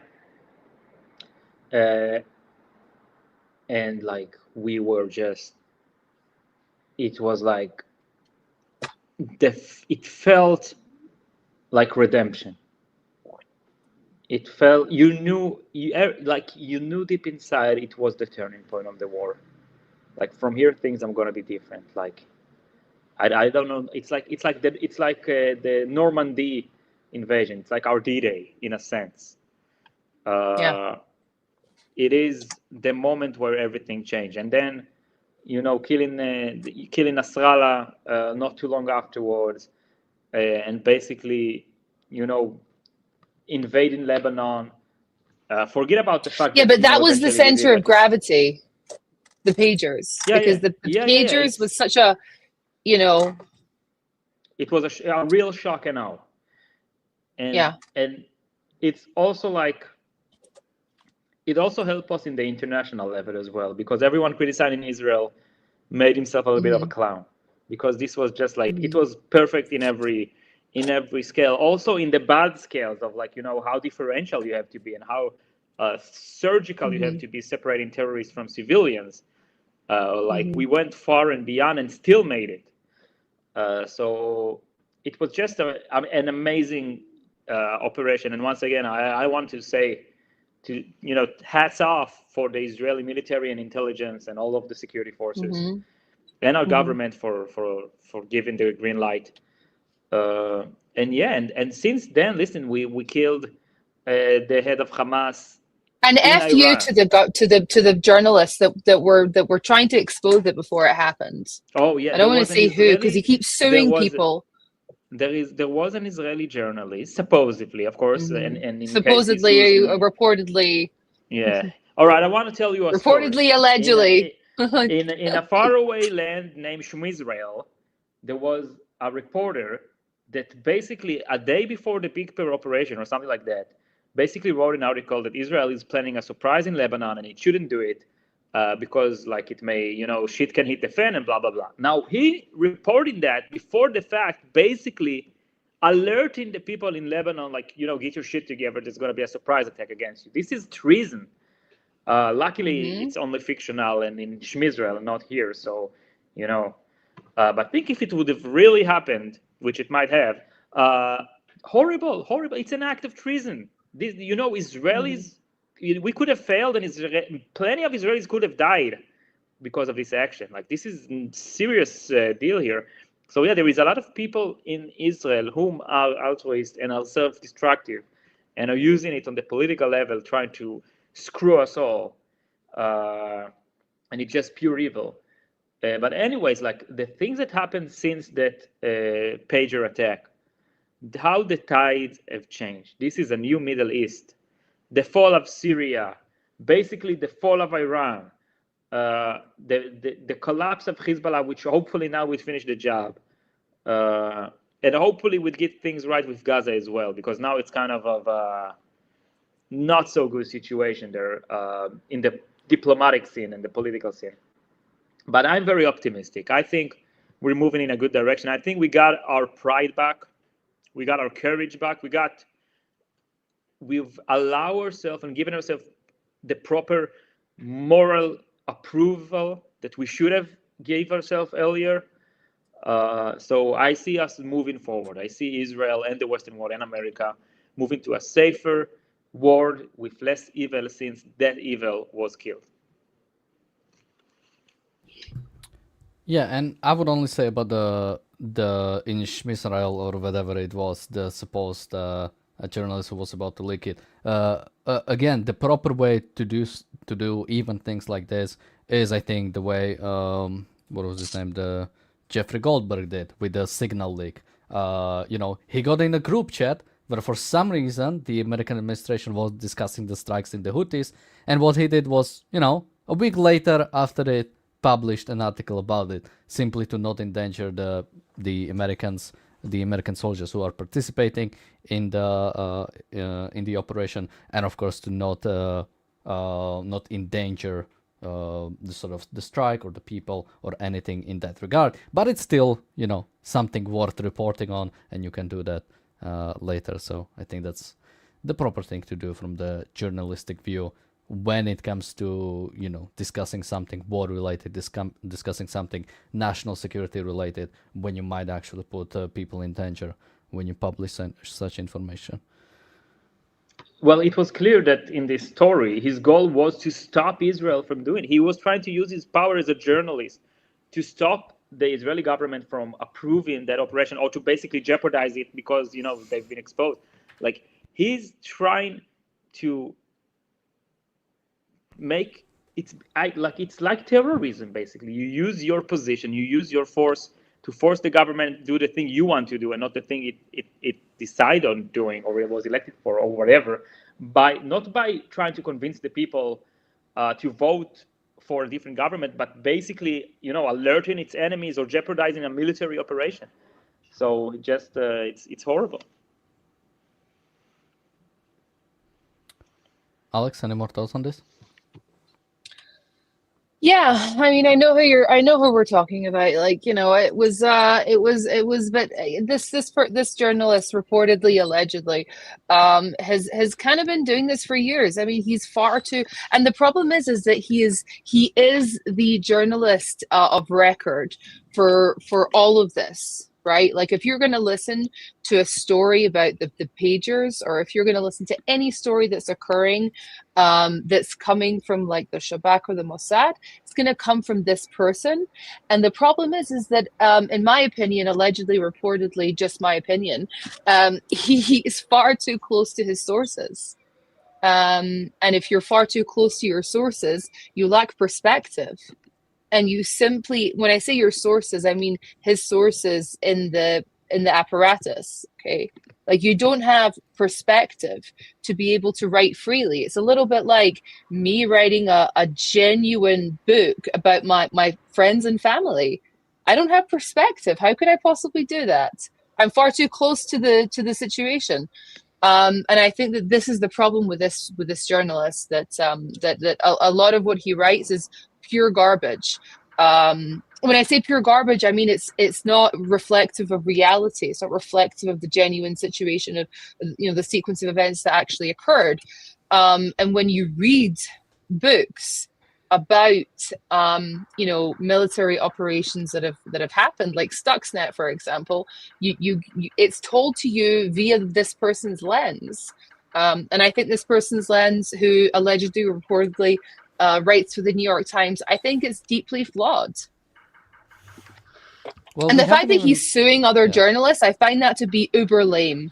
Like, really, in terms of, like, I was joking before about Eyal being, a beta male because he lets his women go outside. This is basic behavior. Well, I think I hear her really cooking think in the kitchen right now, so it's all okay now. Fair enough. No, but like, this is not me being like a Tucker Carlson. Like, you can insult me, I'm a journalist, but really, this is you suing another journalist for him writing things about you that you didn't like. And it wasn't anything crazy. It was, maybe it was a bit accusatory, but come on. This is what you do every single week in the New York Times, allegedly, reportedly, just my opinion. We haven't mentioned their name, so I don't know if we have to do the reportedly. What did you send me? And this guy scares me. I've met him before. He scares me. I don't know. Yeah, okay. It's not about that individual. It's about the phenomenon that such people exist in Israel, and they're not like being, exiled from society in a sense. Like, they still report to this day. Well, she sitting in studios trying to demoralize the state. Does he write for Israeli newspapers? Because Alex mentioned New York Times. Oh yeah, I'm sure. But the thing is, I think Israelis are far less likely to believe his crap. I think that, it's a little bit like Gidon Levy, there's only going to be a small subsection of Hebrew speakers that are like, this is something that I would want to understand about whenever this individual is writing a book, of which he has written many. What one of them was rise up and fight again or something, and it was all of these various stories about the Mossad. And when you're looking at the sources, I think it's really important for you to see how many of them are in Hebrew and how many of them are in English. Okay, like you're supposed to be writing a book about, you know, Israel's secret intelligence world. How many of the, you know, is it footnote? Yeah. How many of the footnotes in the citations are in English and how many of them are in Hebrew? Because this is an indicator of whether or not this is a legit book that's well sourced, that's coming from the real material, that's accurate of the time. Now, another book that I would recommend is It Happened at 4 a.m. I'm trying to find it exactly. I listened to it on Audible. I think the whole book is 8 hours beginning to end. I did it, I think, in one day. I really think I did it in one day. I'm trying to I'm recommending this to everybody. Okay, by Amit Segal, A Call at 4 a.m. It's all of these different stories about different events with different prime ministers in Israel, and I find him to be a very reputable journalist. We're not talking about him, by the way. We're talking about obviously someone else. Daniel, I sent you a video on WhatsApp. If you can stream the latest message I sent you, it has a video. So this is basically a footage from Israel shooting down a Basij in Tehran street. So you can see them circled when the video will begin again. You see they're just screwing around, and then we blow the hell out of them. And it's nice how people just keep driving, you know, the bus just keep going, they know they're fine. And we just kill the Basij people. And now I want you to show the previous video I sent you with sound of the checkpoint.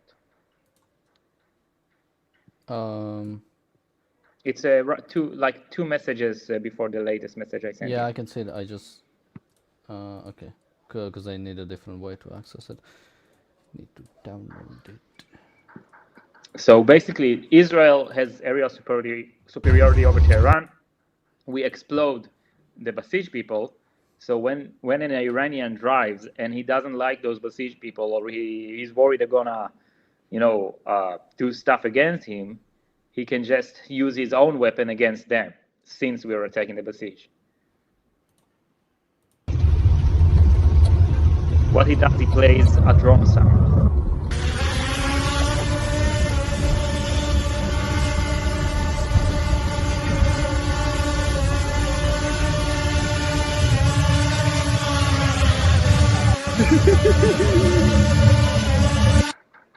Okay, there's no way that's real. I don't believe that. There are more videos of that. People in their house, they have like a little boombox, you know, this old speaker system, and they play this buzzing sound, and you see Basij down in the street, like, you know, Basij officers just running away. It's pretty great to see. Yeah, make them afraid. And all right, any other topics any of you would like to bring up that we? Alex, you haven't been on for like a week and a half. Yeah, I mean, I don't know. I mean, I'm feeling a little bit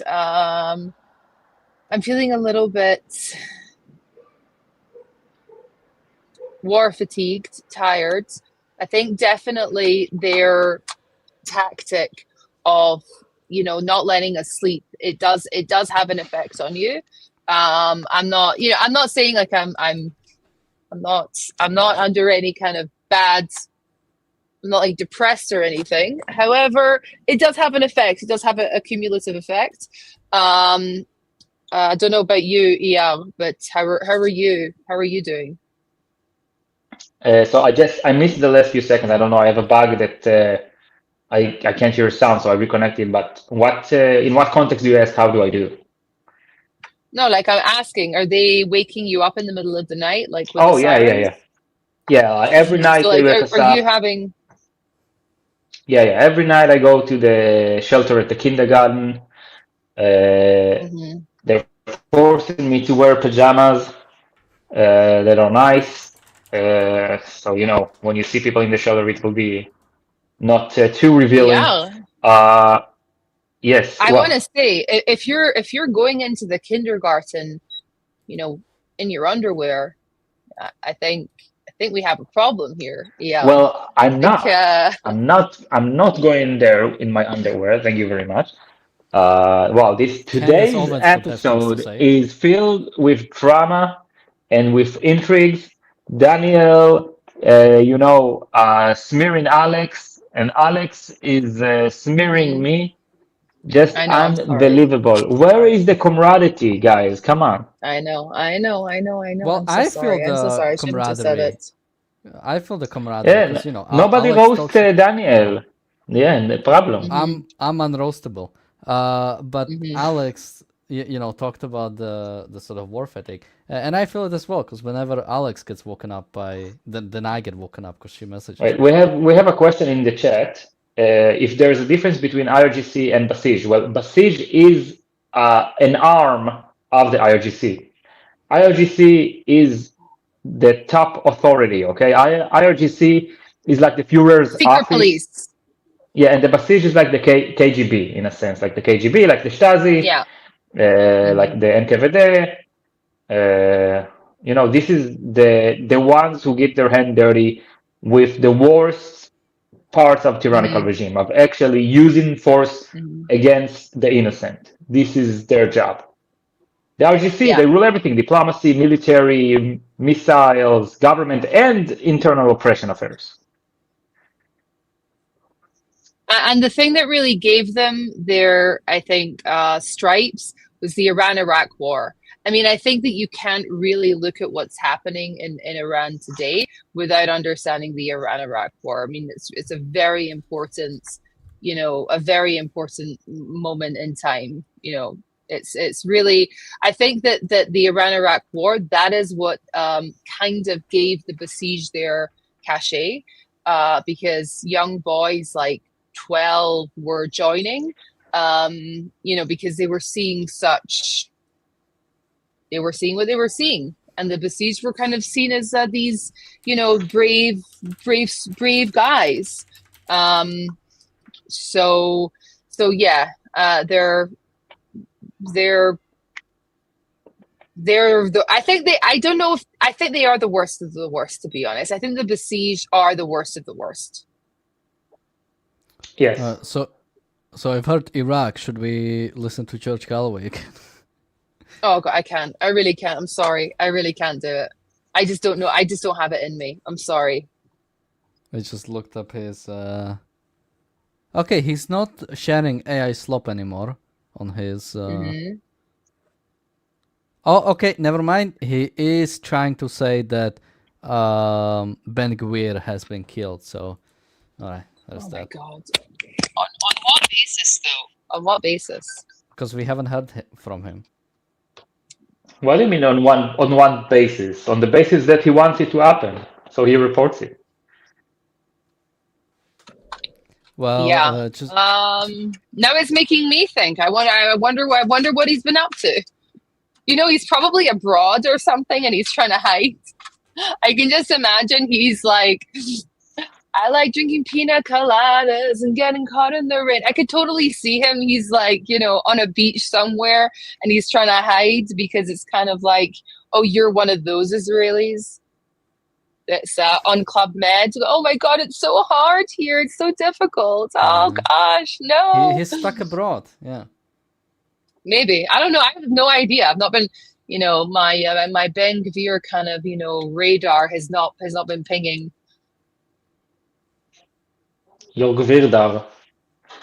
And my Gvirdar. Right. Yeah. Do you have anything else to bring up? Oof, well, I don't see any interesting news. There House are. Hidden Carmiel. Oh no, when? I don't see any news about it. I see it. Oh, I see it. You are not on my you are not in my WhatsApp group. my WhatsApp group for all of the news. Yeah, you were not in a good group, quite clearly. Do you wanna send me an invite? I don't know. I'm very particular about my WhatsApp groups. Sorry. So be quiet about it. It's okay. No, apparently it did happen. In Nifgaim, so that's nice to see. I mean, No one that's harmed. great to No, see. no one in harm's Yeah, way. I mean, Just, I'm you know, sorry. for I'm English reading speakers. it from the Telegram group, and there's always. I mean, I'm very grateful to the retards that film these interceptions with their iPhones because I get to see it. But why are you so dumb? Like, you know how many people we see who literally, like, their whole house is shaking. You hear the siren. They've been, blown back like, 10 feet, 20 feet, and they're still taking the picture like, yo, mommy, wow, is it Toulouse? Wow. You're like, what's wrong with you people? Am I Yeah, right or am I right? Yeah. 100%. I mean, 100%. from the earlier thing you sent me, Alex, I think like yesterday or 2 days ago, there was like not the shrapnel, but a part of the rocket that like fell, and apparently Yeah. the only injury that happened there was because somebody touched the thing and it was hot, and that was like the injury, that they got burned because they touched like the fallen rocket or fallen missile part of it, and it was still hot, and it's like, Jesus Christ, like, guys. But I think that's also something that is down to the desensitization. Is that a word? Yes, I think so. Desensitization of Israelis. By the way, how's you're it going having with to our super chat continually- goal? You're having to continually tell them, don't touch the rocket, don't touch the shrapnel. Go into a shelter. That people are just like taking pictures with their iPhones. If you didn't tell the Israelis they need to do it, they would not do it. No, this is a 3 years old One mentality. landed right beside but one landed right beside. I want to say one landed right beside where I work. Like, I don't know, maybe 250 feet or something. By and the like way, it was. Iran launched missiles into Israel a minute ago. I didn't need any alert.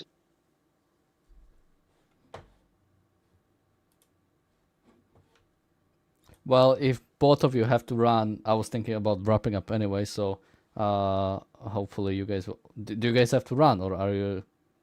Yeah, are you running? Because you seem to be.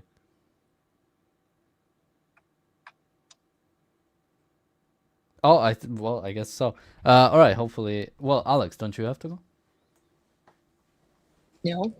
Iyala is just talking Oh. shit. There's nothing has happened. He's just being a drama queen. Why are you like up his ass or whatever? I'm sorry. I'm really sorry. I haven't slept in a while. I'm really sorry, guys. Is this like when like children get bullied at home, so then they go to school and they bully other people? Mm-hmm. Is That's this it. what I'm That's doing it. to It's you? a cycle of abuse. It's a cycle of Yeah. abuse. Yeah. And now next time Iyala's on there, he's gonna abuse somebody. Okay, Tov, Iyala, there is no siren for me, but I'll take it as a sign that maybe I need to because I need to drive home now. But thank you very much, everybody. Alex is on one. Yeah, I'm feeling a little bit. I haven't slept in a while, and also my work. There's been a lot more work. I have. Oh you my know. God, ER has a flop phone. Jesus, what is this? Oh. Yeah, where did you get that phone from?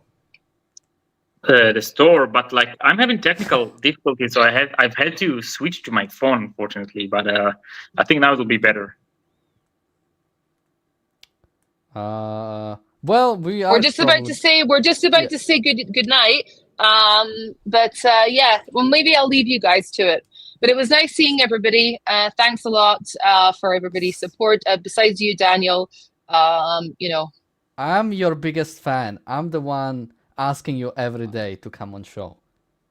Mm-hmm. And I'm doing it very like PET style. Like, I want you, Alex, to come on. And man. And you don't respond. Like, I'm the one who is feeling hurt, who has to like Mhm. hide Yeah, my it's like, feelings. Alex, I'm really sorry that you've been hit by an intercontinental ballistic missile. You know, I'm really sorry. I know that you can't answer, but answer me. It's pretty incredible, pretty incredible. The entitlement of these Czechoslovakians. Tov, yalla, Lana Tov, everybody. Enjoy. Bye, Alex. Bye. Well, so we haven't reached our goal of 100 pound super chat, but we might have it also on tomorrow. And also I think we'll do a longer show tomorrow. Just today, Razi had to leave very early, so that's why we didn't have him on for the later part of the show. But I think we still did a decent coverage. Maybe let me just check the news one more time.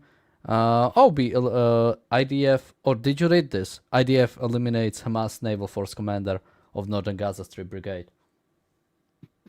Good stuff. New to me. Okay, so yeah, another elimination from Hamas. Great to see. ER, any last thoughts from you? Where can people find you? I'm Eyal Reichel. I'm an associate of the Ayn Rand Center Israel. We do meetups and live streams on Mondays and every other Friday. You can see our YouTube channel, and we do a lot of things in Israel. So you can also go to aynrand.org.il/about to find out more. And I'm the leader of a movement called Victory Now. We have released a book called Victory Now, which presents a new moral view on war, a moral view that allows the free world to win evil. It is based on how the Allies beat the Nazis in World War II. It demonstrates how wrong we went with, for example, Afghanistan, and it shows a plan for Israel's victory. If you want the intellectual ammunition to stand for the good, to stand for the victory of the good, for peace and justice on earth, this book is for you. So you can go to www.victory.now. You can read about us. You can join the movement. You can find a link to Amazon. The digital version is only $9.99. That's $9.99. So yeah, and thank you again for having me. Always a pleasure to be here. And hopefully next stream we will reach our super chat goal, so I can show you another amazing waistcoat. And if it will go on, I'll just have to buy some more waistcoats, I guess, so we can have more super chat goals and more fashion. Paul says she called you Czechoslovakian. I don't really see it as an insult. I feel it in my heart that I'm still Czechoslovakian despite being born in Slovakia. And not the other one because it has been gone for some time. But yeah, I don't see it as an insult. I think that was one of the best states that's ever been created, especially the early one. So not really big opposition to it. But with that, thank you also ER for joining us today, as you do pretty much almost every day. So great to always have you on. And thank you everybody for watching. We will be back tomorrow. Until then, bye bye.